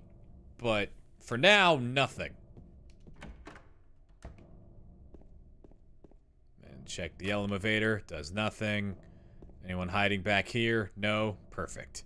Okay, so in that case, all there is to do now is go to the roof. But the door's lock's broken, so nothing doing. So now that we've done that, there's nothing to do but something that we're gonna be doing a whole lot of the next couple of hours, just physically descending. We read in the Book of Lost Memories that holes are gonna be a really big theme for the second part of this game. Holes are the things that manifest to people who have darkness in their hearts, and being called into them and jumping into them and facing the abyss that is on the other side of them is an important part of getting through your journey here. So this is the first floor. We are at the first floor staircase, and here, going into the basement, there was just a little gate here before we got to the other world. We couldn't actually take more than a few steps, but now the staircase is clear and leads to another staircase that is just... Oh man, it's not playing again. There's supposed to be a creepy noise, and there isn't a creepy noise. Maybe it'll play when we leave. Maybe it'll play now. Oh man. I wanted a creepy noise. Anyway, so now we're in the basement. But Joseph was in the basement's basement when he lost his precious ring. So if we look over here, we see some, not bloody handprints, because blood is black. Remember, blood is not red, but some kind of painted handprints here. There's a shelf here. There's some red handprints on the shelf. Will you move the shelf? Yeah, sure. James is really good at moving things. Look at him go.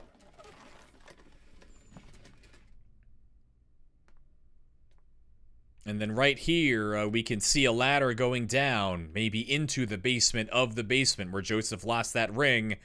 But when we try to go in when we try to climb down that ladder, we get interrupted. James. Mary? Oh, Maria. It's you. I thought you were... Sorry. Anyway, I'm glad you're alive. Anyway? What do you mean, anyway? You don't sound very happy to see me. I was almost killed back there. Why didn't you try to save me? All you care about is that dead wife of yours. I've never been so scared in my whole life.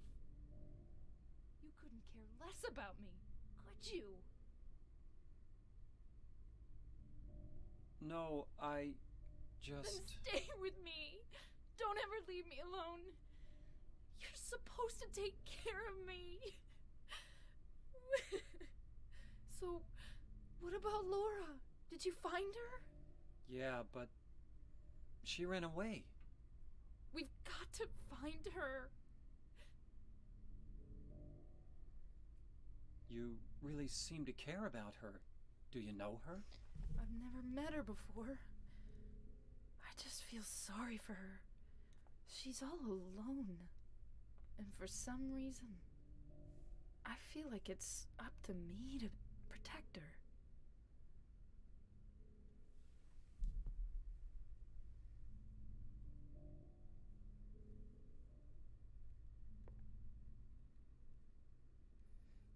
Okay.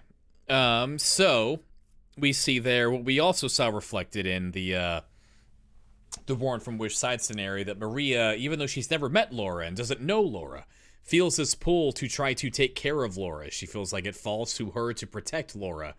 And that comes from the instincts that Mary had when they were in the hospital together, like Laura mentioned, when Mary wanted to adopt Laura as her own. And again, it's interesting that Maria has that instinct, given that we don't know for sure that James knew anything about it. But anyway, basement's basement. Climb down here, get the precious ring. There it is. We got the copper ring. Fuck yeah, this place is depressing. What the fuck is this for? I'm gonna think about it. Now that we have a buddy, maybe we could open a refrigerator. You're gonna make the noise? Aw. Lame. It's like a creepy noise that plays there, apparently only sometimes. I think we got it during the DDR pad playthrough. We got it fairly recently. Either during the DDR playthrough, or I guess I wouldn't have heard it during that playthrough because it didn't have headphones.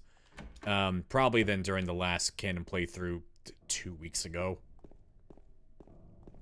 Sorry, camera got fucky. So we need to go achieve that, the refrigerator, which will be on the second floor.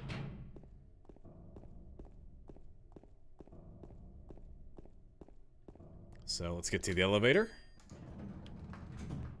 So I'm gonna go ahead and turn off my radio. The radio is off.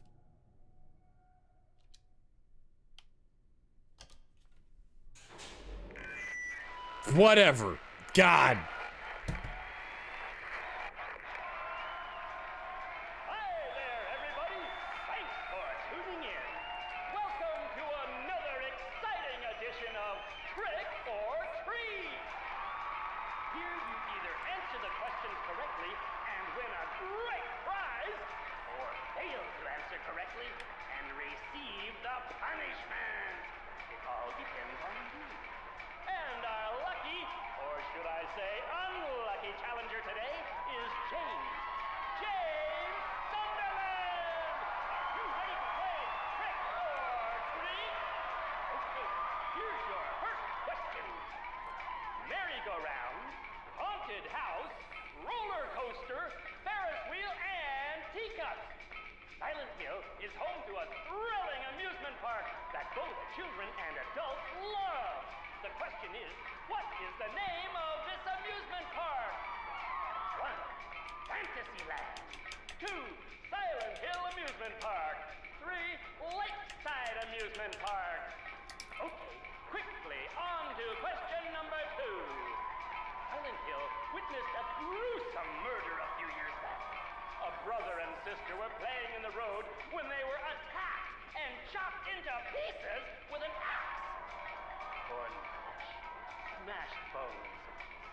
innocent blood, and finally, bitter tears. What a terrible tragedy. What a gruesome end to such innocent lives. Now the question. What was the name of the murderer who committed this vile act? 1. Walter Sullivan. 2. Scott Fairbanks. 3. Eric Dane. Now for our third and final question. South of the lake is a deserted old neighborhood called South Vale. From there to Pale Vale, the central resort area northwest of the lake, there's only one road you can take. Just one road, no more. The third and final question is, what is the name of that road? 1. Bachman Road. 2. Rindell Street. 3. Nathan Avenue. Well, that's the last of our questions. Have you got it all figured out? When you know the answers, head to the storeroom on the 3rd floor to collect your prizes. But be careful if you're wrong. Well then, everybody, thanks for tuning in. See you again sometime. Bye-bye.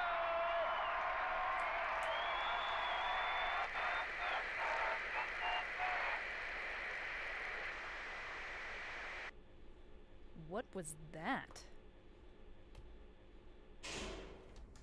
Yeah, I have no idea.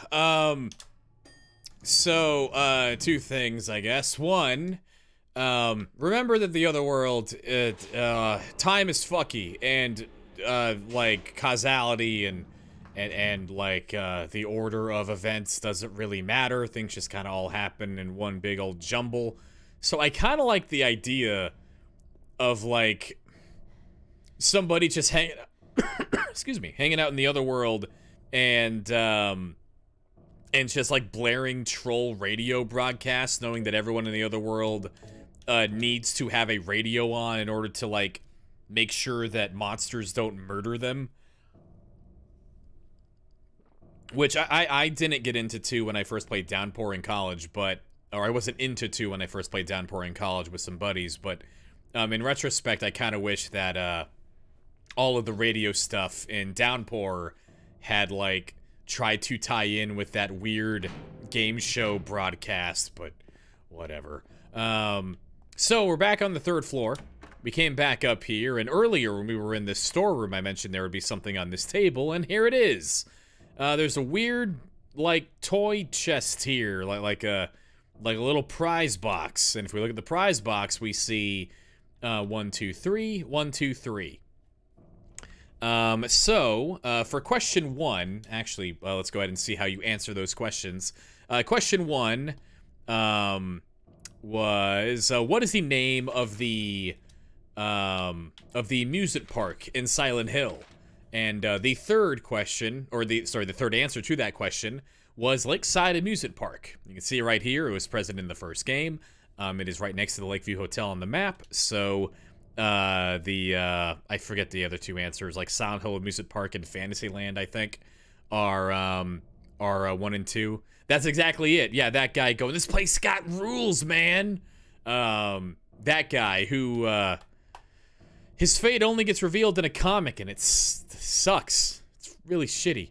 I wish that dude would, they could have gone for it more. Bobby Ricks was a cool character. But whatever. Anyway, the second question had to do with Walter Sullivan. Had to do with, what was the name of the murderer? What killed Billy and Miriam Locane? So if you needed a refresher on that, you can go into your memo menu, as long as you actually had to check it, when you checked the weird garbage when you got the old man coin. Wrong one. Wrong newspaper. Where is about the murder incident? Whoops. The police announced today that Walter Sullivan was arrested for the brutal murder of Billy and Miriam Locane. So it's Walter Sullivan. His was the first name listed in the potential answers. So there's that. And then finally, the third question involved, what road can you take to get from South Vale, which is the neighborhood that we've been traveling in this game, and Paleville, which is in this direction and that way, and the 26th county? I don't know. But how do you get from here to there? There's only one road you can take, and the answer is Nathan Avenue, which was the third name listed on the in the multiple choice there. So now we know that the answers are 313. So 3, 1, 3.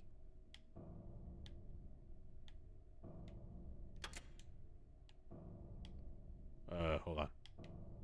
Shit. I did it wrong. And then I don't get the I got poo gassed and I don't get the prizes. I should have saved before I did that.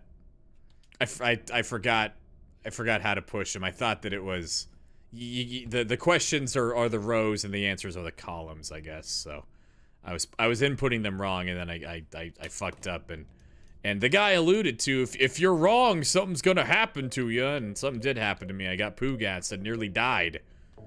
So I'm gonna eat these tomatoes and move on with my life. But there, I showed the box existed, which I don't think I've ever done in one of the canon playthroughs. Next time we'll show how to open it, because I'm not reloading a save. But whatever. That's how you do that. Darn. Let's go get that damn ring.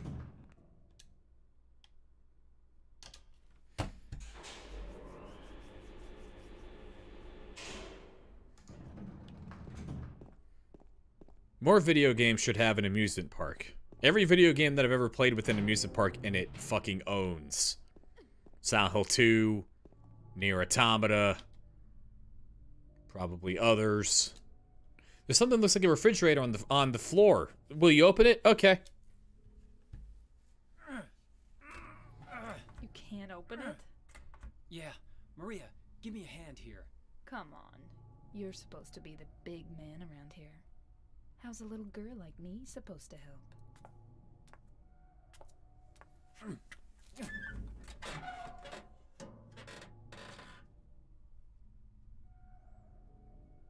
What's this? Not very cute, is it? Here, James. You take it. Thanks. We got the lead ring. So inside of this refrigerator, we can check it again if we want to. And in the refrigerator, we got this lead ring. A ring from the refrigerator. It's engraved with a disgusting, bloated face. If we examine it, we could see the disgusted, bloating face.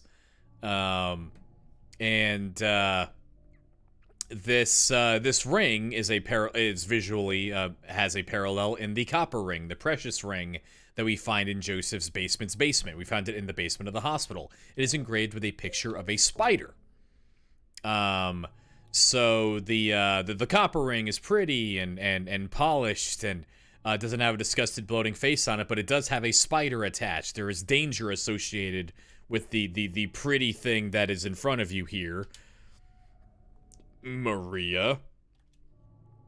And the lead thing has a disgusted, bloating face upon it, and inside of the refrigerator where the disgusted, bloated face ring existed, we see that there is a hideous smell coming from inside.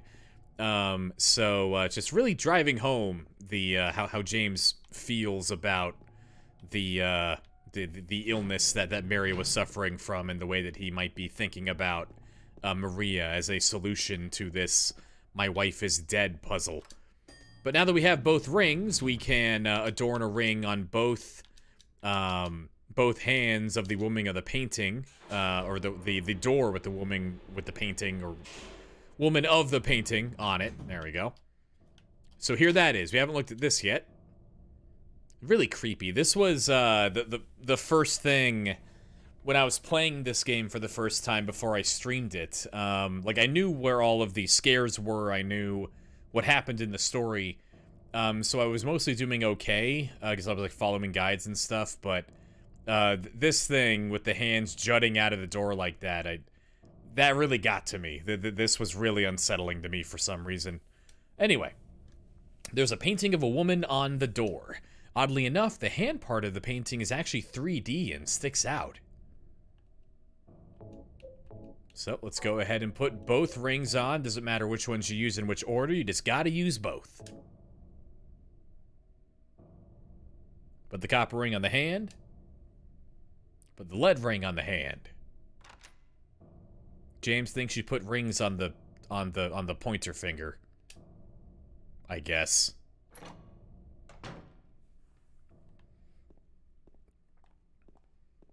So now that we're in the western stairwell of the hospital, which we haven't been able to get to so far, so we are currently on the 3rd floor, so we do have to descend in order to get down. So 3rd floor, and hey, there's a piece of paper.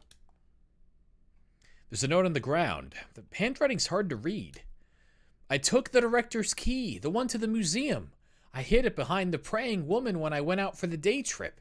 I picked it up, but I did not steal it. I'm not a criminal. So Joseph apparently, probably, took the key to the museum, from the director of the hospital. Which will be important in a minute. Lock's broken. Lock's broken. So this is the 1st floor, which according to the map is where the stairs end. Like we just ascended down the stairs to the east, and then there should not be any stairs here. There's just a door that leads out to the elevator and back into the patient rooms. It kind of looks like I missed a bunch of doors here somehow, but wait a minute.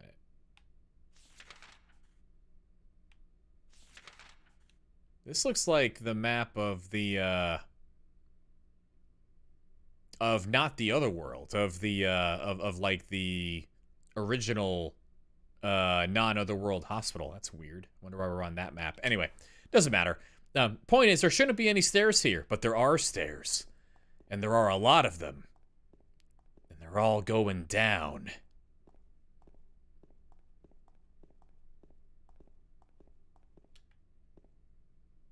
Cool door.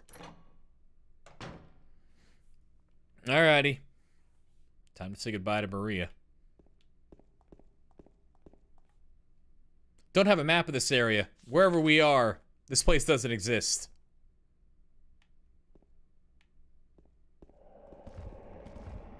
And we just heard a weird noise that's probably not great. And we see the color red being illuminated.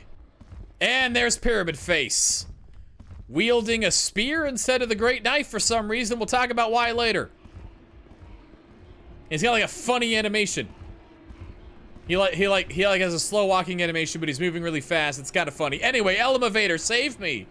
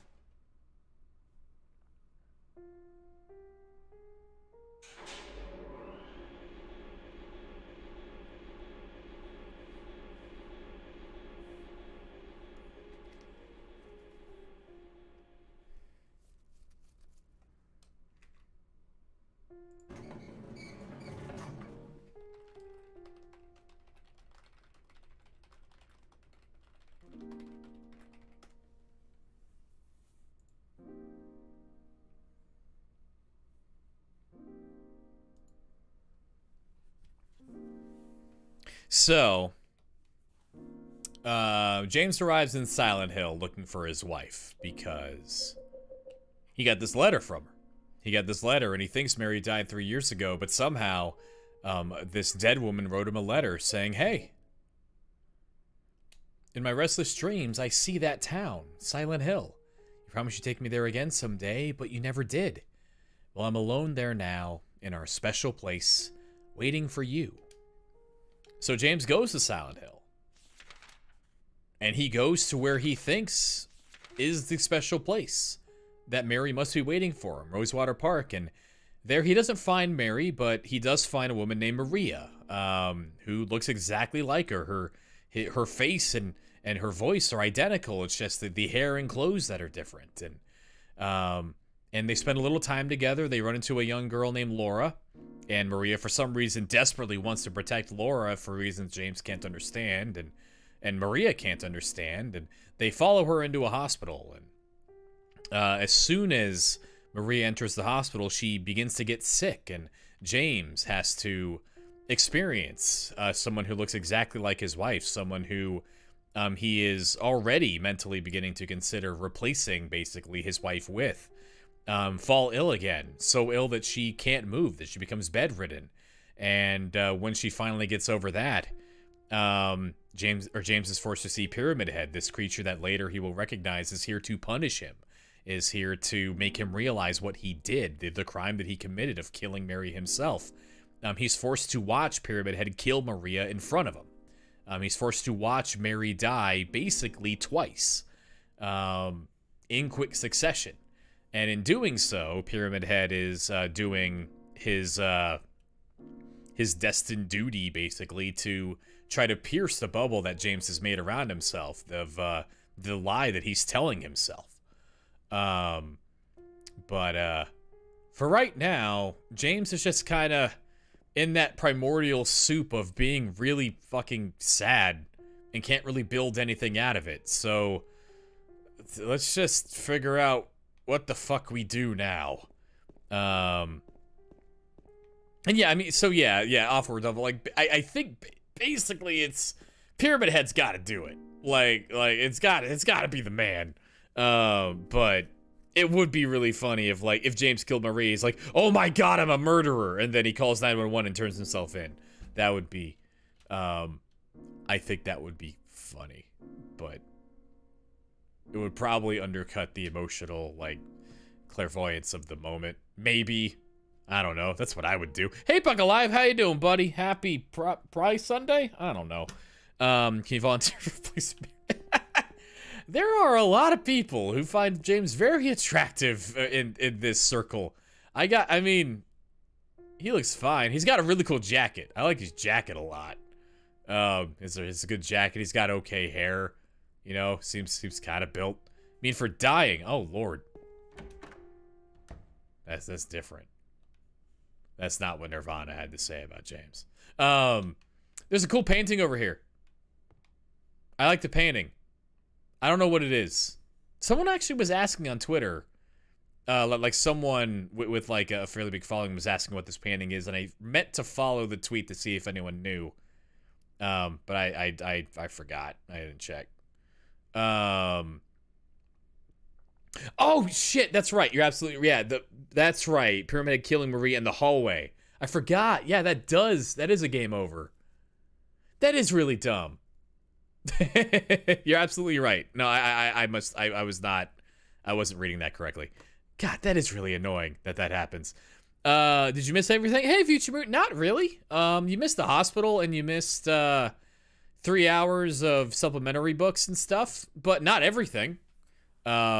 Still, you know, there's still good half of the game left, so not really. But yeah, no, totally. If that is really, that's a bummer that if you die in the hallway that it doesn't go. Any hoozles, we are still in the other world, Mr. Fireside Shack. So I mean, again, I never want anyone feeling like they missed out or having FOMO or anything like that around here, because one, we will be there again. We will talk about the Book of Lost Memories again. We will be playing this game again. The VODs are there for what that's worth, and I'm making the PowerPoint, so there will be times. Don't you worry about it. We will be back here again. Pretty much everything we do around here ends up coming back around if it's worth the time. So, we heard from the writings that I'm pretty sure were from Joseph, one of the patients in the hospital. that Joseph stole the director's key, the key to the museum. We don't really know exactly what that means yet, but here we see some writing. And what we actually do know from the map is the director's room, the room that the director of the hospital would have taken as an office.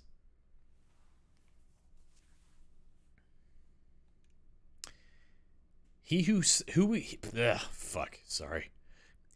not bold enough to be stared at from across the abyss is not bold enough to stare into it himself.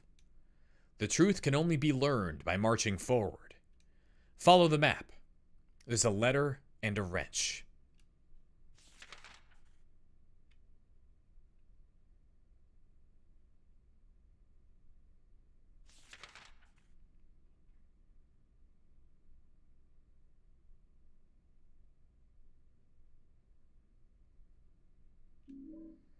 And we got the key to the hospital lobby, because you can only open hospitals from the inside with a key.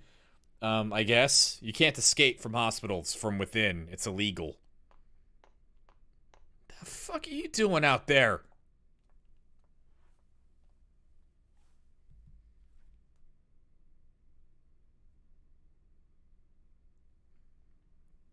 So, hold on. I'm trying to get an update on stuff and... that's annoying. Whatever. So if we look back at this thing, yeah, you can see, and James copied this all on his map, but you can see that there's a letter and a wrench somewhere near Lindsay, Lindsay Street and Sanders Street. Are those the right streets? Yeah, those are right. I don't know why I thought Lindsay Street was wrong. Rosewater Park is circled. We will, we know from the map that the thing that was circled was, the statue of St. Jennifer, but we'll see that when we get there. I like the little advertisements on the right. They look fancy. And I had never been able to, like, really read them before we got the not the HD collection, but the enhanced edition, because the resolution just is really bad.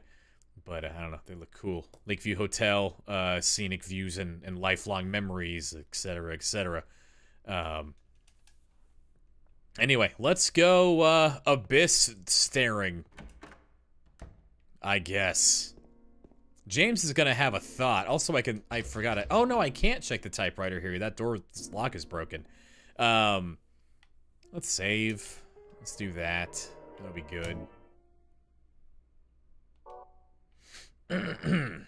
So we can open this door, and then James is gonna have a thought. James is gonna get dangerously close. Again, he's in that raw state where he's very, very emotional, very, like very unsettled by what he just saw, and he's gonna get really, really close to just kind of blurting the truth out loud. Let's see. He did, and now she's gone. He needs another one.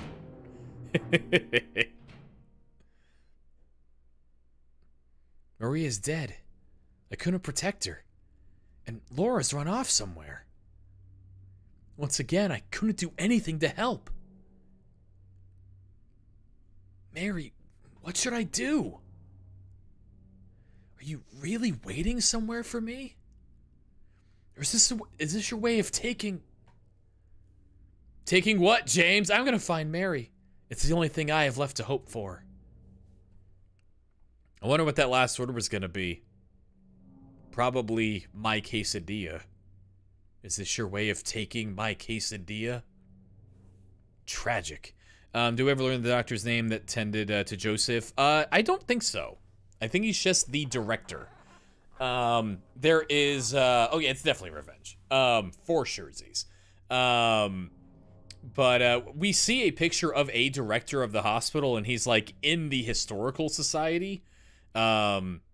So he would, like, that dude would have been like very, very, like a very, very long time ago director, very long time ago doctor. But again, remember that the other world is fucky, and that Brookhaven Hospital has existed in its current form since like 1880. So maybe James is talking to a director of this hospital from the long, long, long ago times. It's in the other world, nothing's really out of the question.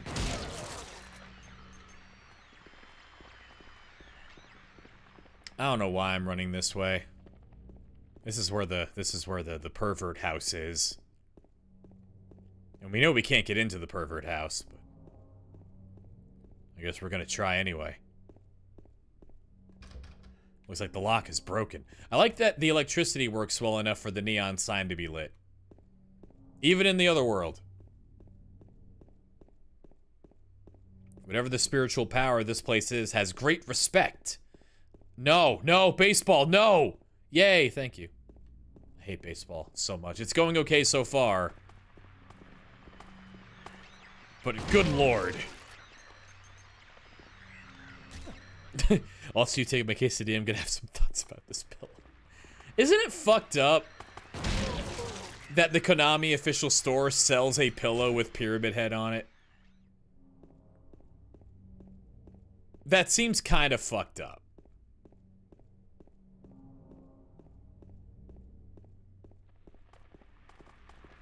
It's kind of genius, but it's just a little savage. A Mary pillow would be really good. He just wants to hug that yeah, no, totally. Totally.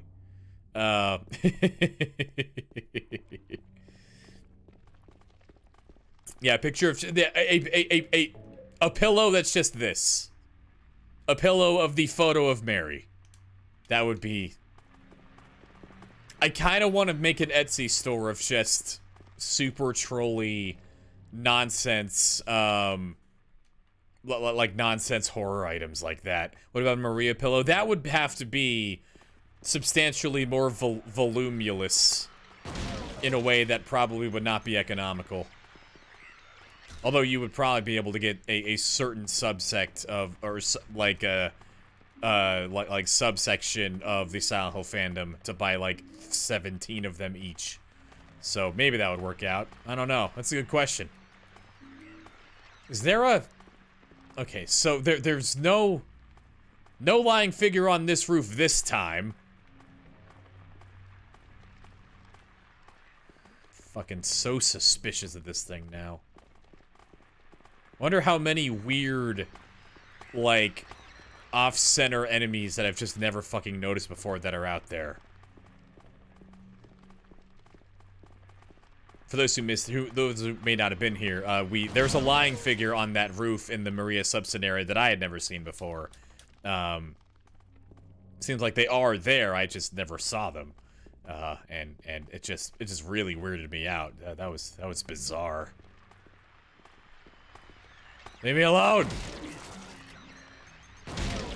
So, the other world is in full swing, and like the Book of Lost Memories says, the other world is basically when the power of the town, like completely takes over. It's like REM sleep. It's, everything getting hyperactive. And, like the nurse is supposed to be, symbolic of Mary's hospitalization, so it made sense for the nurse to be in the hospital, but now it's just roaming everywhere. It's just everywhere trying to kill James, and here we have an enemy that we only see in a few places. This is one of the very few times we can see the Mandarin. They are... This honestly kind of strikes me like a Silent Hill 3 enemy, where like Silent Hill 3's enemies are weird and cool looking, but don't like really seem to tie into the core plot of the game so much. Or it's like this thing apparently is like symbolic of like incredible anguish, and that's why it's not permitted to stand above ground and whatnot. But it does kind of have the robe of Valtiel and Pyramid Head, and like kinda. And certainly Mary had anguish or whatever, but I don't know, it's weird. Yeah, I really wish I could have been around to write an extremely incorrect Prima strategy guide back in like 2001 when no one was paying attention, and just completely fuck up like entire like community's understandings of the video game. You can kill them? Yeah, I guess so. I've only tried a few times. Sure seems like you can. Goodbye. Shoot him with a shotgun in the face. There they go.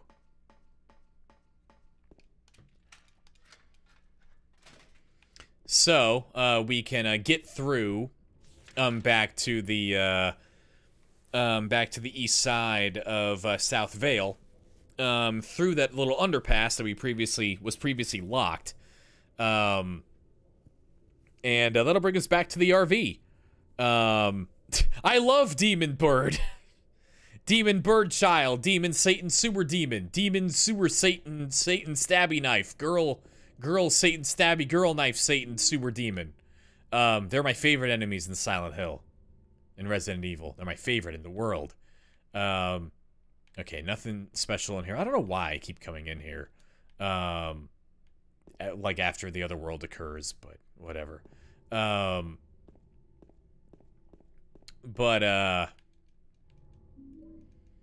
Anyway, we are now back in South Vale. We're back in the opening section of the game, and really, like we said when we were in the hospital, the other world is really putting its finger on or its thumb on the scale in terms of like limiting access to being able to explore places, or like having places to go.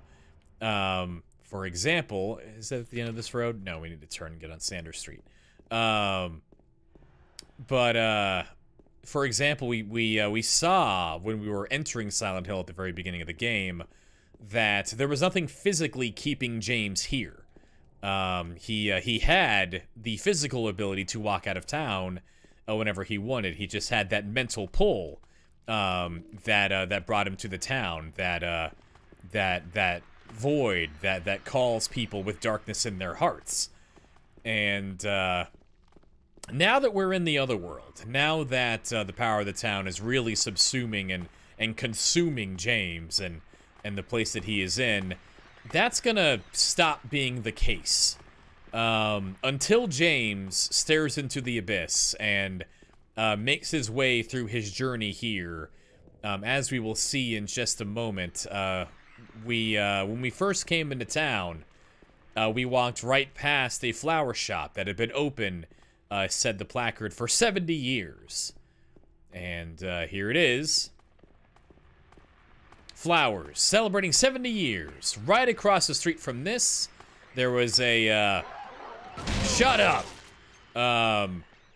There was a sidewalk and a gap in the sidewalk that led to a road called Wilt's Road that would have been right here. We can see it's not zigzagged or anything. This is where we walked into. But now that we're in the other world, we see that Wilt's Road is blocked off to us. We can actually see the tire marks leading into it. We know for sure this is where we were. This is how we got in here. But the wall has just expanded. And there's just absolutely no way to get past this wall. It's impossible. Look at how thin this chain link fence is. It's impossible to get. Even like there's even a trash can right there you could maybe stand on or something. But nope, it's impossible. Can't do it. We are barred from exiting Silent Hill. So says the powers of the town. The powers what be. So, I think James is gonna do what he seems to always do when he feels trapped and threatened and alone. He's gonna go to the bar. That's where he goes to deal with pain and loneliness. And yeah, I mean, to be fair, Future Mute, like, James would never break a law. We know this about him. He's a law-abiding citizen, and hopping fences is probably illegal, maybe. So, you know, bummer that the options are, like, achieve a misdemeanor or walk around shooting humanoid things with a shotgun, which is totally fine. But James has made his bed. Now he's gonna lie in it. Let's go to the bar. Interesting how much safer it is to explore the town in 2. Yeah, no, even on higher difficulties, yeah, the enemies are never really hounding you like they are in the first game. There's definitely a much more oppressive vibe in the first game that honestly I kind of like more. I don't know. Whenever I'm playing that game, even when I'm playing one on easy, it never feels like I'm like just walking around totally on my own, totally neutral. There's always something like right behind us. Can earnest in the heart also mean trauma? Or is it always something you did? That's a good question. So far, I mean, really, it's only Silent Hill 2 that plays by these rules. But like, all the examples we see are people who did crimes and kind of seem to feel bad about them. But, I mean, I think it's a reasonable interpretation to say that trauma counts. You know, like it's just... Silent Hill was a place of punishment.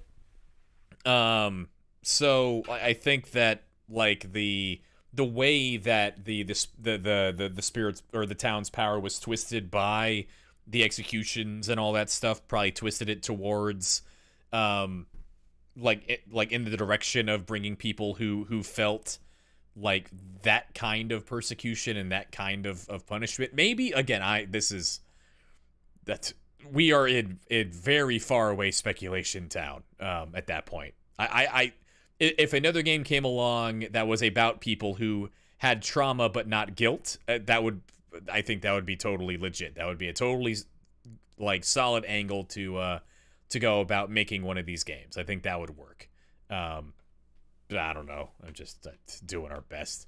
So here we are back in the bar. There was a hole here. It's gone now. Boom. We talked about this for a good 45 minutes, so I won't do it again until next time we play this game, probably in May at this point, because I just can't stop. But long story short, we talked about this for 45 minutes because it is enigmatic. It's one of those things that just can never seemingly have a final answer. You can never really get even all that close to really nailing it down with with the information that we have in this game. But now that we're in the other world, and we're about halfway through this game's story, there's another note here. And it's a lot easier to understand. If you really want to see Mary, you should just die. But you might be heading to a different place than Mary, James. Seeing this biases you towards the in-water ending, slightly. The ending where James drives into the lake. And that's about it in terms of, like, I mean, I don't know who wrote it. I don't know who did that. It's probably just the town fucking with him. Or maybe another version of James. I don't know. But, I mean, the meaning behind it is just much clearer than this. So let me check it so it's in the memos, and then, all right, there, we did it.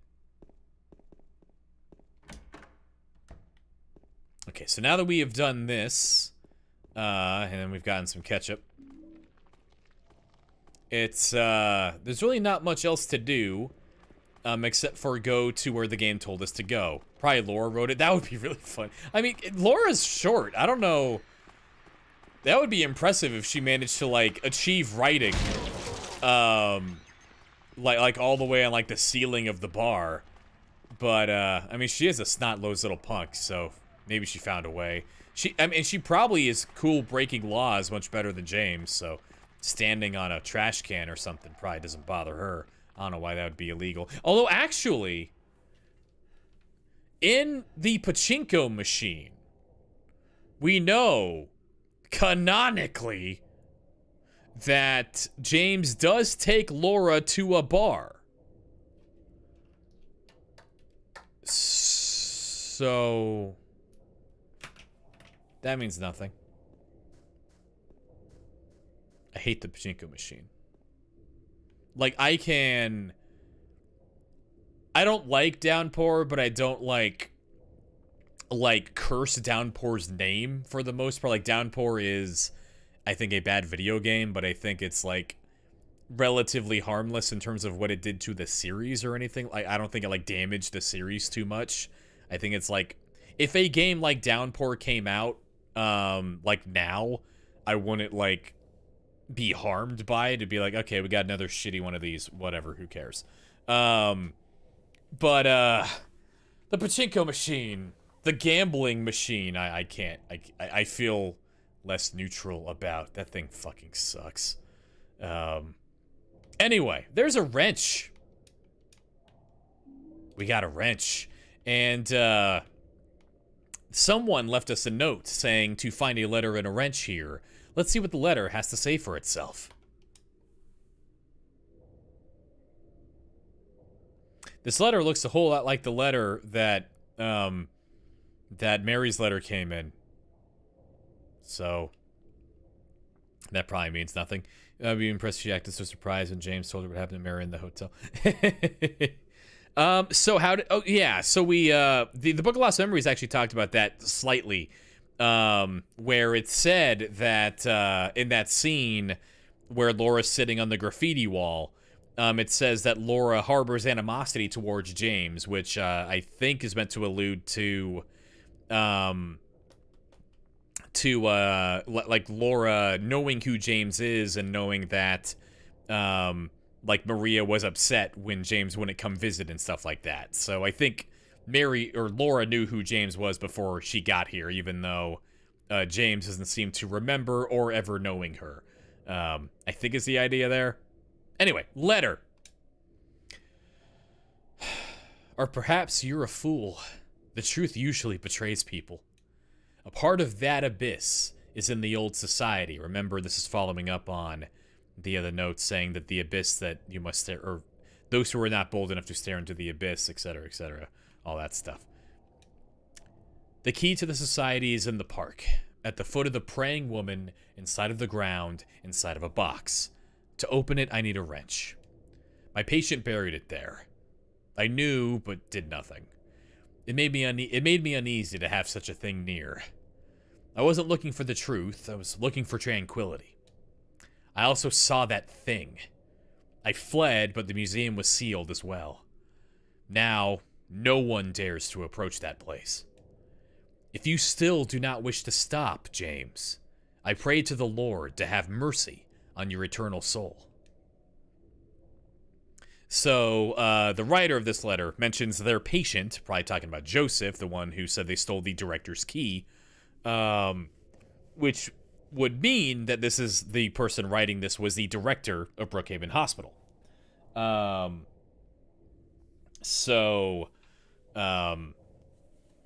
mean, that's weird that, I mean, that hospital's abandoned, so how could they be writing a letter to me, James, right now? But again, we're in the other world. And, time is fucky in the other world. Everything just kind of overlaps. There is no, continuity. There's no causality in the other world. Just everything that happens in the other world, everything's happening at the same time. It's all layered together.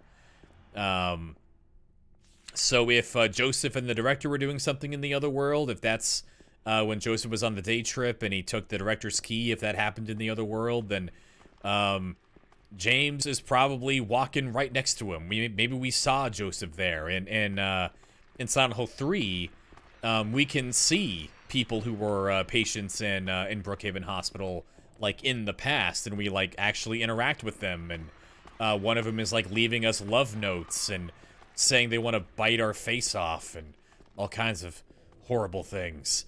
I don't know. Otherworld's weird. It's not November in the other world, it's Nowember. So we need to get back to Rosewater Park, which is a problem. Because, remember, when you use a key on a door, you can never use that key on that door again. Every key breaks on the first use forever and ever. And also the lock to the apartments is broken, which is how we got to Rosewater Park in the first place. We cannot get into the apartment buildings. We can't get to the Blue Creek apartments to cut through and get to Rosewater Park. And we know from experience that... Leave me alone. That there is no other way to get to the north, or to the west up to Rosewater Park, but that's only true because this door here was locked, and there was no key, but, of course, this is the key that the door that wakes in darkness, opening into nightmares, and, it's pretty dark now. The eclipse has achieved. So the store's probably open. Booyah. So this will lead us right over to Rosewater Park and also to the mansion. Gun in your hand, it says. Ooh, hey, there's no fog here, so we can read this maybe better now. Let's Leonidas's fault freshman feeling. I think is what it says there. Shoutouts to the 300. Maybe. Ah, this door's not even real. This is how we would get to the Baldwin mansion, but it's not even real this time. We can't even check it. Boomer. Is the, I forget where the dog key would be. Is the doghouse still here in the other world? I've never checked.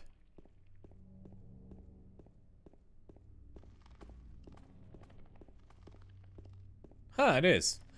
I don't know if you can get the dog key here if you didn't already have it. I've never tried. I get a feeling you probably can't. Like, cannot. But who knows? Probably somebody. Probably lots of people. Not me, though. So, we gotta go back to Rosewater Park, over to the statue of Jennifer Carroll, and we need to not get lost. Because it's really easy to get lost, but it's also really easy to not get lost. We could just not fucking do it. That would be cool. So let's see if I can pull it off. I probably won't. I never do. Alright, here's the statue. And then down here. The ground is raised up only here. Let us dig!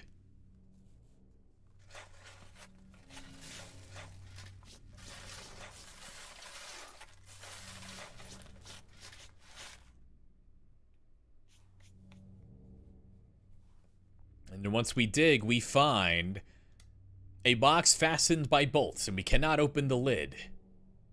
But we have a wrench. Somewhere. Here it is. I found it on the porch on Lindsay Street. It is a tool for turning nuts and bolts.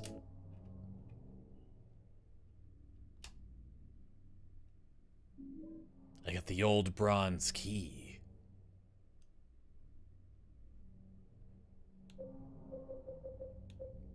Antique-looking bronze key. It was hidden behind one of those statues lined up in the park.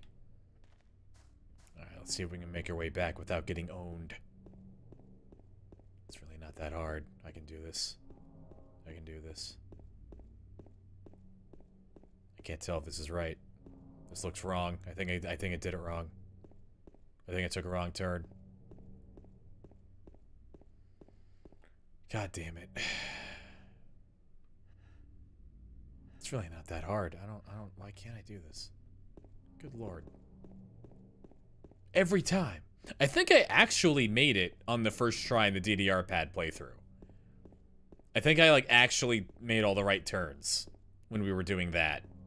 Which, like, I think my brain was just, like, going on overdrive to prevent me from having to make, like, 1 or 2 extra turns, because every little, like, misdirection could add like several minutes to that playthrough, and it that one started to run on a little bit. But anyway, we now have what we need to enter the Silent Hill Historical Society, which is where the abyss that James must stare into in order to come closer to the truth and whatnot, where that abyss resides. We also know that the Silent Hill Historical Society was built on the remains, on the remnants of Silent Hill Prison, or Toluca Prison, one of the places where, prisoners of the Civil War and people brought to this place to be executed from afar, and people just kind of killed by the cult because they felt like it, where all these people were kept. And now that we're in the other world, now that time is just kind of mixing all together. Just because that prison was opened 150 years ago doesn't mean that we're not going to be able to just kind of hang out in it. And James might have feelings about being in a prison right now, what with all of the punishment that he thinks he should be dealing with because of the murder he can't remember that he did. But it was there. He did it. Silent Hill Historical Society. Let's go. So, we have a lot to talk about here. A lot. And it's been probably, I haven't actually checked, but it's probably been about 2 hours. So, we're going to take just a tiny little break while I go eat food. But when we come back, we're going to talk about this.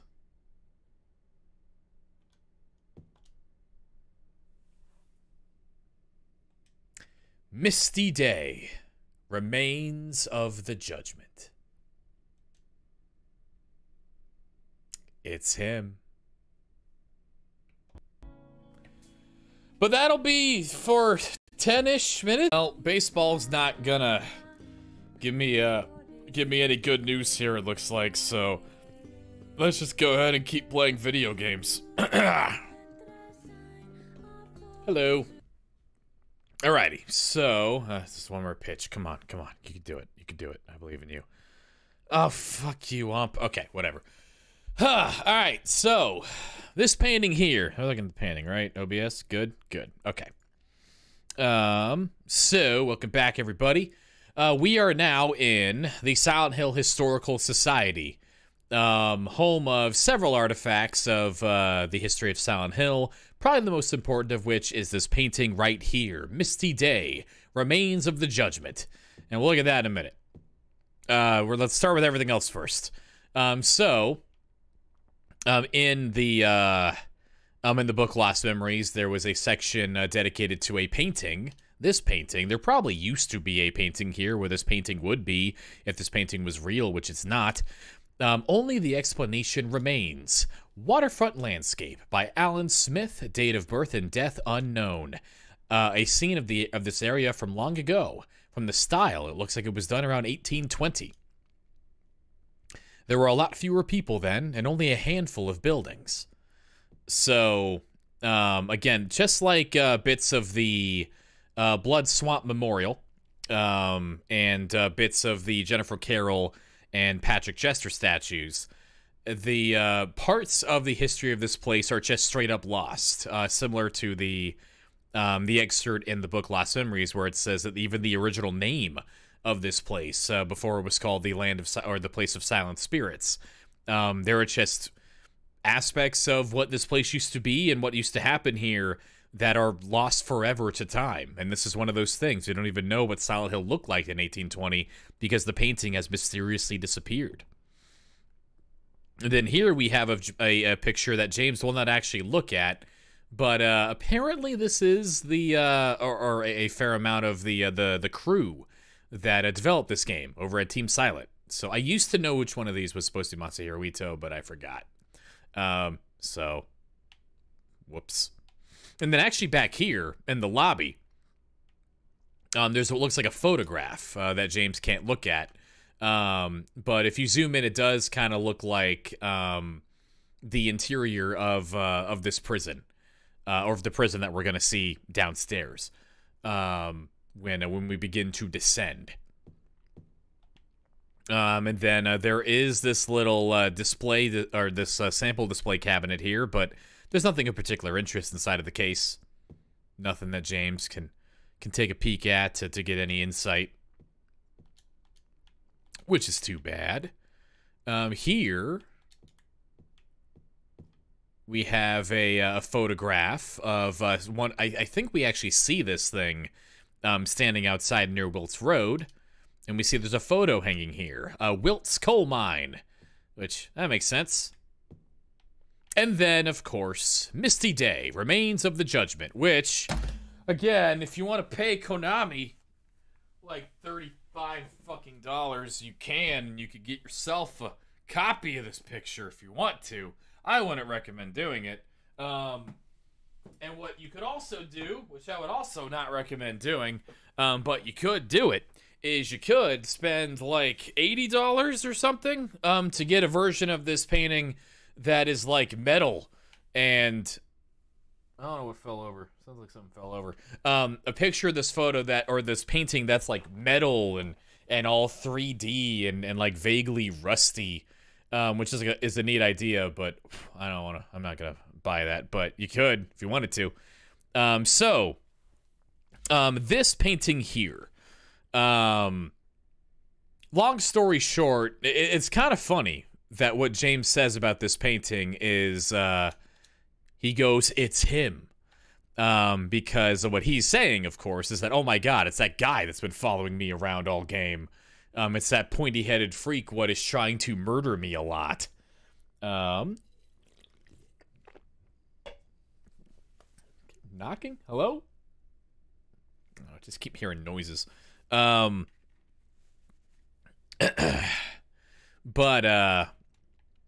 So James is saying, holy crap, this dude in the poster is that guy, or in the picture is that guy following me around, which is pretty much diegetically true as well. Like pretty much literally, this painting is the thing following him around more than anything else. James is frequently wrong, but he was accidentally right about that. So, pretty much since this game came out, and it's actually something that the Book of Lost Memories mentions as being like a goal of that book, but ever since this game came out, there's been the conversation like, what is Pyramid Head? Like, how does he tie into the lore of the town? And how does the fact that the town is sending something after him from its history tie into like the nature of this place in James's journey? It's one of the more enigmatic, interesting things that you do admittedly pretty much have to rely on supplementary materials to kind of begin to reckon with. But let's go ahead and talk about what we do know about this thing. So hopefully I have all these sources. Here, let me actually look at it, and then I'll go back to OBS.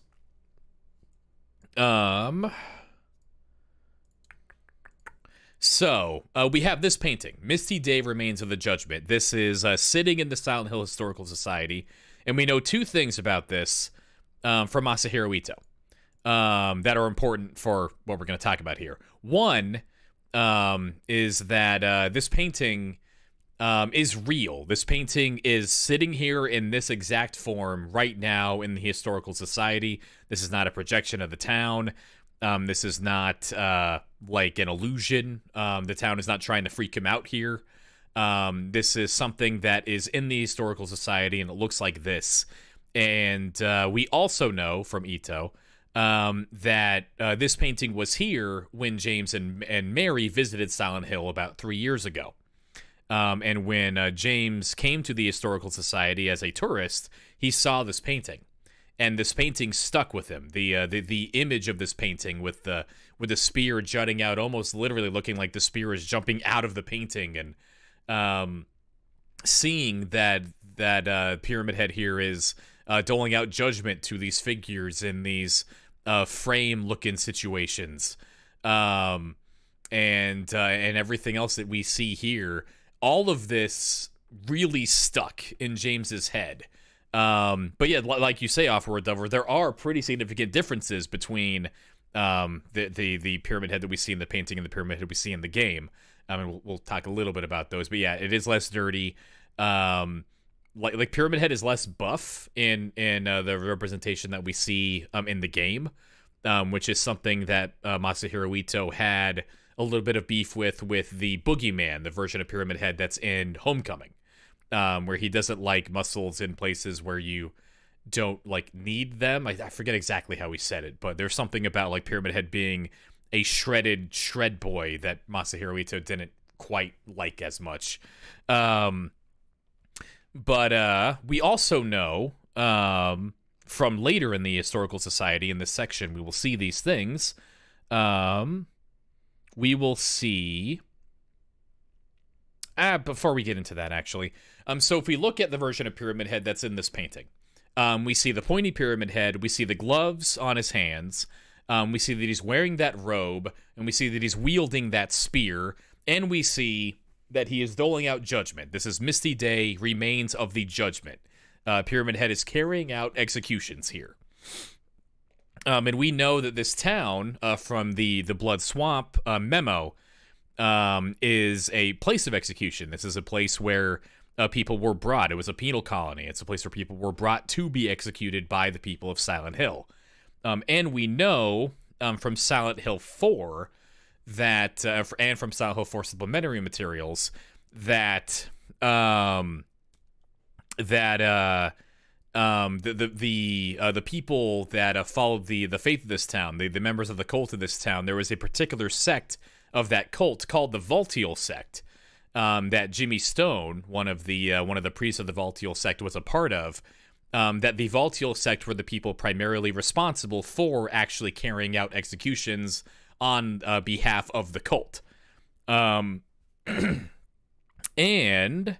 we see later in the Historical Society another painting or photograph. I think it's supposed to be a painting.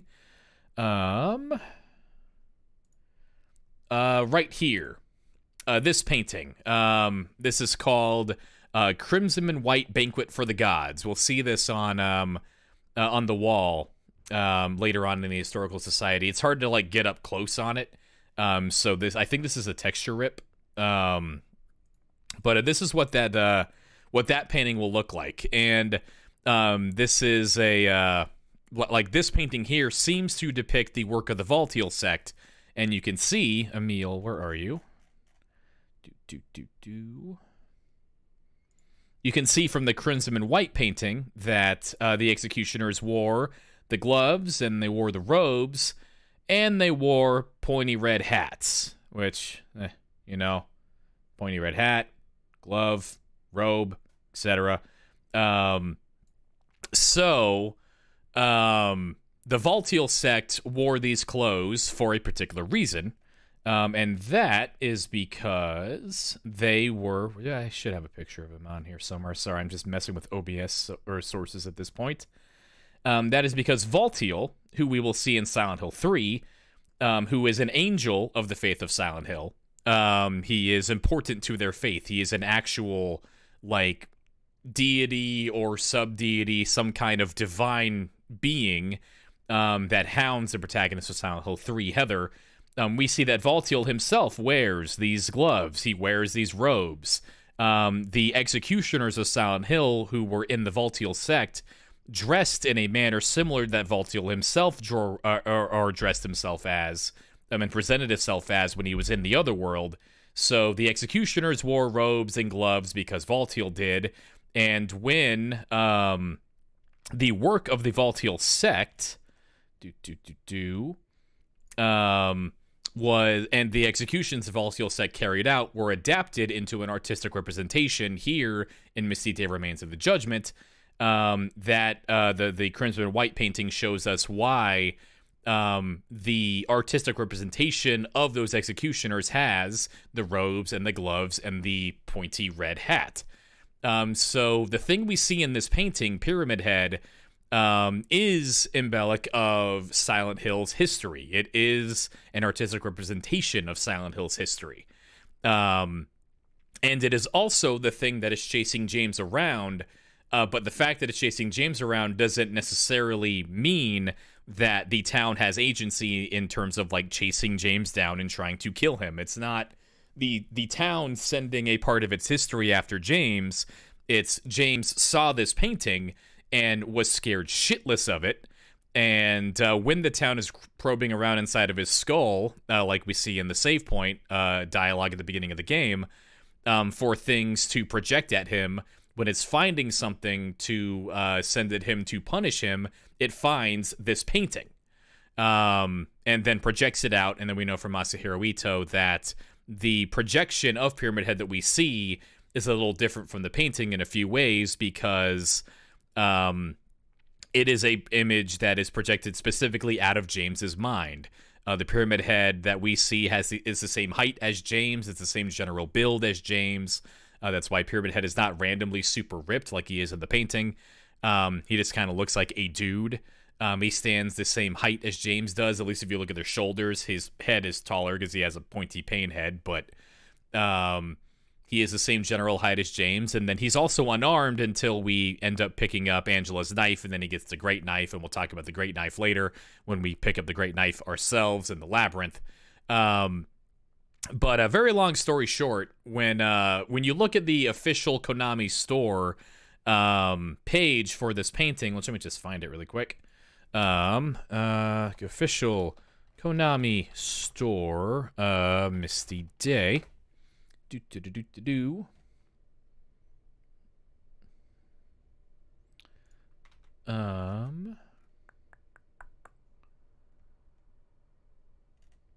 me find the other one. Hopefully they didn't change it. I took a picture of it. I need it for a thing. So they might have changed it. Okay, looks like they did.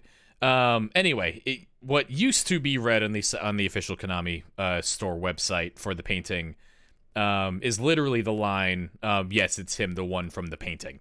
That's where the Pyramid Head that we're seeing is coming from. It's not, it doesn't seem to be like a aspect of Tycho Brahe. Pyramid Head is not the Red God. Any of those things. And it's actually all of this is pretty much explicitly spelled out in that section of the Book of Lost Memories, which is why I shared it there.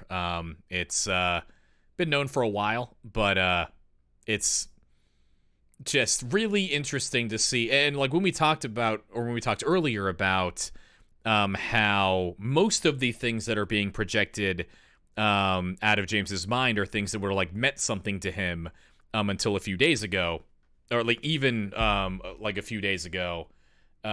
Pyramid Head's kind of one of them that doesn't really make a lot of sense. Like it's not made whole cloth from James's mind, like the Bubblehead nurses. Like he has thoughts about nurses because his wife was hospitalized, and the lying figure is symbolic of the struggling and the suffering that James and Mary had suffered. Pyramid Head was just a weird thing he saw until he needed to be terrified of something. And it just so happens that he is projecting a thing that is a part of the history of the town while he's in the town. But anyway, not to belabor this too long, but yeah, the nature of what the Pyramid Head we're seeing is kind of complicated. It just takes a little bit to kind of go through the story and make sure that is all sensible. So let me set back up on OBS. And let's see. I don't see Pyramid as more of a guide, not just an apparition. So I guess I think that kind of falls into, or that kind of gets into, how do you feel the town itself is like, is acting? Is the town acting benevolently? Is it trying to get James through this scenario? Is the town being neutral, et cetera, et cetera?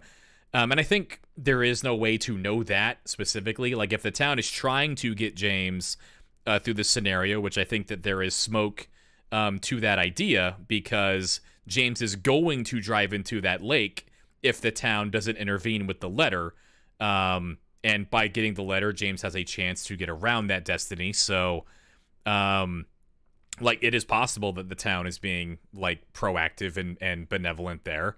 It could also just be totally neutral, in which case, I don't think Pyramid Head as a guide, as someone to like push James in a particular direction outside of what James himself feels that he needs, like, lines up. It's just it kind of depends on how you think about that stuff, and then that all gets complicated.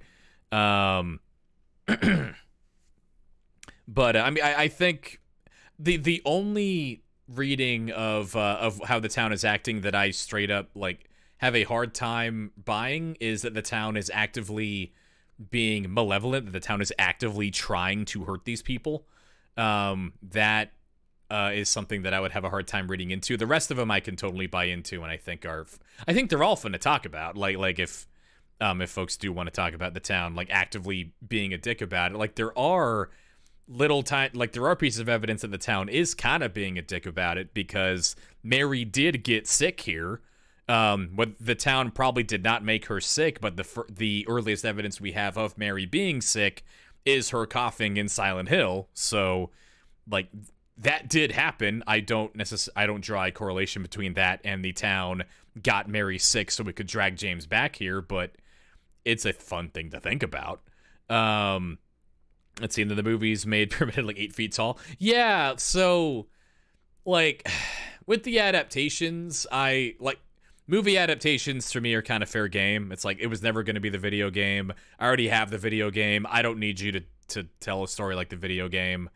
It would be cool if you added something, like if the movies told a story that could fit within the canon of the games. That would be awesome, but they don't, so whatever, I'm not gonna care about it. But Homecoming is a bit of a different story, even though not really, because Homecoming was supposed to be an adaptation of the movie, but then it wasn't.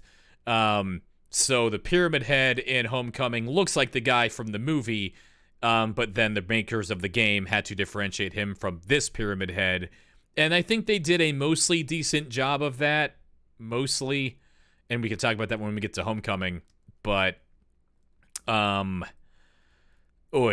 it's a whole thing.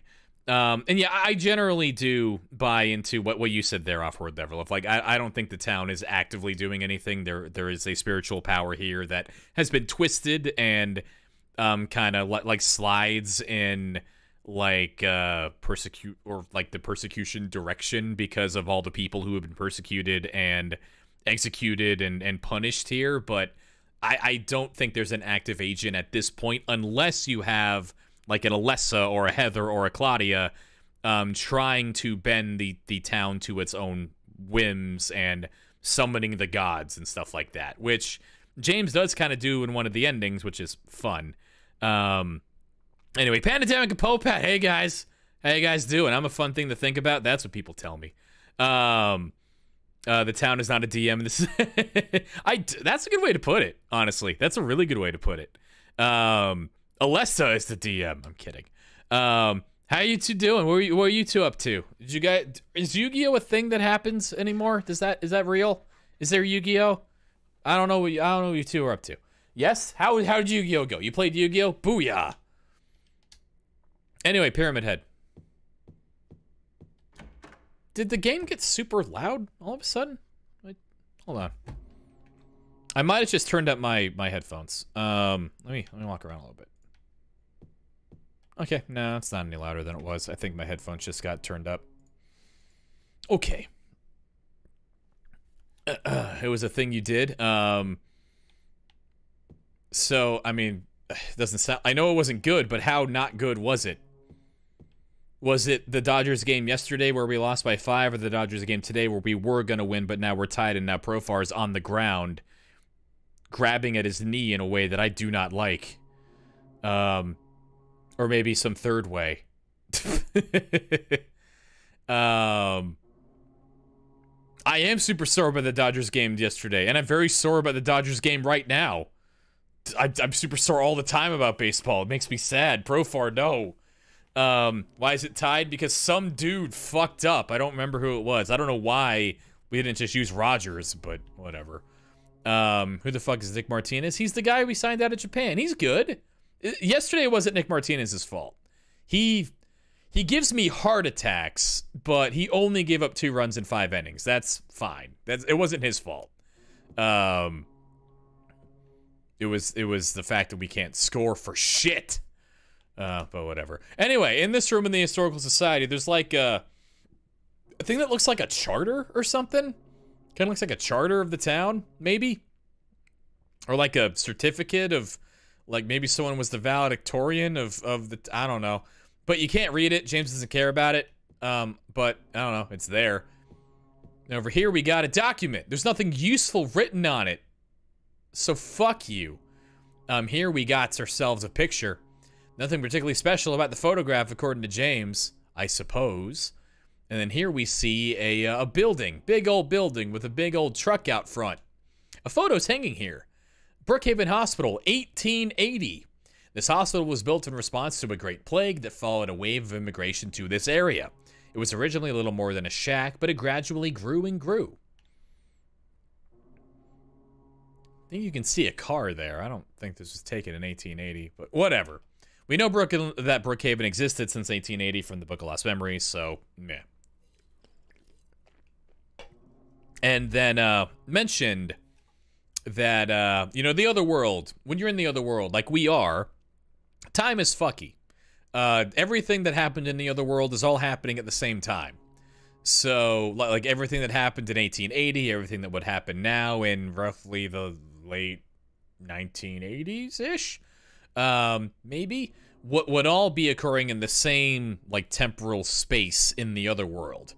Which is interesting because we heard, or we read a letter from a director of the Brookhaven Hospital. Doesn't have to be the guy in the painting in the History Museum, but it could be a photo of the director of the old Brookhaven Hospital. Looks like he was a famous person in town. There's no reason why this Raiden-looking motherfucker couldn't have been the dude who sent us on this whole long quest to jump into holes. Like this one. There's a photo of a deep, deep hole. What could this be? It's a hole, idiot. And then before we move on, do you think him and Kaufman got together and had drinks? I don't think Kaufman is well versed enough in the other world to have done that. And also, I don't think Kaufman is sociable enough. I think Kaufman would just have murdered him at some point. Kaufman probably would have like shot him in the head. Kaufman's probably the guy who killed this guy. This guy was probably like 90 years old and like met Dr. Kaufman in Alchemilla. And he was like, hey, Dr. Kaufman, you probably shouldn't, like, keep people, locked up in the basement of your hospital.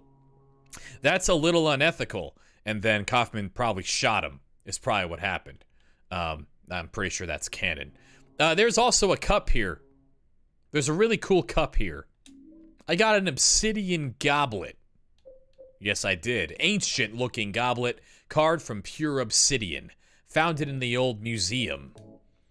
A snake is carved into its stem. We're gonna need to drink out of this goblet later. We're gonna need to drink this white chrism out of this goblet and then read a book, and then read a second book. This book, and then a different book. And then we'll be able to bring our wife back to life, maybe. We'll see. Who knows? And then there are a bunch of books here, but they're not real. James doesn't even look at them. They're nothing. And then there's a wall. And if we kind of consider where, like, our positioning when we walk into this place, this wall would be like a north-facing wall. We are about to... What we should be doing is walking out of the Historical Society, which is this little square right here, and walking onto the shores of Toluca Lake down to the boat launch, and then we could and we will later be able to paddle all the way over to the Lakeview Hotel. But because we're in the other world and time is slamming together in a big old miasma of pain, instead we're just gonna dive into a hole. This hole is a long staircase going down, going north, going into Toluca Lake. And you might hear that boat horn. You might hear it start to get louder and louder, as if it's coming closer and closer as a boat is maybe sinking into that lake and bringing with it a couple hundred people whose fates are explored in great detail in a light gun arcade game that I can't find anywhere. But that's whatever, it's a story for another time in maybe 5 minutes.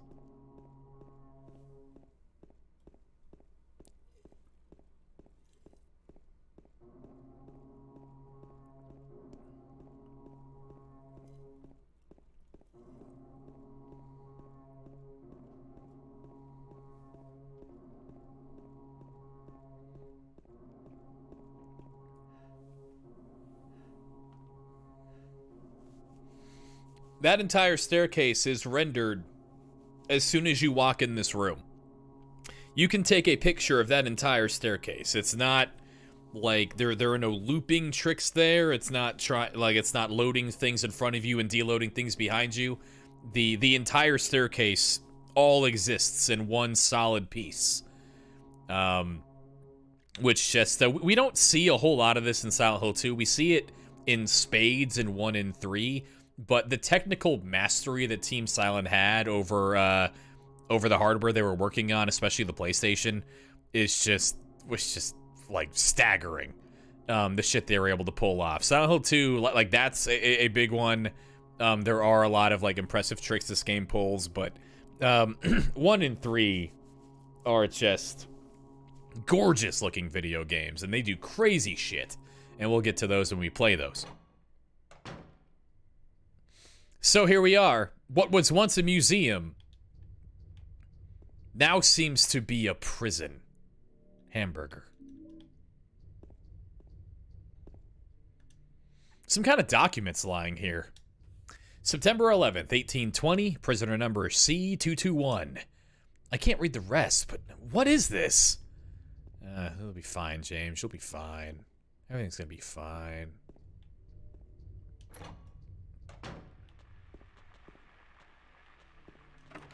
This lock's broken.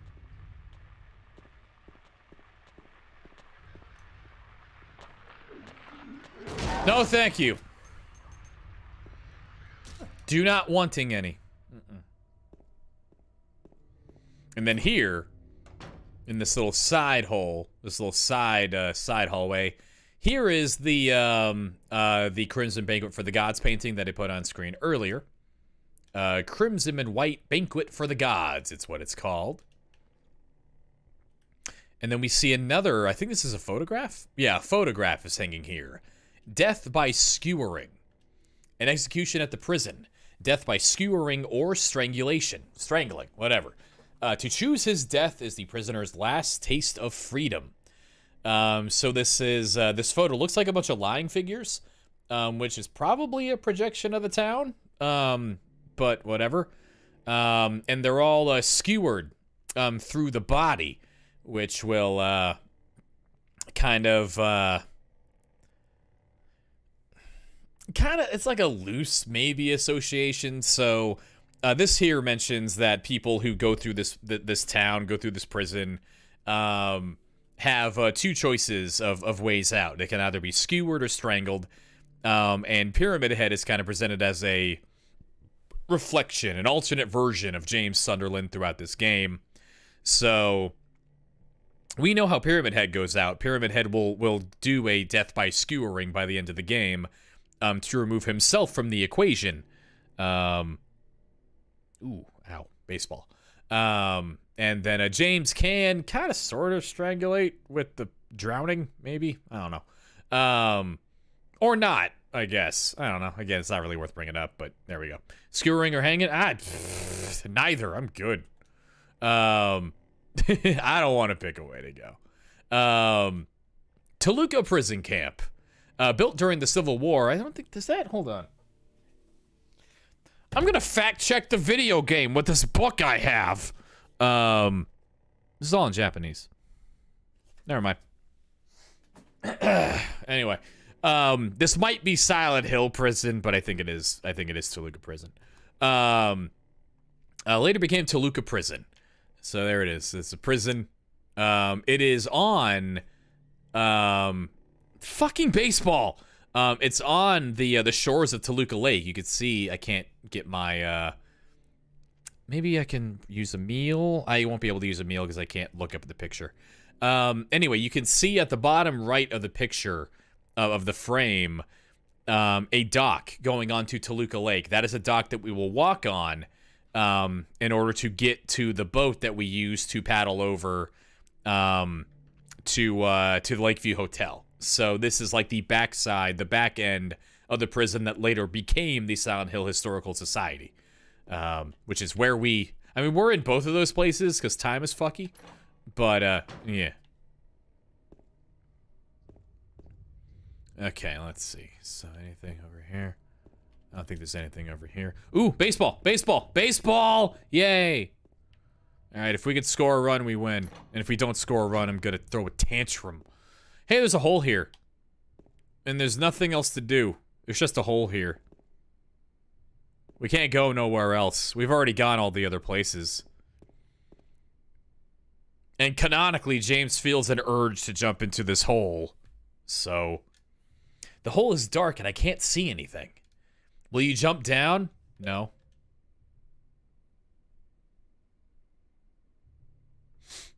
The hole is dark and I can't see anything. Will you jump down? Okay.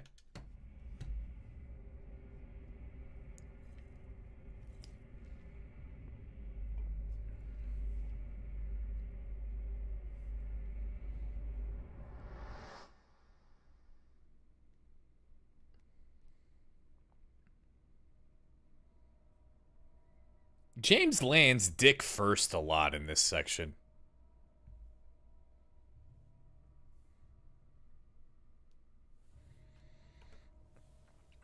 So, remember at the very beginning of the game, when James looks at the first save point, he finds the first save point at the bottom of a well.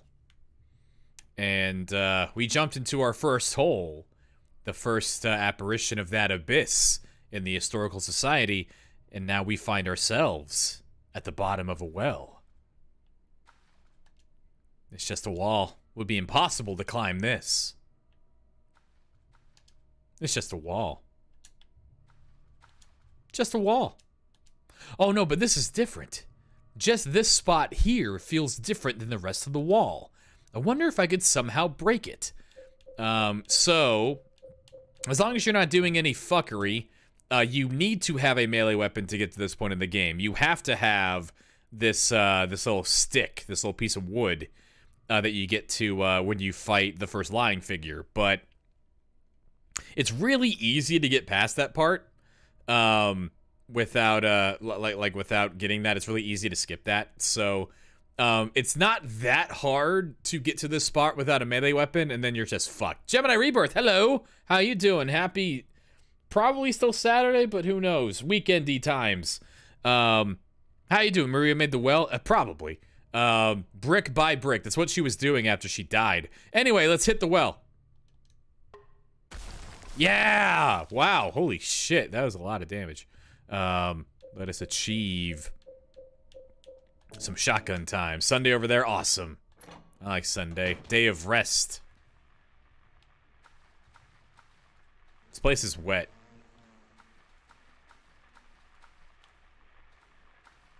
I don't know why this place is wet. I don't like wet places. I don't like to be wet. Leave me alone! I do like how the blood kind of diffuses into the water here. It's cool looking. It's cool.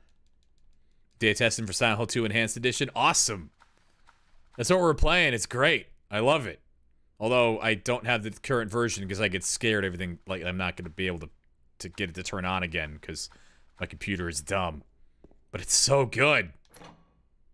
Over here, there's like a door, and then hold on, I missed the door. Hold on. The lock's broken. There, we checked it. Okay, there's a door, and then it leads to a door and a door. And over here, there's a door, and you might not be able to tell that there are doors on the other side of the screen here, but here, hold on.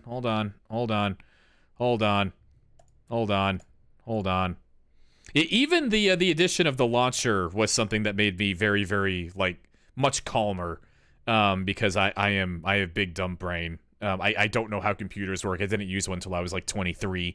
The config will be super helpful too. But for now, in order to get this to work, I need to boot it the second I turn my computer on, or it just refuses to go. And I don't know what I did. Anyway, I'm gonna go ahead and flip the picture here, 180 degrees, and boom, you can tell this is a hallway. It's a weird hallway.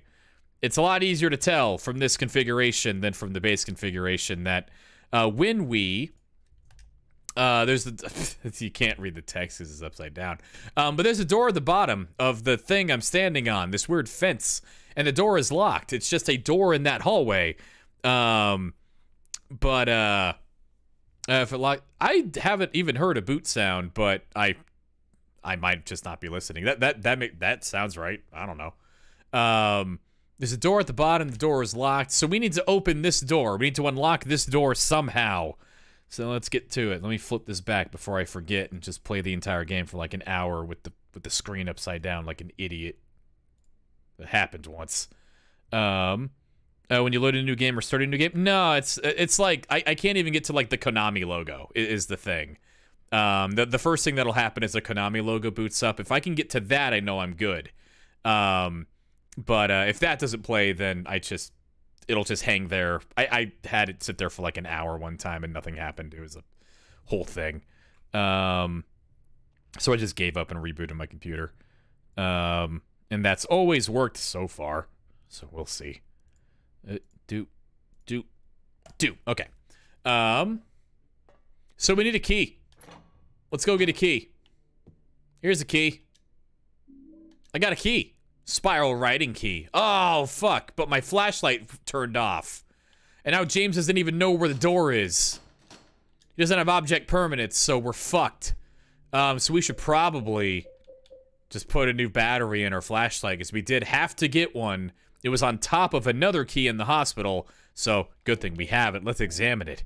It looks like the same type of battery the flashlight uses. Awesome, let's use it. Bugs! Disgusting bugs!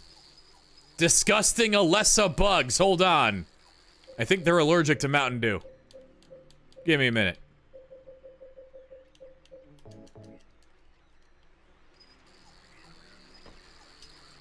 Oh, damn it, that's right. I used all the Mountain Dew earlier. But when you use the Mountain Dew on them, they like all just kind of gather together in a weird vector. It's awesome. I'm going to assume it's either a single core affinity or core misbehaving on boot. That sounds right. Whenever someone says the word core, I know they know more about computers than I do, and I just nod. I don't know how many cores computers have. I know 6 is too many, apparently. Because Metal Gear Solid 4, I still can't play it, but I don't know how many cores my computer has. I don't know what a core is.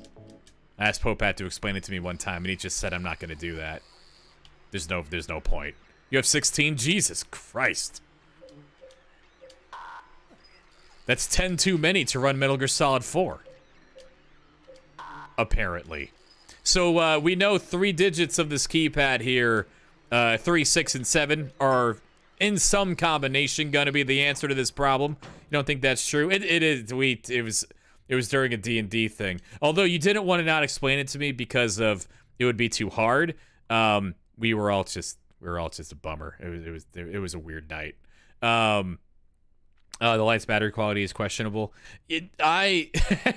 Exactly. Time's not even moving. How can the battery run out? Like, battery running out is a function of time, right?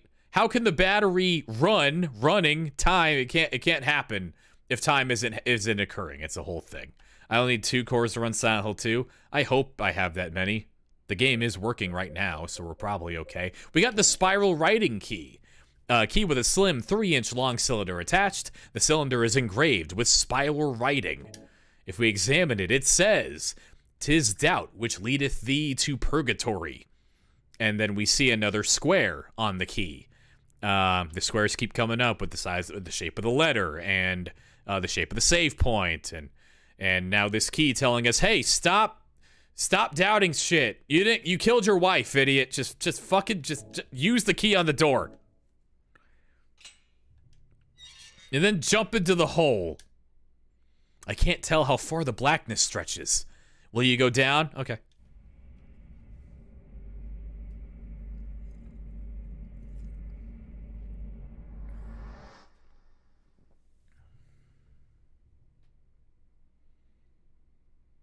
Cutscene.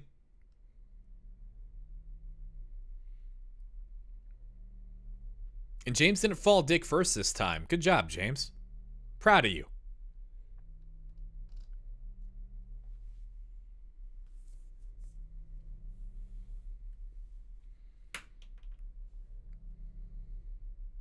Killing a person ain't no big deal. Just put the gun to their head. Pow.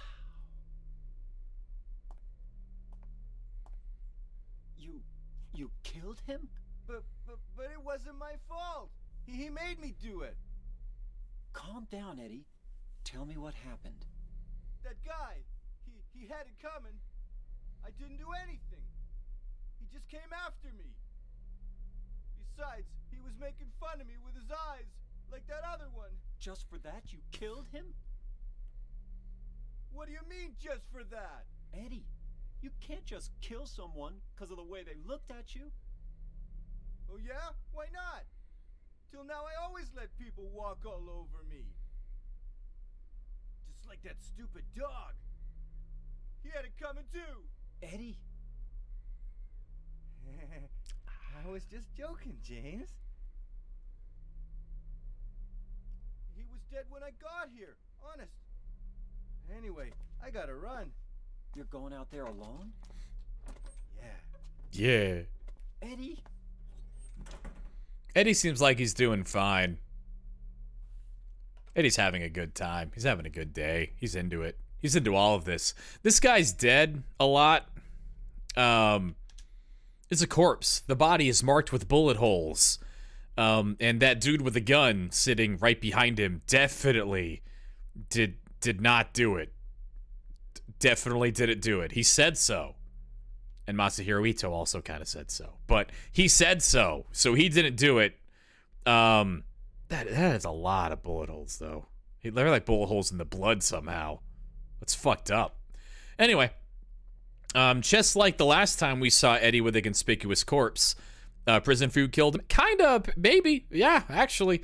Just like the last time we saw Eddie with a conspicuous corpse, it looks like there is a whole lot of food around. And we know that Eddie's got a problem with people making fun of him with his eyes. It's just ketchup. That is very true. That's right. Blood is black. So, yeah, whatever that is, it's not blood. Somehow, Eddie put bullet holes into ketchup. This man was eating face first and just pounding his head into the table. And, like, the color gets darker the closer you get to his head. So, that is concerning.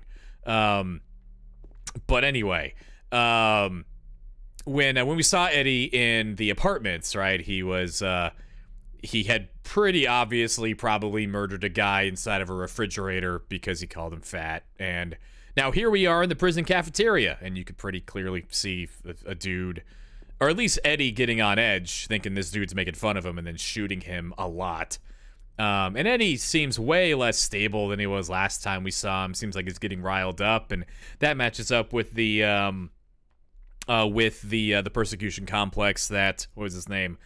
Joshua Lewis had in the hospital, which is the patient that seems to be most associated with Eddie in Brookhaven. Maybe. Still kind of loose. But anyway, you got some ketchup.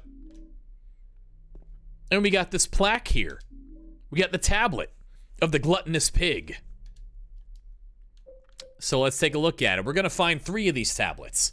And these tablets, the way that I interpret them and the way that they seem to generally be interpreted are, again, the people that are called here, in this case Eddie, Angela, and Eddie, have all been called here because they have darkness in their heart. They feel guilty about something. And it is the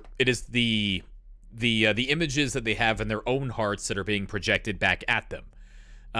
So these tablets, and I go to pains to talk about this because when we get to Angela's tablet, we just have to put it, oh, motherfucker, baseball, I hate you so much. Catch that thing. Thank you. God fucking damn it. Fuck. You're on the fence about Eddie feeling guilty about anything? Book of Lost Memories says he felt guilty. There was a book once that said so. But I at this point, I don't think he feels guilty. 100%. He is going on a spree. He is feeling vindicated. But this image here, pretty clearly seems to align with the image that Eddie has, like of himself, and that Silent Hill is projecting back at him. And we will see that with the beef bodies that we'll find later. But also there's a painting here. And over in the real, as real as this place can be, world, in this prison from the 1800s,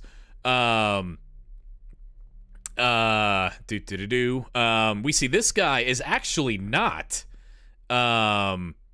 this guy is not James. It's not a James body. He's got a dumb brown jacket and some stupid, slightly greener jeans. And then those are not the darker blue jeans that James is wearing. But over in this picture over here, the dead guy in the painting is pretty clearly a James copy. So that's weird. Oh no. I've never considered the prospect of Eddie killing a Rule of Rose dog man. Fuck. I can't think about Rule of Rose right now. We have to stay focused. Rule of Rose is fucking weird. Anyway, that door over there looks too fancy to me to be in a prison. This door in front of me is not. That's normal. But over there, it just looks fancy. It kind of looks like it's a door to the Historical Society. So, gonna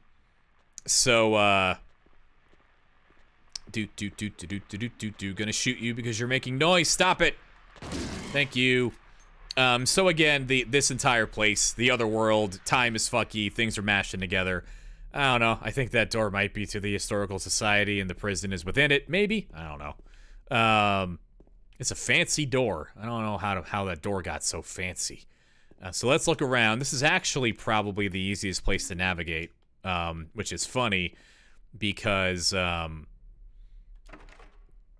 I got lost here for like 35 minutes the first time I played this game because it didn't have a map and I got scared. So, let me go ahead and kill this other guy really quick. Boom. I have no opinions on this toilet. No one does. Who would have an opinion on a Silent Hill toilet? Certainly not anyone here. So we're about to see a second tablet. This tablet, when we did the playthrough with Chris and Kay a long time ago, the toilet's brilliantly crafted. That is a perfectly Cajun normal discussion. Exactly. You can't put his hands in it. You know, that's fine. That's a totally normal thing to say. No one else would have any outlandish, crazy, ridiculous nonsense takes about this toilet. No one does. It's fine. Everything's fine. But when we got to this tablet and we were talking about its significance, because we don't have a lot of context into Angela's story, it is kind of hard to put into context until we get later in the game. But the tablet of the Seductress, which we will show here, and then we'll talk more about Angela's story when we see the rest of it. But basically, the contention that kind of came up was this idea that, like, basically, I don't think that this is Team Silent saying that Angela is guilty of the crime of being a seductress and that the things that happened were because of that. What this tablet is saying is that Angela believes that she deserved it, and that Angela has internalized this because of her parents and things like that, with what she says about her mother, and we will get to that later. Just like how Eddie sees himself as the gluttonous pig, and we will see potentially what James thinks about himself when we find his tablet later on. Yeah, but I really hope I can't sit through another 16-ending nightmare. Profar made a really good play to get us to the bottom of the 10, so hopefully we just win now and have a normal sleep and go to bed before 5 a.m. But we'll see. But that's 2 tablets down already. All we need is all 3 of those tablets, and then we can leave this place. So we'll see how long it takes to get that 3rd one. Let's keep looking around. Did I check this door? Oh, I don't even have the map yet. I think it's right over here. There you are. Like I said, this place is actually super easy to navigate. It's just a big square. And I have ignored these prison cells because I don't want to go there yet because I can't do anything over there anyway. We will get there in time. This door's lock is broken. This door is locked. Hamburger. And we can see a lighter on the other side of this two-way talkie two-broom, two-pole, two-broom, which we will keep in mind. Someone had a grenade in 1880 and used it while they were being interrogated, or something. This lock's broken. This lock's broken. This lock's broken. Chris Redfield forgot his Zippo. I went in the same door. There we go. I mean, it might be Chris Redfield's Zippo because it is an extremely powerful lighter. It looks like its flame is stronger than most normal lighters. So, Buff Bronco, Chris Redfield, punch a that Zippo could punch a rock on a volcano really fucking hard, maybe. Burn Wesker alive hotter than a raging volcano. Okay. Bathroom.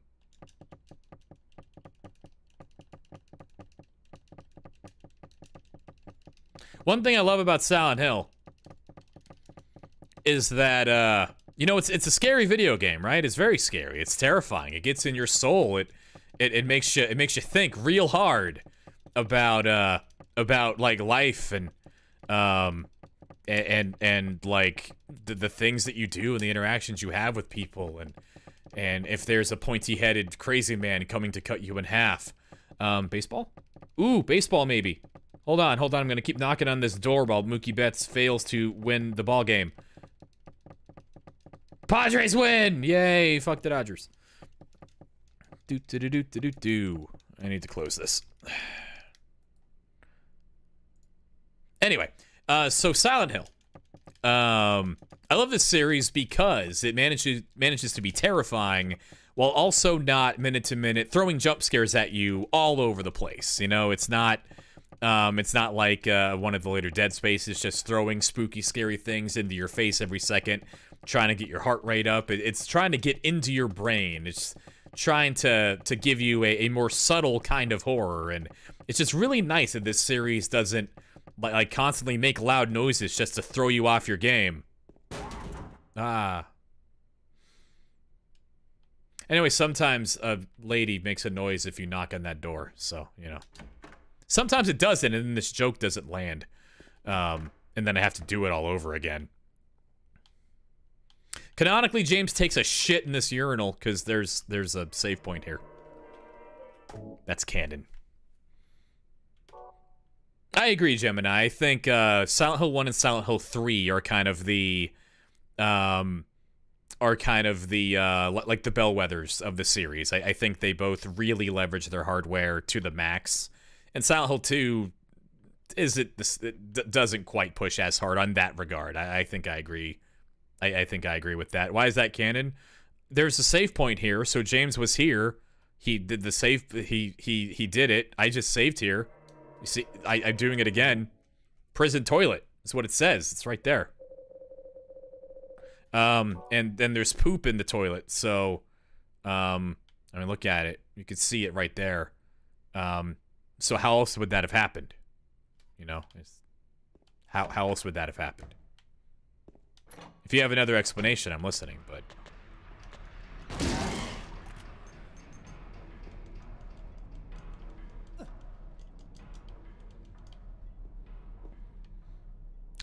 This green board here, this chalkboard situation, if you take the image there and then reflect it, or look at the like, not rotate it, just reflect it on the x-axis, reflect it horizontally, you can see at the very top it says U.S. Penitentiary, Alcatraz Prison.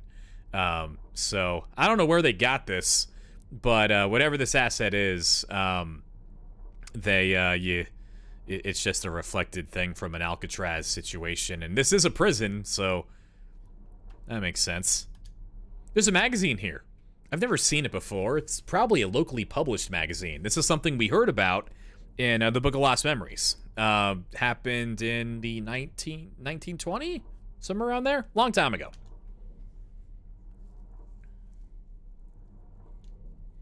Toluca Lake, the town's main tourist attraction. This clear, beautiful lake has another side as well. It may seem like just a typical ghost story that you might find in any number of old towns across the country, but in this case, the legend is true. Hey, 1918, perfect. On a fog-bound November day in 1918, the Little Baroness, a ship filled with tourists, failed to return to port. A newspaper article from back then simply says, quote, "It most likely sunk for some reason." Despite an extensive police search, not a single fragment of the ship, nor any of the 14 bodies of passengers or crew, has been recovered to this day. In 1939, an even stranger incident occurred, and then a bunch of pages are torn out. Suspiciously. Many corpses rest at the bottom of this lake. Their bony hands reach up towards the boats that pass overhead. Perhaps they reach out for their comrades. So we'll see if James adds to the body count in that lake. I guess we'll see. We got a first aid kit. We got some condensed ketchup. We got a normal ketchup. We got the Eddie gun. Pretty much only going to be used to murder Eddie later. You just pull the trigger and Eddie dies. That's the function of this gun. It doesn't even have ammo. It's just like a... It's just like... Oh, shit! It's just like a Death Note. Just like a Death Note gun. Just for Eddie Dombrowski and no one else. It's otherwise functionally useless. This lock's broken. Over here we see another real fancy door that, again, I don't know why you need this fancy a door for a prison. This feels like a historical society mashup to me, but who knows. This lock's broken. Lock's broken. Lock's broken. And then there's a hatch on the ground here. There's a cover on the ground, but I can't open it. There's only a depression left where there probably was once a handle. So we're gonna need to find a way to achieve handle here. In order to do that, we're gonna need all 3 tablets, and then something dumb will happen, and we'll see what that's like later.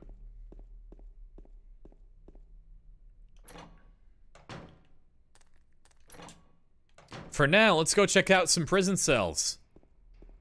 That sounds fun. Sounds like a fun way to spend a Saturday. People actually do go on tourist trips to, like, Alcatraz and shit, so why not? Hold on, are there any actual enemies in here? I think there's one. Okay, but you're in a cell, so hold on. Haha!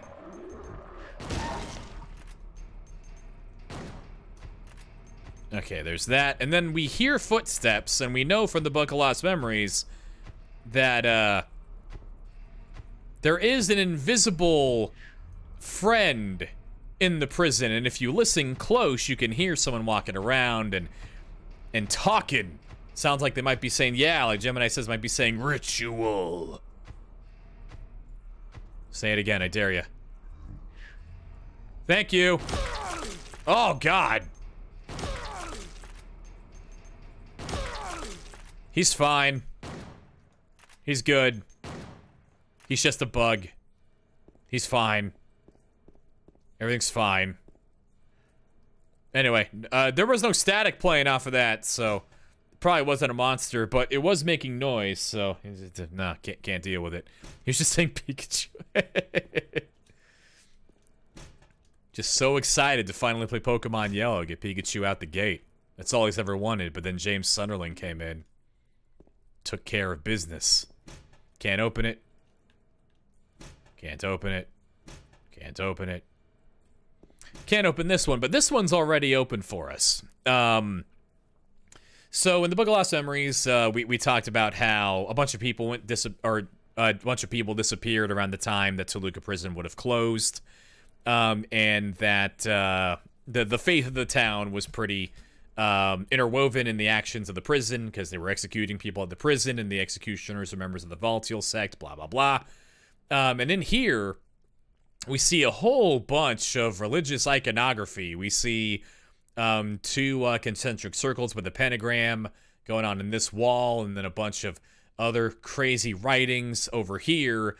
We see 2 concentric circles with 4 circles in the middle of the construct, which I should have a picture of the Halo of the Sun as it is presented in Silent Hill 3. there that is. So this thing that we see in front of us is very similar in form and design to the halo of the sun, the symbol of everlasting life and rebirth and past, present, and future. A lot of the functionings of the other world and a bunch of shit that happens in Silent Hill 3. We see like a primordial version of that here in the prison in Silent Hill 2, and this prison would have been around in like the 1800s. There are some books on the ground, one of which we know James will be interested in later. Books are scattered all over the bed and floor. On Sacrifice and the Art of Demon Summoning, Tome of the Seer, Feast of the Succubi, The Fallen Angels of Mercy and Favor. I shouldn't worry about that too much. Fucking whatever. Okay, I already saw that one. Books are scattered all over the bed and floor.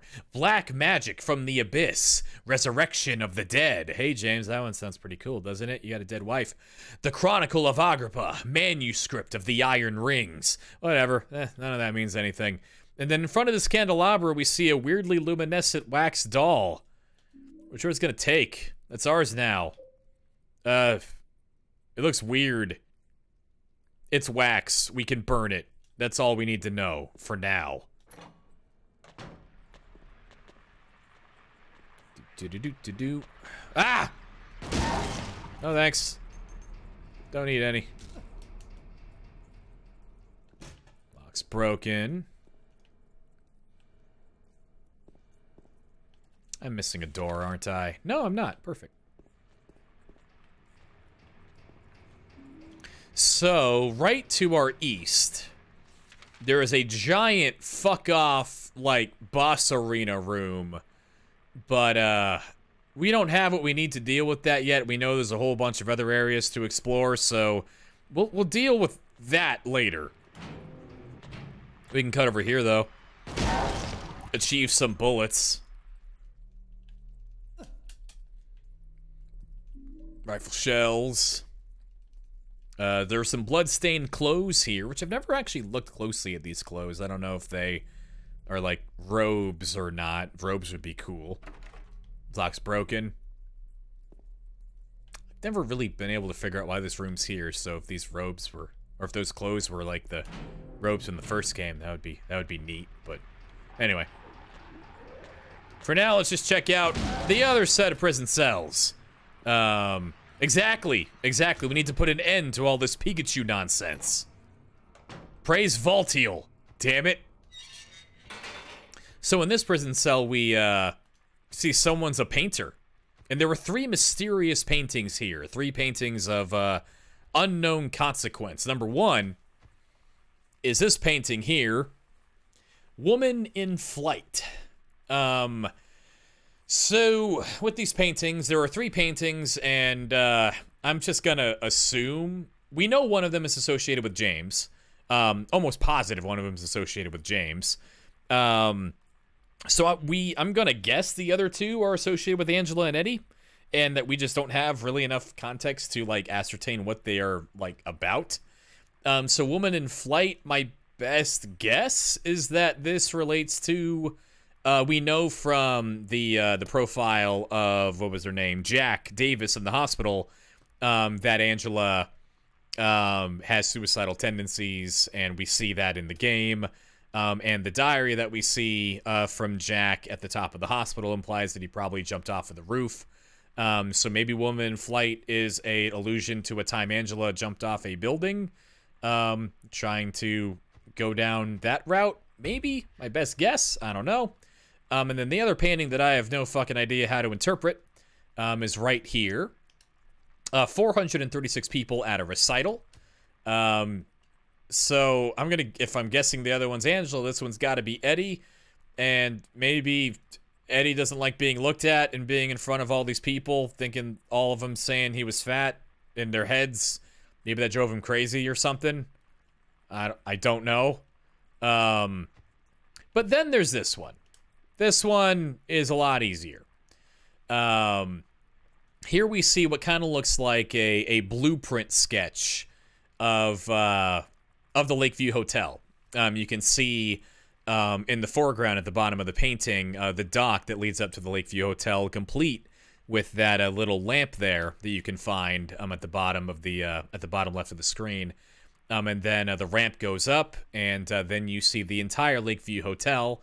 But like we'll learn, when James gets there, he'll say this hotel hasn't changed at all in the last 3 years because the other world is fucking with him, and he can't like come to grips with that. He can't come to grips with anything that's changed in the last 3 years, including his wife getting sick and dying and blah blah blah.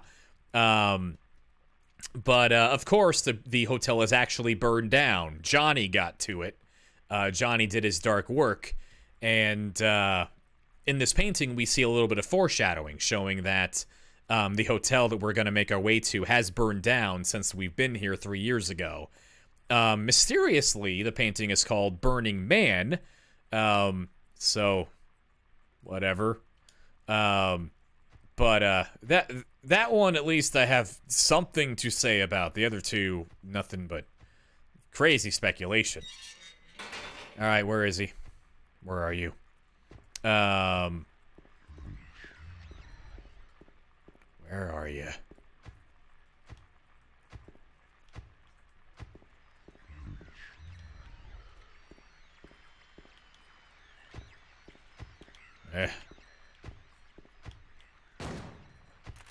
Where'd you go?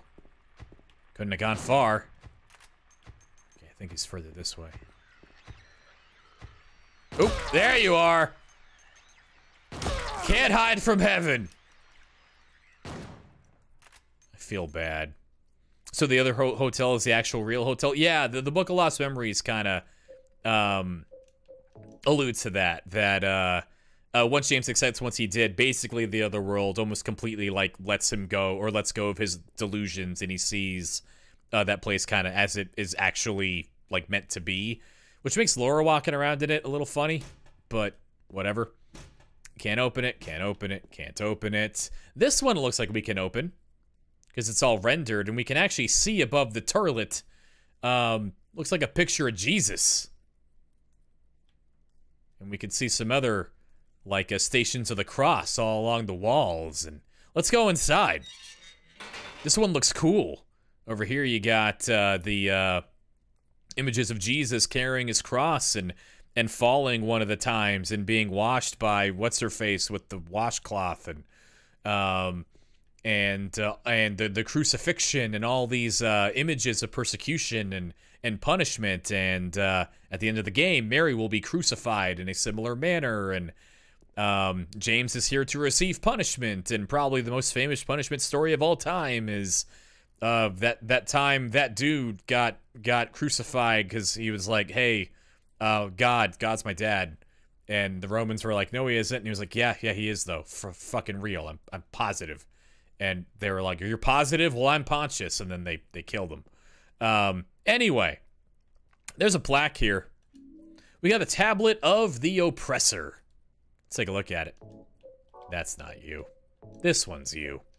So the tablet of the oppressor, we can see, is a male figure putting their hands and asserting their power over a female figure, and does have some visual allusions to like James smothering Mary with his own bare fucking hands.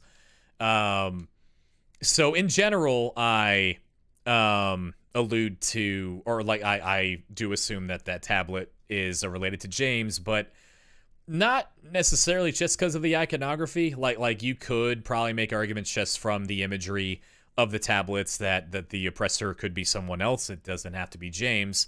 But for me, the thing that seals it is James has a subliminal desire to be punished. He feels the need to be punished for his sins, and in order to get this tablet, he has to be stuck in a prison cell.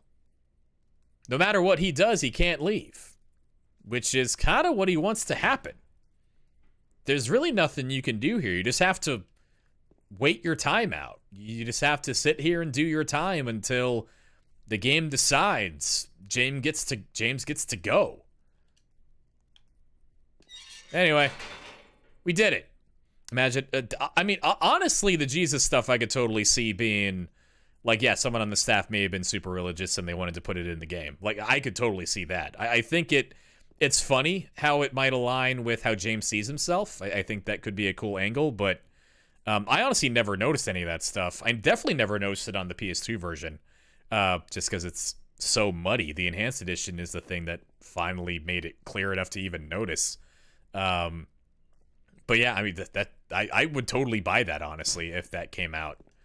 But anyway, now we have all 3 tablets. I'm going to unlock this door just because I want to. It makes me feel good to have everything done. And then let's go over to that big old boss room because we have all the Triforce. No!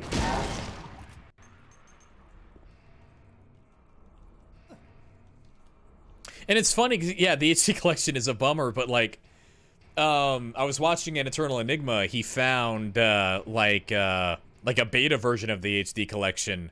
And, like, the HD collection as it exists in the end goal, or the end state, is, like, a huge bummer, but it was actually a lot worse, like 3 months before launch. It could have been way worse, but, yeah, it's still... Everything's blue, and everyone sounds stupid. It's not good. So here in this, this giant boss room, you can never see him. But you can hear something out there.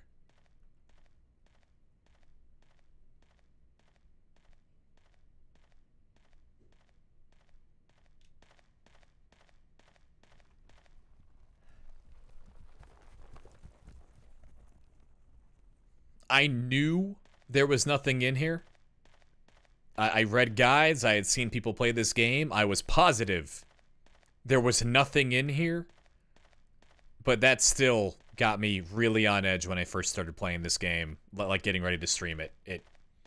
That noise, especially when I'm wearing headphones, it scares the shit out of me.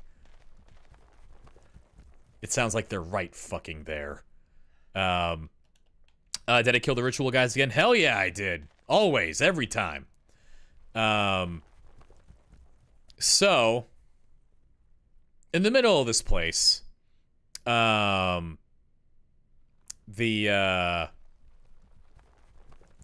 find a place of execution. We were told from the Death by Skewering painting or picture that prisoners had one final taste of freedom. They could choose their death to be by skewering, which you can see the pyramid heads in this little iconography have spears, so they will skewer you if you would like that. Or strangulation.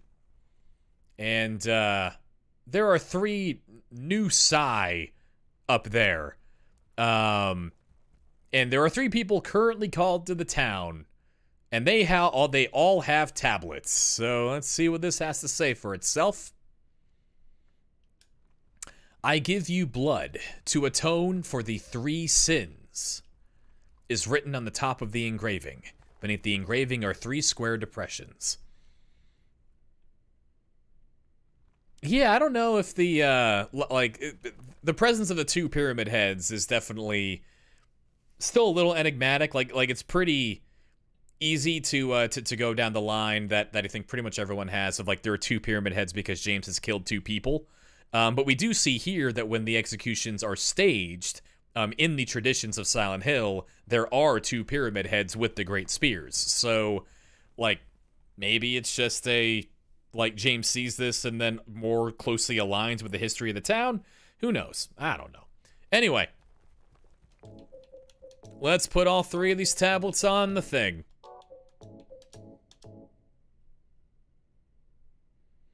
I inserted the tablet of the oppressor. I inserted the tablet of the gluttonous pig. And I inserted the tablet of the seductress.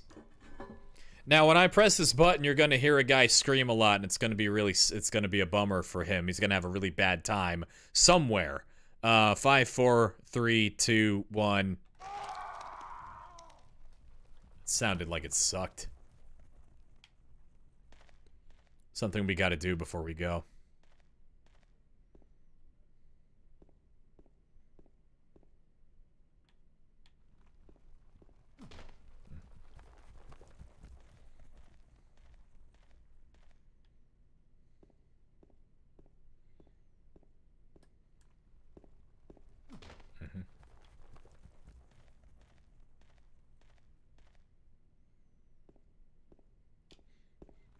Front butt. Okay, now that our business here is done, we can go get that horseshoe. Yeah! There's a horseshoe on the door now because of murder. Or something. And because we got that horseshoe, now we can make a handle for that hatch on the ground.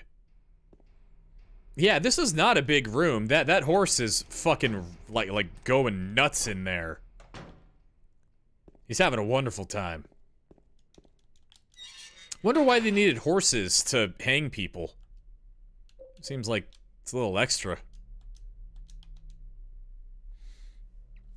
There's a cover on the ground, but I can't open it. There's only a depression where a handle once was. Let's make ourselves a handle. We have a wax doll. We have the brightest flame in Texas or something. And we have a horseshoe. Let's do it.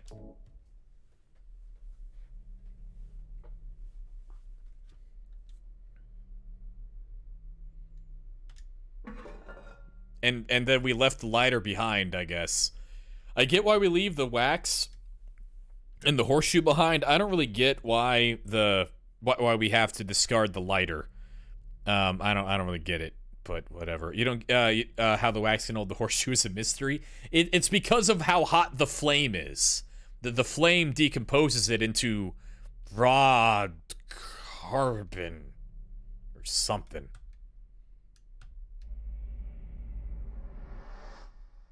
That wax is in the other world, so it has the tensile strength of all of the wax everywhere in history.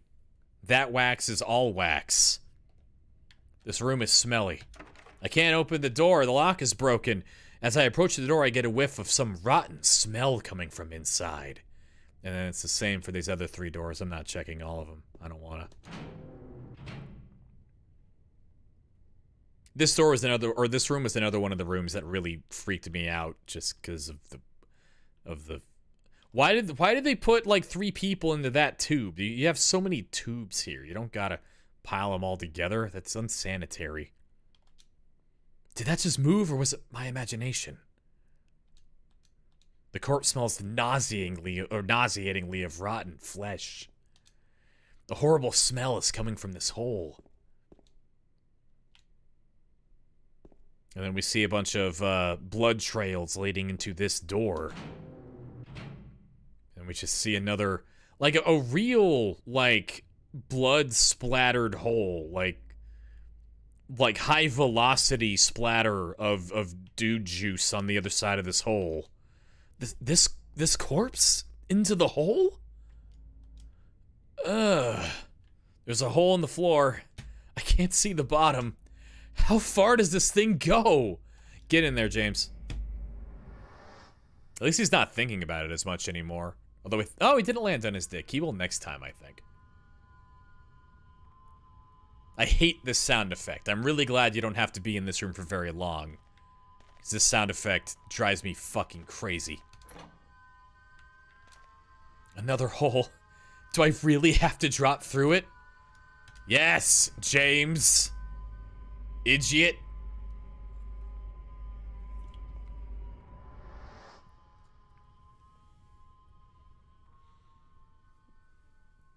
There you go.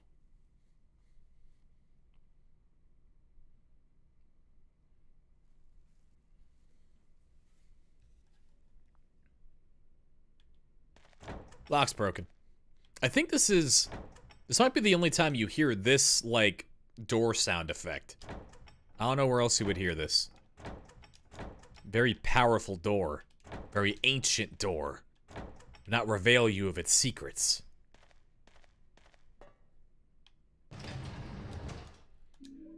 This time, James gets to ride the hole in luxury. In the form of a slightly longer than I always expect it to be elevator ride. With unfortunately way fewer invisible ninjas than in other Konami products. It's frankly unacceptable. Put elevator music on. Let's see, what do I have? Oh, I know! Next week is my birthday. We're celebrating my birthday, so we'll do something there. This is an elevator, right? It's all I have. Hold on. I got... Oh, no, I know what we do. Maybe there's a dog in this elevator.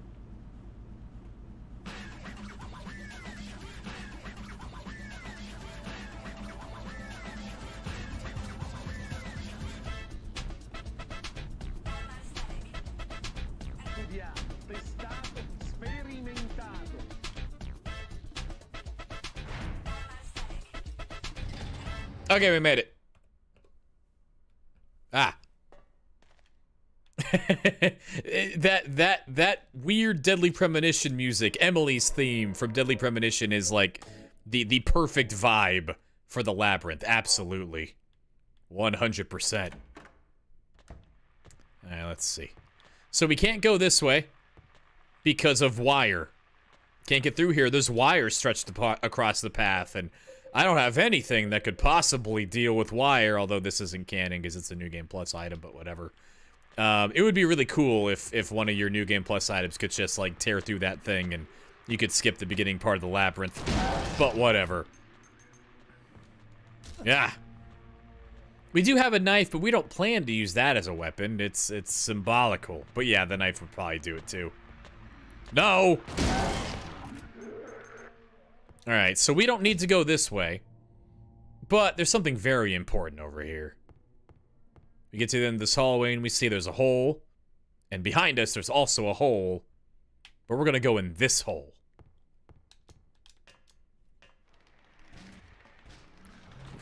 And hey, we can see the Mandarins.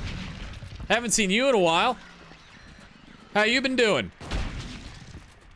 That's cool that we get to, like, hang out with you again. We don't really, like, get to see these things very much in the game.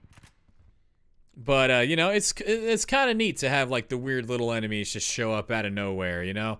Utilize them a little bit, but otherwise it's just kind of a cool little jaunt. You figure out this place is a big old circle and everything's fine. What's those footsteps? Oh, hey, buddy! Hi. Hi. How you doing? What's going on? Are you mad? Are you mad at me? You kind of look mad at me. I'll be over here. I'm gonna steal your stuff. Ah, damn it. Went to the wrong side. Alright, hold on. Hold on. Hold on. Hold on. I'm stealing your stuff. Can you defeat this pyramid head? No, you can't kill any of them. As far as I know, they are all immortal. I just like fucking with them. But in here, we see a few things. One, we see from, or very similar to, what appears in the Misty Day painting, we see a few, judged figures entombed in those, bed frame looking things. And then over here, we find some bullets for some reason. More bullets even. Did I pick it up already? Oh, fuck. Damn it. And then you find the great knife. Shit. I didn't mean to pick it up. I meant to pick up the bullets. Whatever. So here we find the great knife. We find the weapon that Pyramid Head was originally wielding. Probably because we picked up the Angela's knife after we saw him. And the weight of James's crimes manifested onto Pyramid Head in the form of this enormous, hard to use, unwieldy blade. What looks like this. And this. We can do one of these. Yeah. And let me see if I can get an angle of it. Let me swing it so it's on the other side.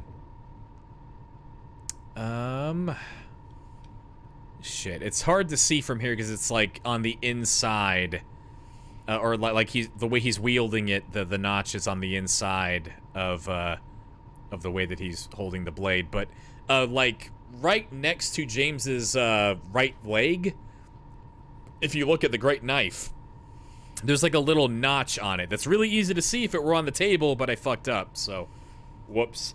That little notch on the great knife was originally gonna be an important part of the symbolism of the great knife, And a little bit of that symbolism is retained here, because when you find the Great Knife, you also find a bunch of these pairs of scissors or forceps, like a set of two tools that are bounded into one big tool.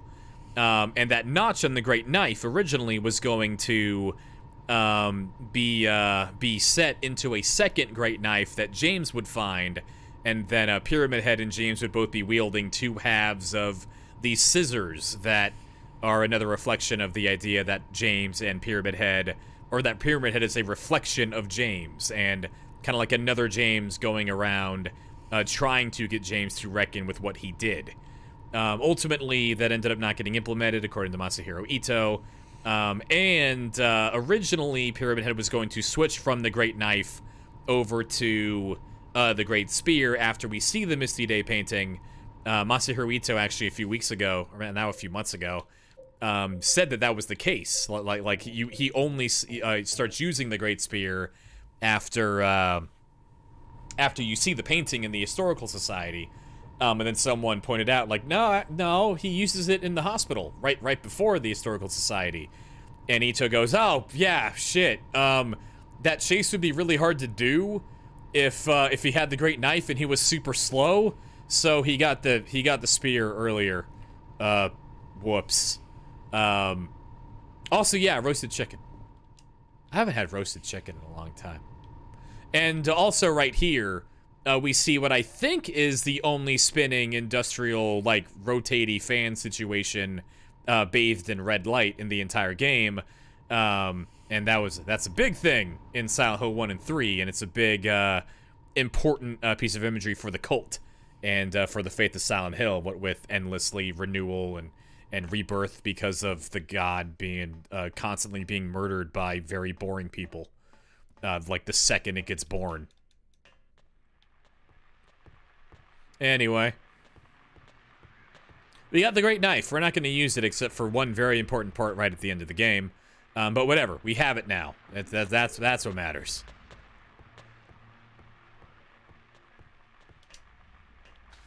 So we can explore the rest of the labyrinth. Boom. And unlike all the other places in the game, we're never going to find a map of the labyrinth. But as long as James has his flashlight on, he will take notes, and he will draw himself a little map of this place so we don't get too lost. It can be a giant pain in the ass to navigate later on, so we'll see how that goes. Alright, so this room is going to be hopefully way easier than it was with the DDR pad. But for this puzzle, like on hard, it's hard to even tell what the puzzle is. But we have a cube here. There's a cube thing.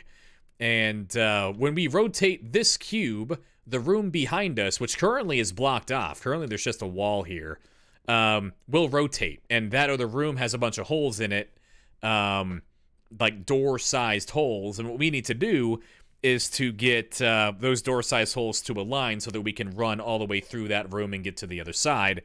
So let's just move this randomly until we can get in that room and try to scope what the solution might be. Imagine Harry doing that for... That would be really nice. Honestly, that, like, someone did a map, Video Game Cartography on Twitter did a map of nowhere, and it is really hard to map that place, but I fucking hate navigating nowhere.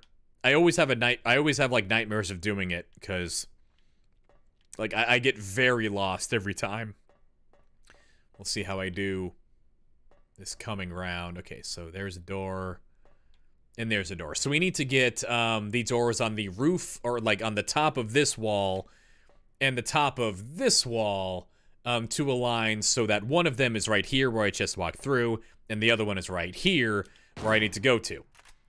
So we need to rotate it to the left and then down twice, I think is what will do the trick.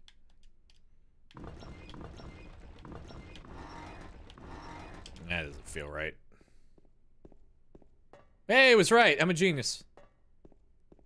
Booyah. Oh, fuck!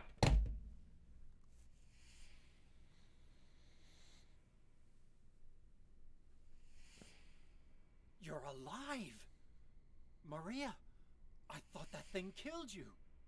Are you hurt bad? Room Not 208. at all silly. Maria? That thing, it stabbed you. There was blood everywhere. No, there wasn't. Stabbed me? What do you mean? It chased us to the elevator, and then James, what are you talking about? just before. Don't you remember? James, honey, did something happen to you? After we got separated in that long hallway? Are you confusing me with someone else? You were always so forgetful. Remember that time in the hotel? Maria? You said you took everything, but you forgot that videotape we made. I wonder if it's still there. How do you know about that? Aren't you Maria? I'm not your Mary. So, you're Maria? I am. If you want me to be. All I want from you is an answer. It doesn't matter who I am. I'm here for you, James. See? I'm real.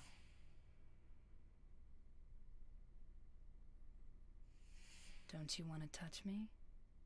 I don't know. Come and get me. I can't do anything through these bars. Okay. Stay right there. I'll be there soon.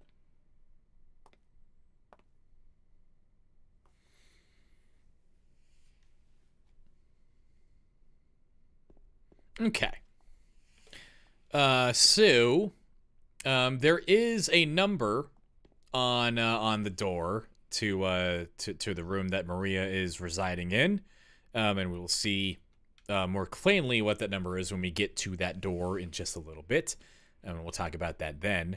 But I mean, that is probably the most famous scene in this entire game. The way that it's put together to not even make it clear who's actually imprisoned, and the way that Maria is going back and forth between Maria and Mary's like narrative voice, and the way that James is just like a total dense idiot and cannot figure out. Hold on, I'm just gonna hide him. I don't want to think about you right now. Hold on, maybe if I unequip the shotgun, you'll hide. There we go. Booyah. And just like everything about that scene is so interesting, especially when you don't know exactly what's going on. Like, how can Maria know things that only Mary knew? Which is a question we've already grappled with like, how does Maria know shit that only Mary would know about Laura? Why does Maria want to take care of Laura? That's a Mary thing. Does James even know about Laura? He didn't seem to recognize her when we saw her earlier, even though Laura pretty clearly recognized him.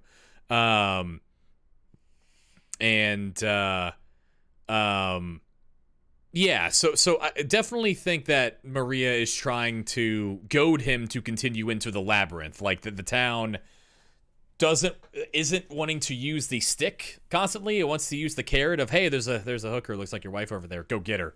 Yeah, I mean, also Maria fucking died, and now she's back. And that's led to questions like, how did Maria come back to life? Because we know that the cult of the town reveres angels who are capable of bringing things back to life in Valtiel. And then that has led to illusions of like that. So Pyramid Head is Valtiel, right? Pyramid Head is an agent of Valtiel, and Pyramid Head brought Maria back to life so that he could keep punishing James by killing her in front of him. And it's led to, I mean, that's the Book of Lost Memories explicitly says, like, we're making this book to try to stop confusing everybody. That's, oh God. I mean, it's just, like, part of it is just unknowable because you're always like 1 or 2 degrees away from being able to lock shit down in this game. But, also just, you know, Maria, the significance of that room we will see when we get to the other side of that door. But yeah, I mean, Maria is at this point basically a MacGuffin for James. He's already seen her die, and he is chasing Mary after her death, and now he's chasing Maria after Maria's death. So whatever's going on with Maria, it's fucky, and we need to stop it. So let's go save her, even though there's a dead end and don't really know what we can do from here. Hopefully there's something that we can use to try to cut all those wires over there. I'm gonna stick my hand into this fuse box. My entire poop hand. The poop is very insulating, thankfully. So the fact that we have a bunch of poop on our hands is gonna prevent us from becoming dead right now. Poop is the ultimate ground. We got wire cutters. Huzzah!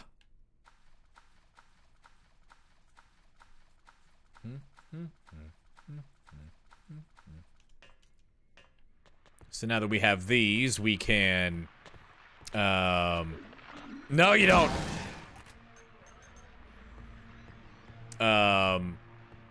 We can go ahead and cut these wires over here and continue through this beginning part of the labyrinth. I don't know why I find this cutscene funny.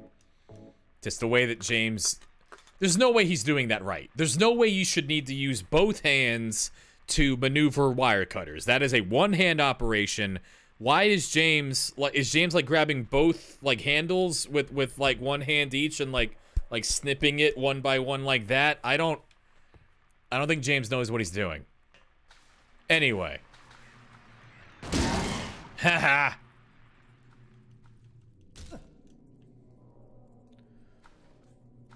Do.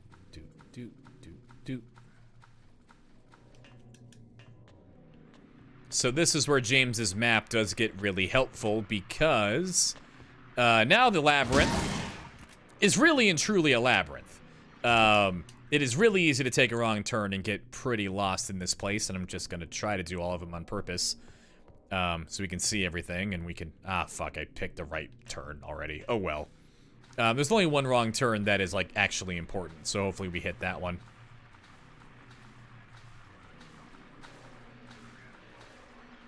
Bang! I played Doom recently, like the first Doom, the original Doom, and for the first time, I was watching a thing, and I decided to finally give Doom a try, and I was stunned by how fucking rad it still is.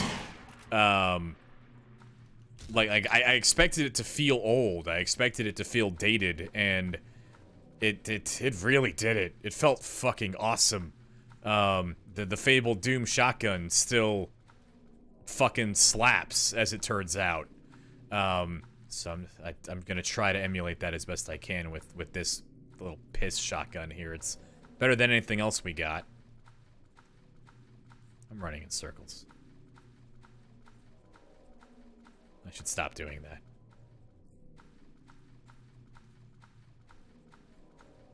There we go.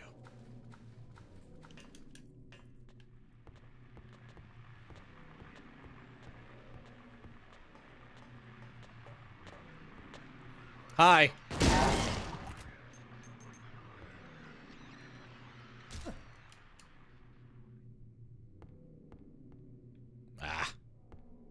I don't know why the labyrinth just looks like the hallway of like a really shitty apartment building. I don't know what that's about.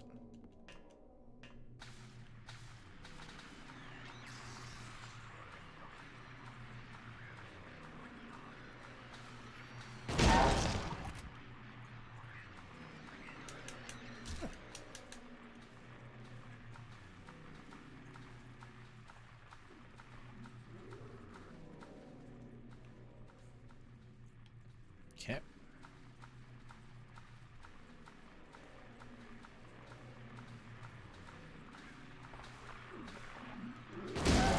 Heh.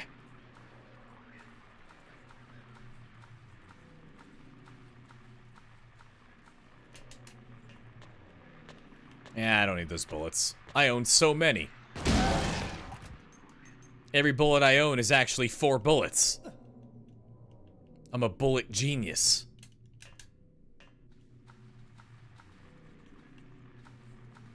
Oh, wrong way. We want to go this way for right now. Hey, a lying figure. This hallway looks like it's gonna be really easy. Boom!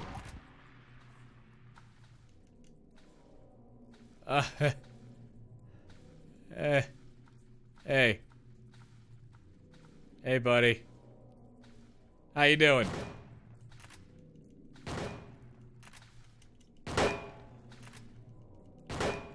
I can make him real slow. That's something we can do. But that's about it.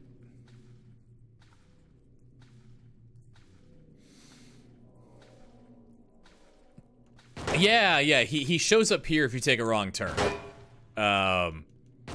This section here kind of like has a little roundabout, and you can like parkour around him, and you can just kind of hang out over here in the corner and just kind of run all the way around and hopefully get behind him, which is actually one of the few times when it's feasible to see like the weird balloon thing. I think he might have gone the other way. The weird like balloon mass at like the base of his neck that meets up with the giant pyramid bulkhead. Because like you can get behind him and the camera is kind of like situated where you can actually like get a look at him. Oh no, he's in front of the ladder I need to go to. Shit. Bang. Bang.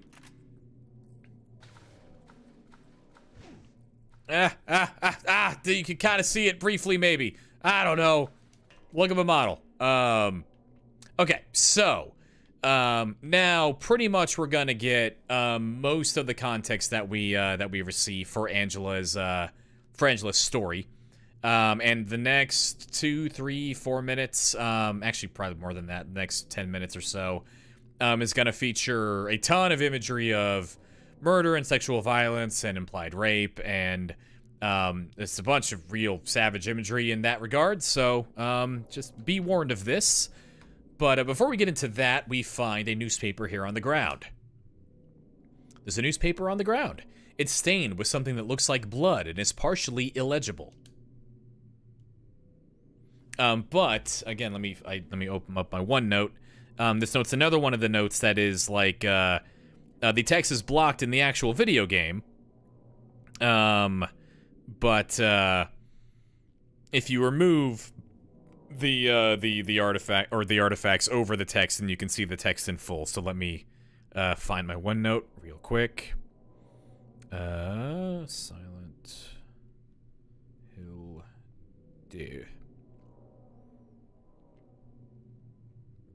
Here we go.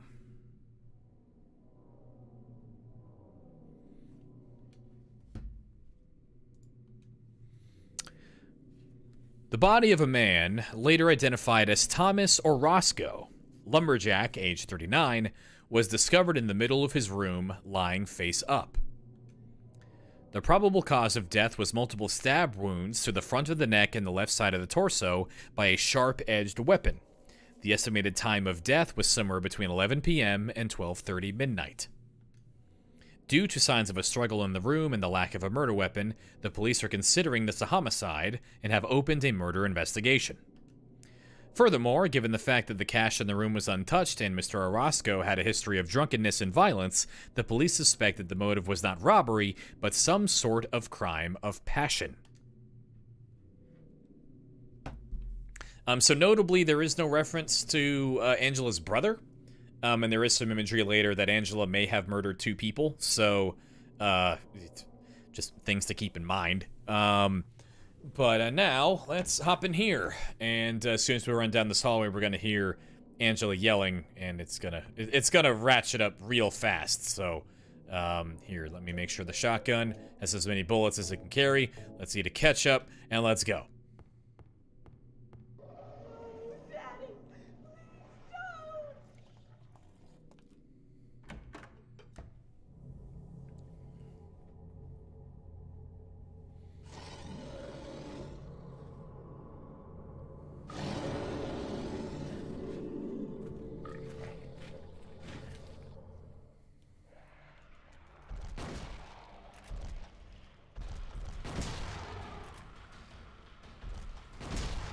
This fight was a pain in the ass on a DDR pad. Can you leave? Nah, I can't just run away and leave her. Okay, I just had to make sure. I had never tried that before. Just wanted to see what happened. Yeah, we did it.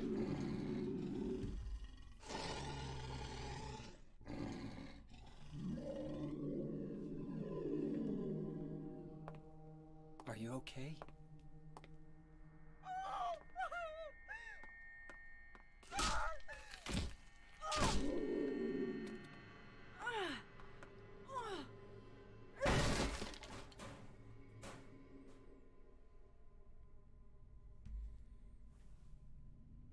Angela, relax. Don't order me around! I'm not trying to order you. So what do you want then? Oh, I see. You're trying to be nice to me, right? I know what you're up to. It's always the same. You're only after one thing. No, that's not true at all. You don't have to lie. Go ahead and say it. Or you could just force me. Beat me up like you always did. You only care about yourself anyway. You disgusting pig.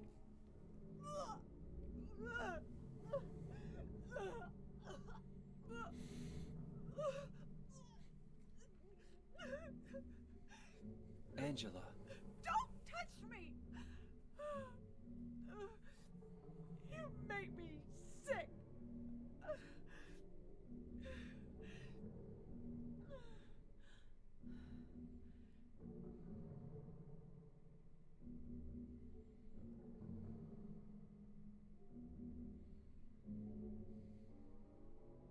You said your wife Mary was dead, right? Yes. She was ill. Liar! I know about you. You didn't want her around anymore. You probably found someone else.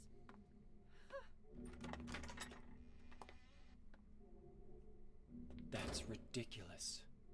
I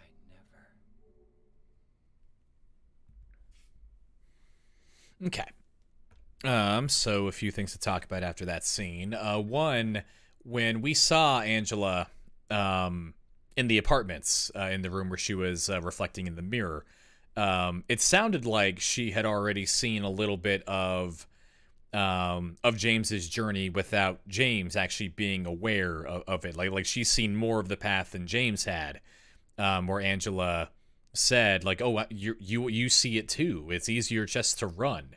And then we see here that Angela is overtly just saying, "I know about you," and seems to know either that James killed his wife or that James wanted, like, basically nothing to do with his wife very recently, even though James is still under the impression that Mary died 3 years ago. And, like, we just saw an article in the newspaper about Angela's story, and we've seen... like we've seen things alluding to Eddie's backstory as we've been going around. So again, and we have to meet Eddie before we meet Angela. The town, the journey here is making sure that Eddie, James, and Angela know about each other's trauma before it puts them together and forces them to either come into conflict with each other or a shared conflict with, in this case, the abstract daddy. The symbolism of this room, I don't think I really need to explain, given what we just saw. So, you know, it's a big fleshy room with all these pistons. I really don't think you need that much of an explanation. I hate the footstep sounds in here. It's the most upsetting footstep sound I've ever heard in my fucking life. And then finally, the abstract daddy itself. So, Masahiro Ito, this game's creature designer, has said that the creature that we see here, because we are seeing this game from James's perspective, this creature is not the creature exactly that Angela sees. Their forms are pretty similar. The shared aspects probably of the bed frame and a creature on top of the bed frame and something, a consuming force on the bottom of the bed frame. And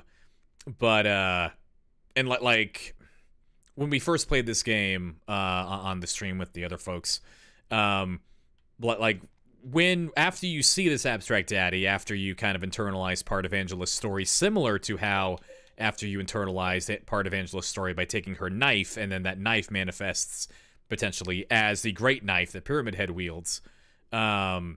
When we see this abstract daddy and we confront this aspect of Angela's story with Angela, then we start to see the abstract daddy later in the game. It seems like Masahiro Ito's intention was like similar to that, but that this creature does have a specific significance to James. It's not just a Angela exclusive thing that is being imprinted onto James's story. And I think that's it for this room, so let's get the fuck out. I've never noticed I never thought about the newspapers all over the walls. This one has today's date. That's kind of strange.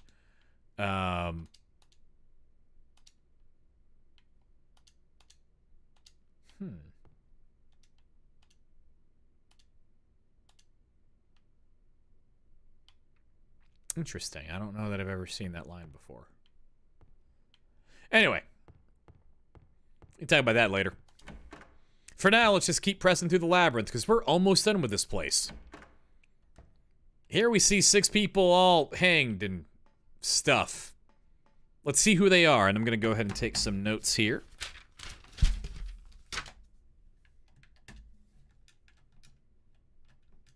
Oh, come on.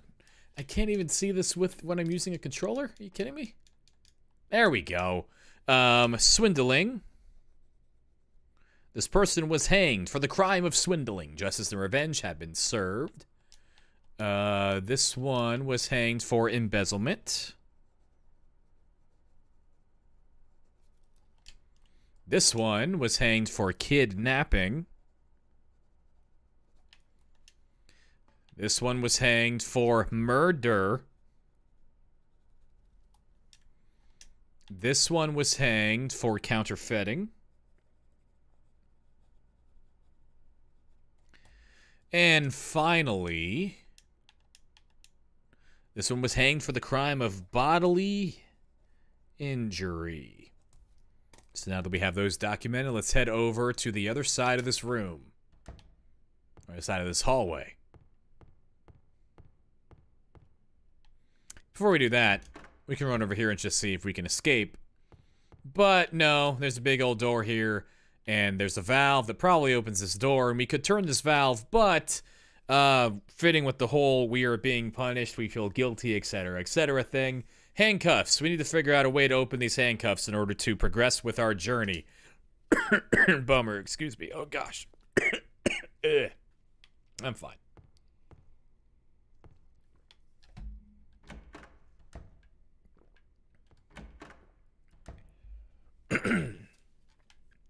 Okay, so in here, on the opposite side of the of those hanged bodies, with the various crimes imprinted on their faces, we see 6 nooses that have been that are hanging in the exact same positions as those bodies were.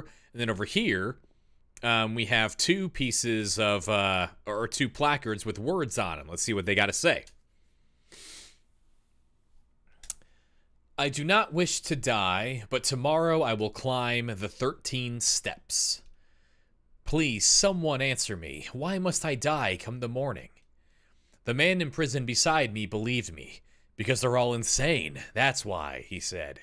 Of course I know his opinion will change nothing. Now you know why I struck out at them, he muttered. Just gonna go ahead and circle bodily injury for no particular reason. The man who was executed yesterday, the one who had said his job was to sell dreams, said that it was not true. I'm going to go ahead and circle counterfeiting for no particular reason. But the man who was to be executed the day after tomorrow for stealing children shouted back that it was true. Kidnapping. The man who was hanged today did not answer. They'll kill me either way, he said. He was caught embezzling public money, so he hasn't any hope for mercy. Embezzlement. The man who was always quietly smiling to himself said, I am happy, for soon I will be with her. It's going to go ahead and circle murder. We don't really know for sure that that's a murder, but it just rhymes way too good with the murderer that we're playing as right now to not just circle murder. I do not wish to die. I long only to return home, but I know that it is not to be. I have done nothing, and this crime has been thrust upon me. Someone save me. This is not judgment. They are bloodthirsty, and I am their sacrificial lamb. And then there's a second little placard over here. Only the sinless one can help you here. Mistakenly pull on a criminal's rope, and your reward will be returned to you in a shape most wondrously strange. So that wondrously strange thing, basically it just means that if you guess wrong, basically what you need to do is, like this says, only the sinless one can help you here. You need to find which one of those victims in the other room, and which one of the crimes associated with those victims did not actually occur. Who was the innocent person? So you break through that story and you figure out who were the people who were rightfully executed, and then the narrator, the person who is going to be executed for nothing, what did he do? If you get it wrong, your punishment will be returned to you in a shape most wondrously strange, which means there are like two guys out there and you have to shoot them with your shotgun. So I always get a little nervous with this puzzle because we are, like, bodily injury, counterfeiting, kidnapping, and murder are all pretty straightforward. But that leaves us with the crime of the guy who was selling dreams, which could be swindling and it could be counterfeiting. And I honest to God don't remember which one it is. So on it, I'm actually kind of leaning towards counterfeiting now. Swindling sounds like selling dreams, and counterfeiting sounds like I sold you a dollar bill with like Arnold Schwarzenegger on it. So I'm gonna pull on the counterfeiting noose and hope that's right. And then if it's wrong, we shoot some guys and it's fine. And then we just get it right with swindling. And this next cutscene is going to, as we've seen the entire game, imply that James is considering suicide because he is pulling a noose down toward his neck. So, yeah.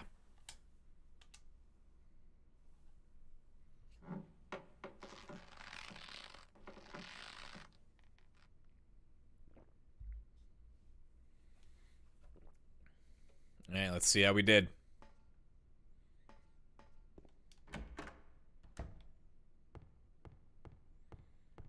Not seeing any guys. All right, cool. So the noose that we pulled, the body has been replaced by a placard. And on that placard is the key of the persecuted. Which is just... It's just handcuff keys. But that's fine. That's what we need. Oh, hold on. The paper that was covering the corpse's face is lying here. I wasn't sure if there was more to that. Okay. Doop-a-da-boop.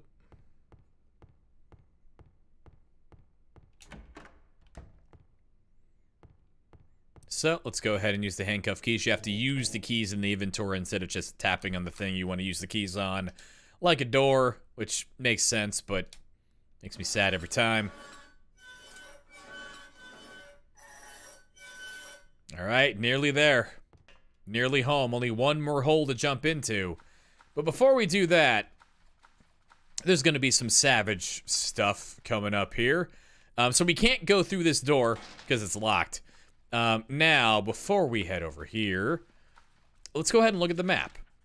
Not this map. We don't want this map. Let's look at the map of the apartments. So, in Woodside Apartments, room 208. This room right here, this was the room with the clock puzzle and the room where the James clone was murdered inside of a chair, and then that chair was put in front of a television with all the static playing through it. Pretty directly foreshadowing the events of the end of the game, where James will read or watch the videotape in the hotel and have all of the bad memories come back, and everything horrible will happen, as we will see at the end of the game. And then room 208, same number, different apartment, in the Blue Creek Apartments, showed when we first knocked on that door. You can see from the red zigzags that the door's lock was broken. We couldn't get into the room or anything. But when we walked away from that room, we could hear someone trying to break out of that room. We could hear someone on the other side of that door trying to get free. And then you can see over here that when we were in room 209, we were able to partially get into room 208, and then we picked up through the Lynn house key. And so there's kind of a similar situation here where James is in room 208 and there's someone on the other side of room 208 trapped in there that wants to get out. And that kind of sort of rhymes with the situation that we were just in with the room that is right in front of us. Oh, hold on, it's in the prison. So the door that we're about to go to is actually the door to where Maria is being kept on the other side of those prison bars. Here, on the room, or in the other side of that room, is where James was separated from her by that barrier. And this door here is interesting because it turns out this is room 208. And this room number will come up one more time in the hotel, and it won't be any happier than it has been so far. Let's see what happens in this room 208. I'm sure it's gonna be fine.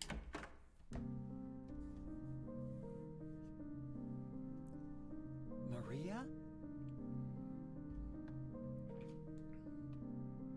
Maria?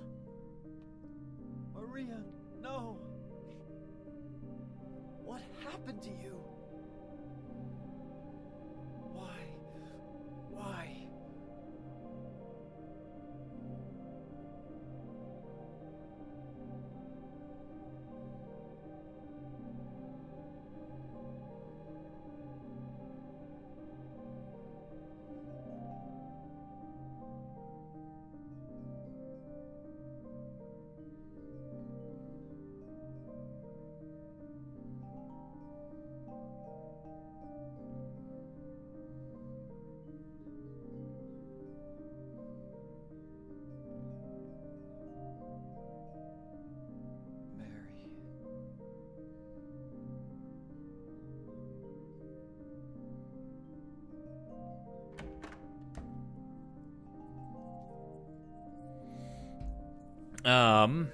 So, the one thing to note there, I think that the novelization implies that Eddie killed Maria, which is dumb, but whatever.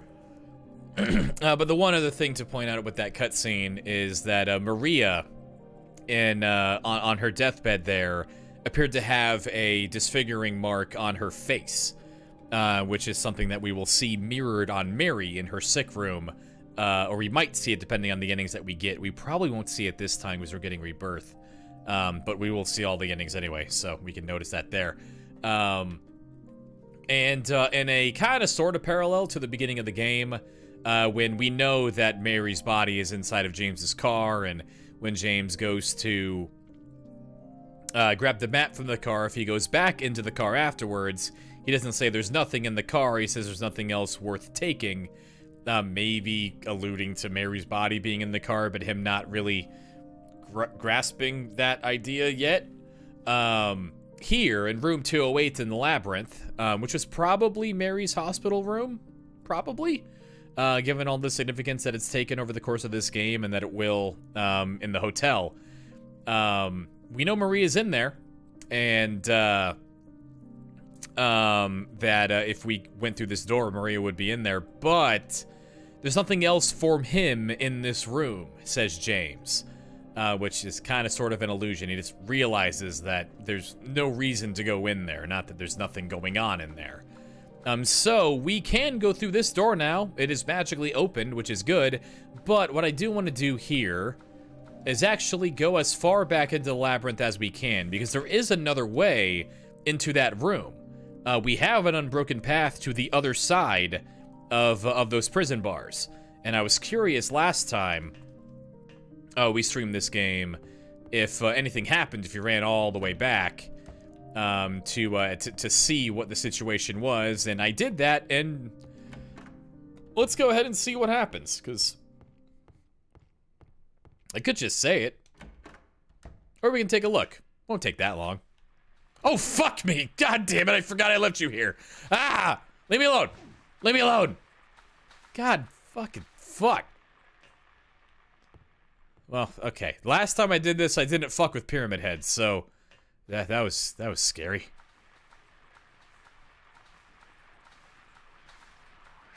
Thought I killed you. Nyeh.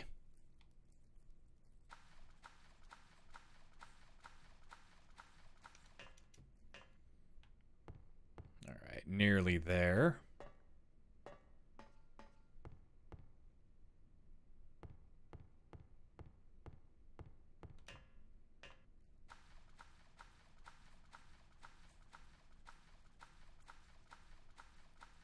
I think it's right here. I think this is the as far as you can go.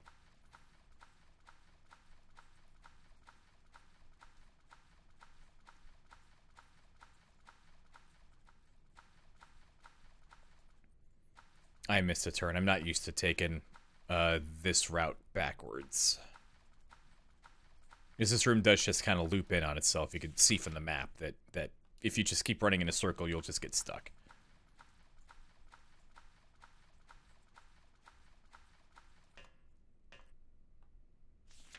Fuck. Wait, hold on. No, that's right. We are going the wrong way, which is the way I want to go.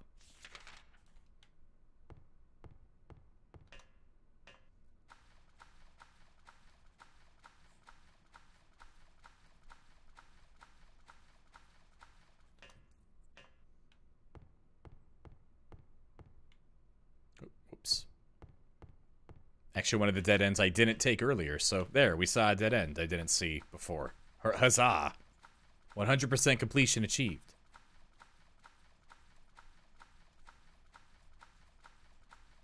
There we go.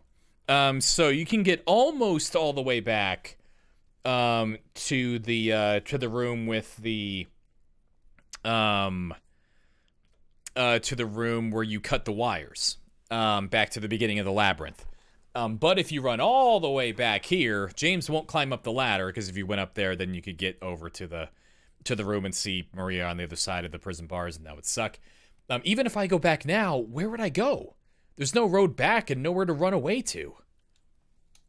So that's what happens if you try to leave. Just James correctly assesses that, like, I jumped down a giant hole to get here. What, I'm not gonna climb up that, so shit.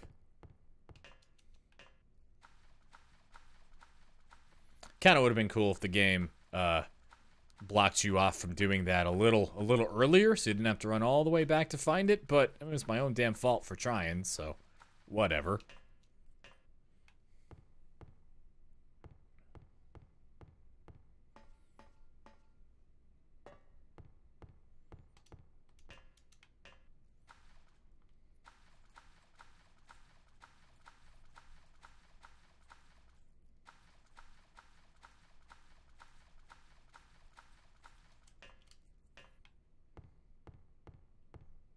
Never picking up those bullets. Don't need them. How many bullets do I own? I own a lot of bullets.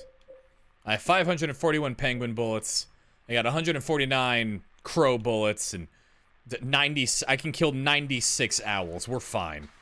If I oh no. Okay. If I need to kill more than 96 owls in this playthrough, being able to kill another 10 is not going to save me. I don't need to hoard every piece of ammunition in the game. It's fine.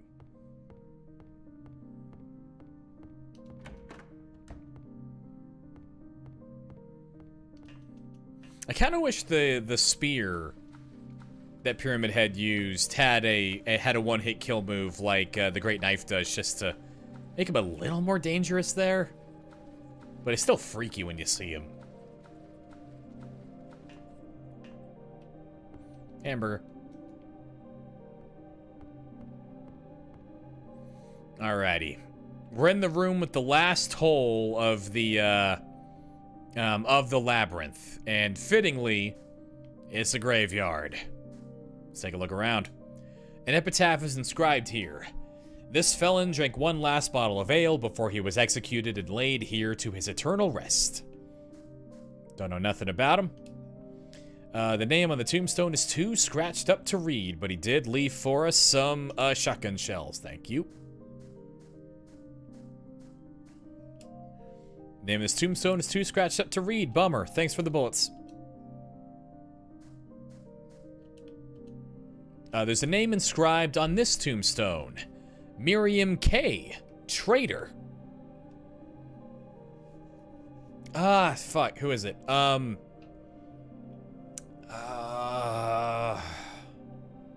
a K name. I think it's in Homecoming. What's the name of the families in Homecoming? Hold on. Fuck, I don't care. We'll talk about this at Homecoming. This might be a... It's nobody. We don't know who that is. Long story short. No idea. The name of this tombstone is too scratched up to read. Name inscribed in this tombstone. We do know who this one's for.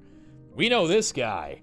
We saw him in a memo earlier, and he has a much, much, much bigger role in the series later on. Walter Sullivan.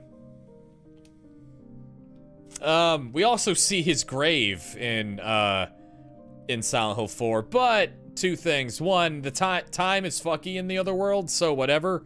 More than one grave can probably exist because of time. And two, the grave that we see in Silent Hill 4 is actually a construction of Walter Sullivan himself, so whatever. No name in this tombstone. There's a save point here. And then 3 open graves, and we know that 3 names have been called to Silent Hill for this journey. This empty grave, there's a deep hole here, but nothing inside. This hole is for Eddie Dombrowski.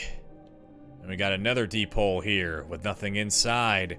Who are you for? Let's see. Angela Orozco, which is the only time, if you don't mess with the text in that bloody magazine or the bloody newspaper clipping, I think this is the only time you see that Angela's last name is Orozco, I think. And finally, next to this ampule, thank you, we got one more giant hole, and this one doesn't even have a bottom like so many of the holes that is assigned for James. It seems to be presented as. So, can't imagine who this could be. There's a name inscribed on this tombstone. Name of James Sunderland, of course. Well, let's go. Not even a cutscene. I keep wanting to take me off the, or take my webcam off the screen, but you just kind of teleport down here. It's cool. So, let's do an inventory sweep. It's been a while since we've done that, and it'll be important here in a second. So, starting from the beginning, we have the photo of Mary from when she was still healthy. There she is, in front of Toluca Lake. We have the letter from Mary, definitely Mary's name in her own handwriting in front of the envelope. If we examine it, we can find inside a letter. This letter reads, "In my restless dreams, I see that town, Silent Hill. You promised you'd take me there again someday, but you never did. Well, I'm alone there now, in our special place, waiting for you." We got Angela's knife. Blade is stained with something red. Can't be blood, though. We got a dog key. Some reason.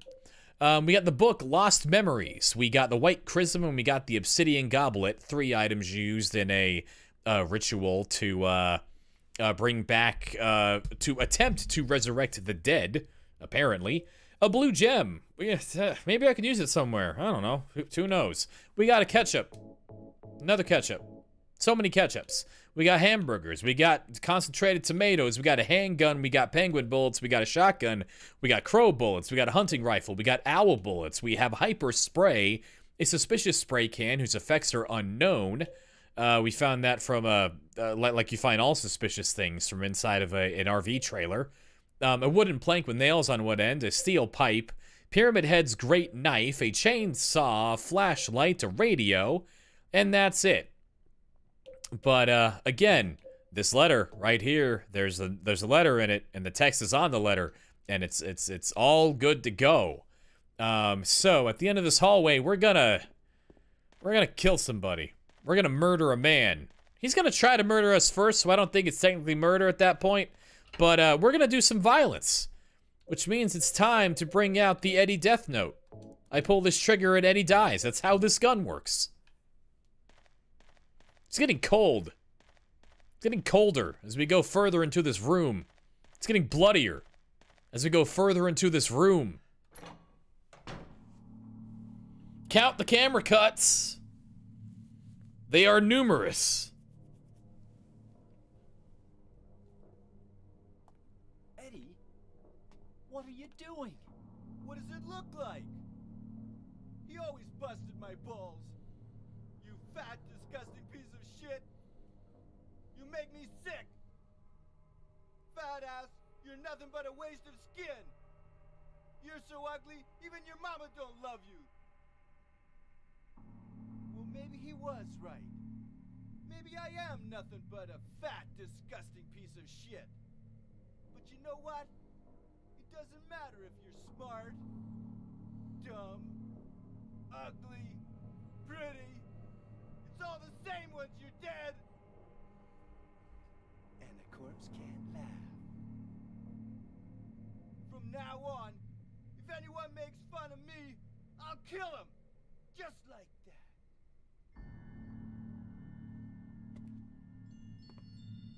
Eddie, have you gone nuts? I knew it. You too. You're just like him, James. Hey, I didn't mean anything. Don't bother. I understand. You've been laughing at me all along, haven't you? Ever since we first met. I'll kill you, James. Eddie shot first. Everyone saw it.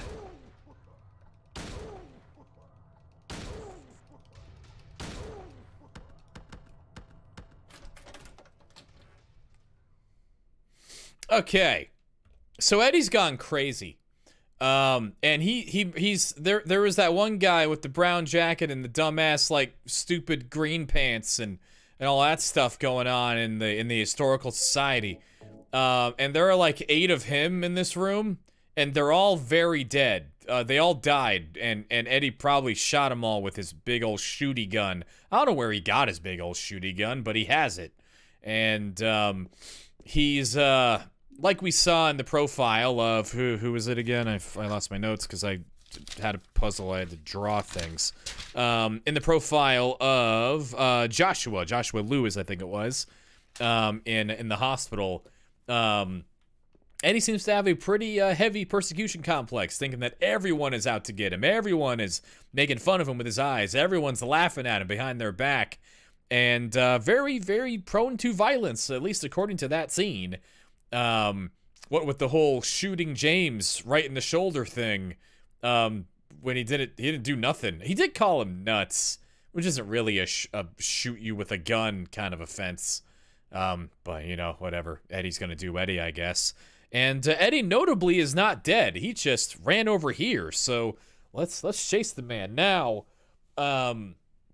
Mind that James won't make a comment. He won't even make comment about anything in this room. James won't say anything. I'm tapping the A button on every corner of this room. James will not comment on the refrigeration, the like these coolant vents, the hoses, the dead bodies. James isn't like paying note of any of this, and he won't pay note of anything in the next room either. What I think this is meant to represent is that we are looking right here, and more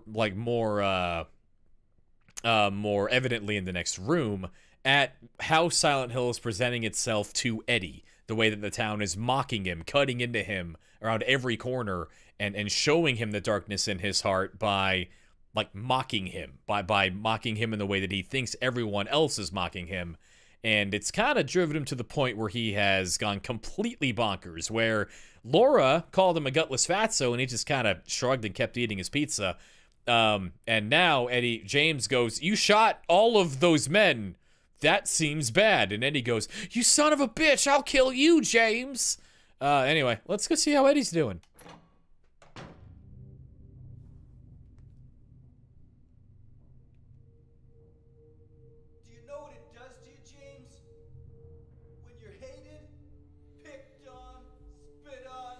Just because of the way you look, after you've been laughed at your whole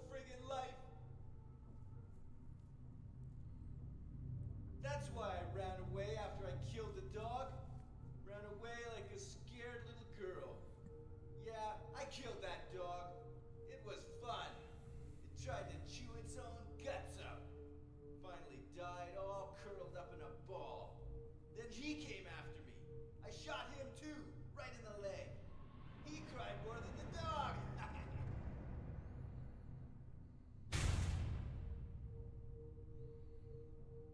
He's gonna have a hard time playing football on what's left of that knee. You think it's okay to kill people? You need help, Eddie. Don't get all holy on me, James. This town called you too. You and me are the same. We're not like other people. Don't you know that? Let's party! Ah! Get away from me! So, again, Eddie does seem to be pretty keenly aware of what this town is doing. He acknowledges that James has been called to this place just like him, and that him and James are of a kind. James is still not really accepting that. He doesn't know why he's in the town. He doesn't know that he was weak and that he needs to be punished. He's just rolling with his same delusion he's been rolling with since the beginning of the game. Probably because he's a very dense, very dumb, strange man. So while Eddie's just kind of skulking around doing his thing, I said that I think that this room kind of represents and shows us part of how Silent Hill is presenting itself to Eddie. And we see here all of these rotting, decaying, sacks of flesh and meat. And they're all garnished on the bottom by this weird, like cloth. And if you compare this with Eddie, you see that the cloth kind of looks like it is hanging around the same way as Eddie's shorts are hanging off of him, and he would view his appearance as being this like at least outwardly observed by other people as like a horrible, ugly monstrosity like we're seeing all over the place here. So it's only fitting that this is where James's story kind of comes full circle, and he needs to acknowledge, he needs to realize, and the town seems to kind of pick up on this because it forces James and Eddie to be in this room. This door was open until the town closed it. The door will not open. And there is another door to this room. We can go ahead and try it if we want to. We can try to not achieve violence, but the doors will not open. There's nowhere else to go. In order to get out of this room, James, who has already killed a person, is going to have to reckon with the idea that he can do a big murder. Or die if I suck at the game. There we go.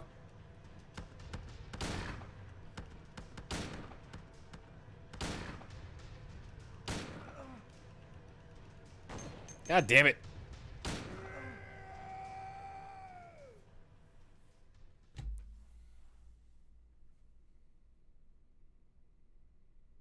Eddie? Eddie? I killed a human being. A human being.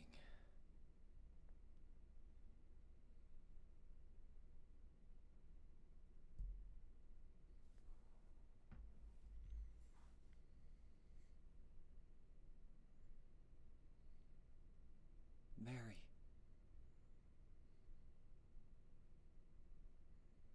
Did you really die 3 years ago?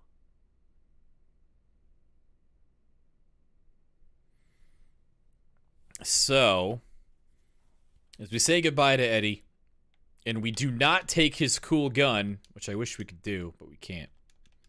This is bullshit. We should be able to take his cool gun. I want to take his gun. But whatever. I don't know why I'm going this way.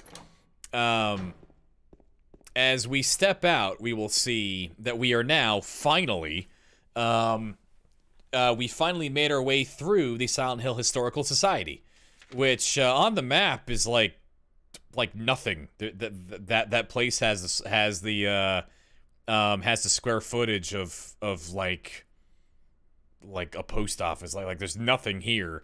But all of that, all those jumping in holes and physically descending, delving into the abyss and murdering a guy, all that did was bring us to that dock on the other side of what was once Toluca Prison and is now the Silent Hill Historical Society. You can't really see because it's all foggy.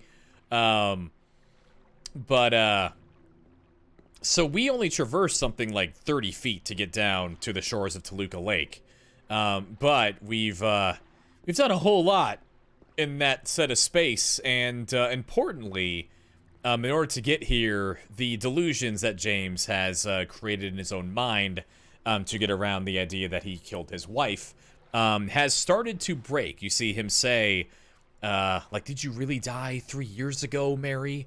And the gears are slowly beginning to turn, and the start of that again is James grappling with the idea that he could kill a person. And if he could kill Eddie, then like that is an important primer for James to eventually accept that he did kill Mary, or at least one that he seems to need right now. So we will get on that boat over there and we will go to the hotel eventually, but first we have a very important piece of business to attend to. I have a blue gem here. Maybe I can use it somewhere. I thought I was here. Did I miss one? I might have missed one. I don't think I've ever actually activated it here. So I might have just fucked up, but thought it was here. Might not be here.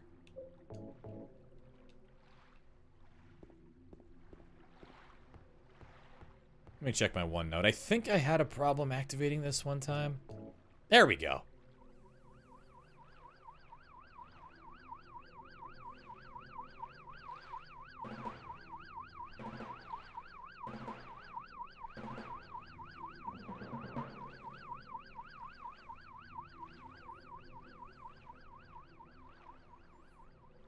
I don't know. Don't worry about it. Sure, that's fine. So, now, we do have a map of the place that we're in. We can see we are at that boat launch. We are at the place that was advertised right in front of the Silent Hill Historical Society as being a place where you can get on a boat and you can travel all the way across Toluca Lake from the Silent Hill Historical Society over to the Lakeview Hotel, which will be our final destination of this game. Let's see.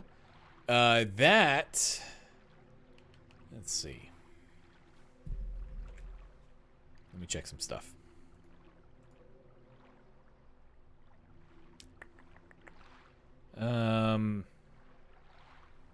Okay, so that is going to be where we pick up on Monday. Because I need to do things tomorrow. I wanted to power through all the way to the end tonight, but I need to be up at like 6 tomorrow, so I need to take care of some stuff. So that's going to be where we end tonight. On Monday, about 6 p.m. Pacific, we will pick back up on this. We will dig into a few more sections of the Book of Lost Memories, just like we did tonight. We will set up everything we need to know before we get into the finale of Silent Hill 2. And then we will finish the damn video game, and then we'll pick up with... Oh, actually, no, that's probably not going to be on Monday. Because we're doing another thing. That I'm not positive how to talk about yet. Whatever, we'll figure it out. We will announce these things on the tweeters and the discords and the whatnot, which you can learn about those in the places there. So we'll figure out exactly when we're running through the end of this. It'll probably be on Wednesday at this point, because Monday we're doing something else that I don't want to say out loud yet, because I need to get confirmation from one of the people involved, because it's a complicated thing. But we'll see. It'll be a good time. But when we come back to this, we're going to finish up Silent Hill 2. We're going to get in that boat. We're going to head over to that dot in the sky, or that dot across the ocean. That is that's a lamp right in front of the Lakeview Hotel. That'll act as our guide as we traverse Toluca Lake over to the end of this story. So we will come back to that sometime next week and wrap this up. for like another time, another run around this this amazing story, the greatest story ever told in a video game, at least in my estimation. But that is all for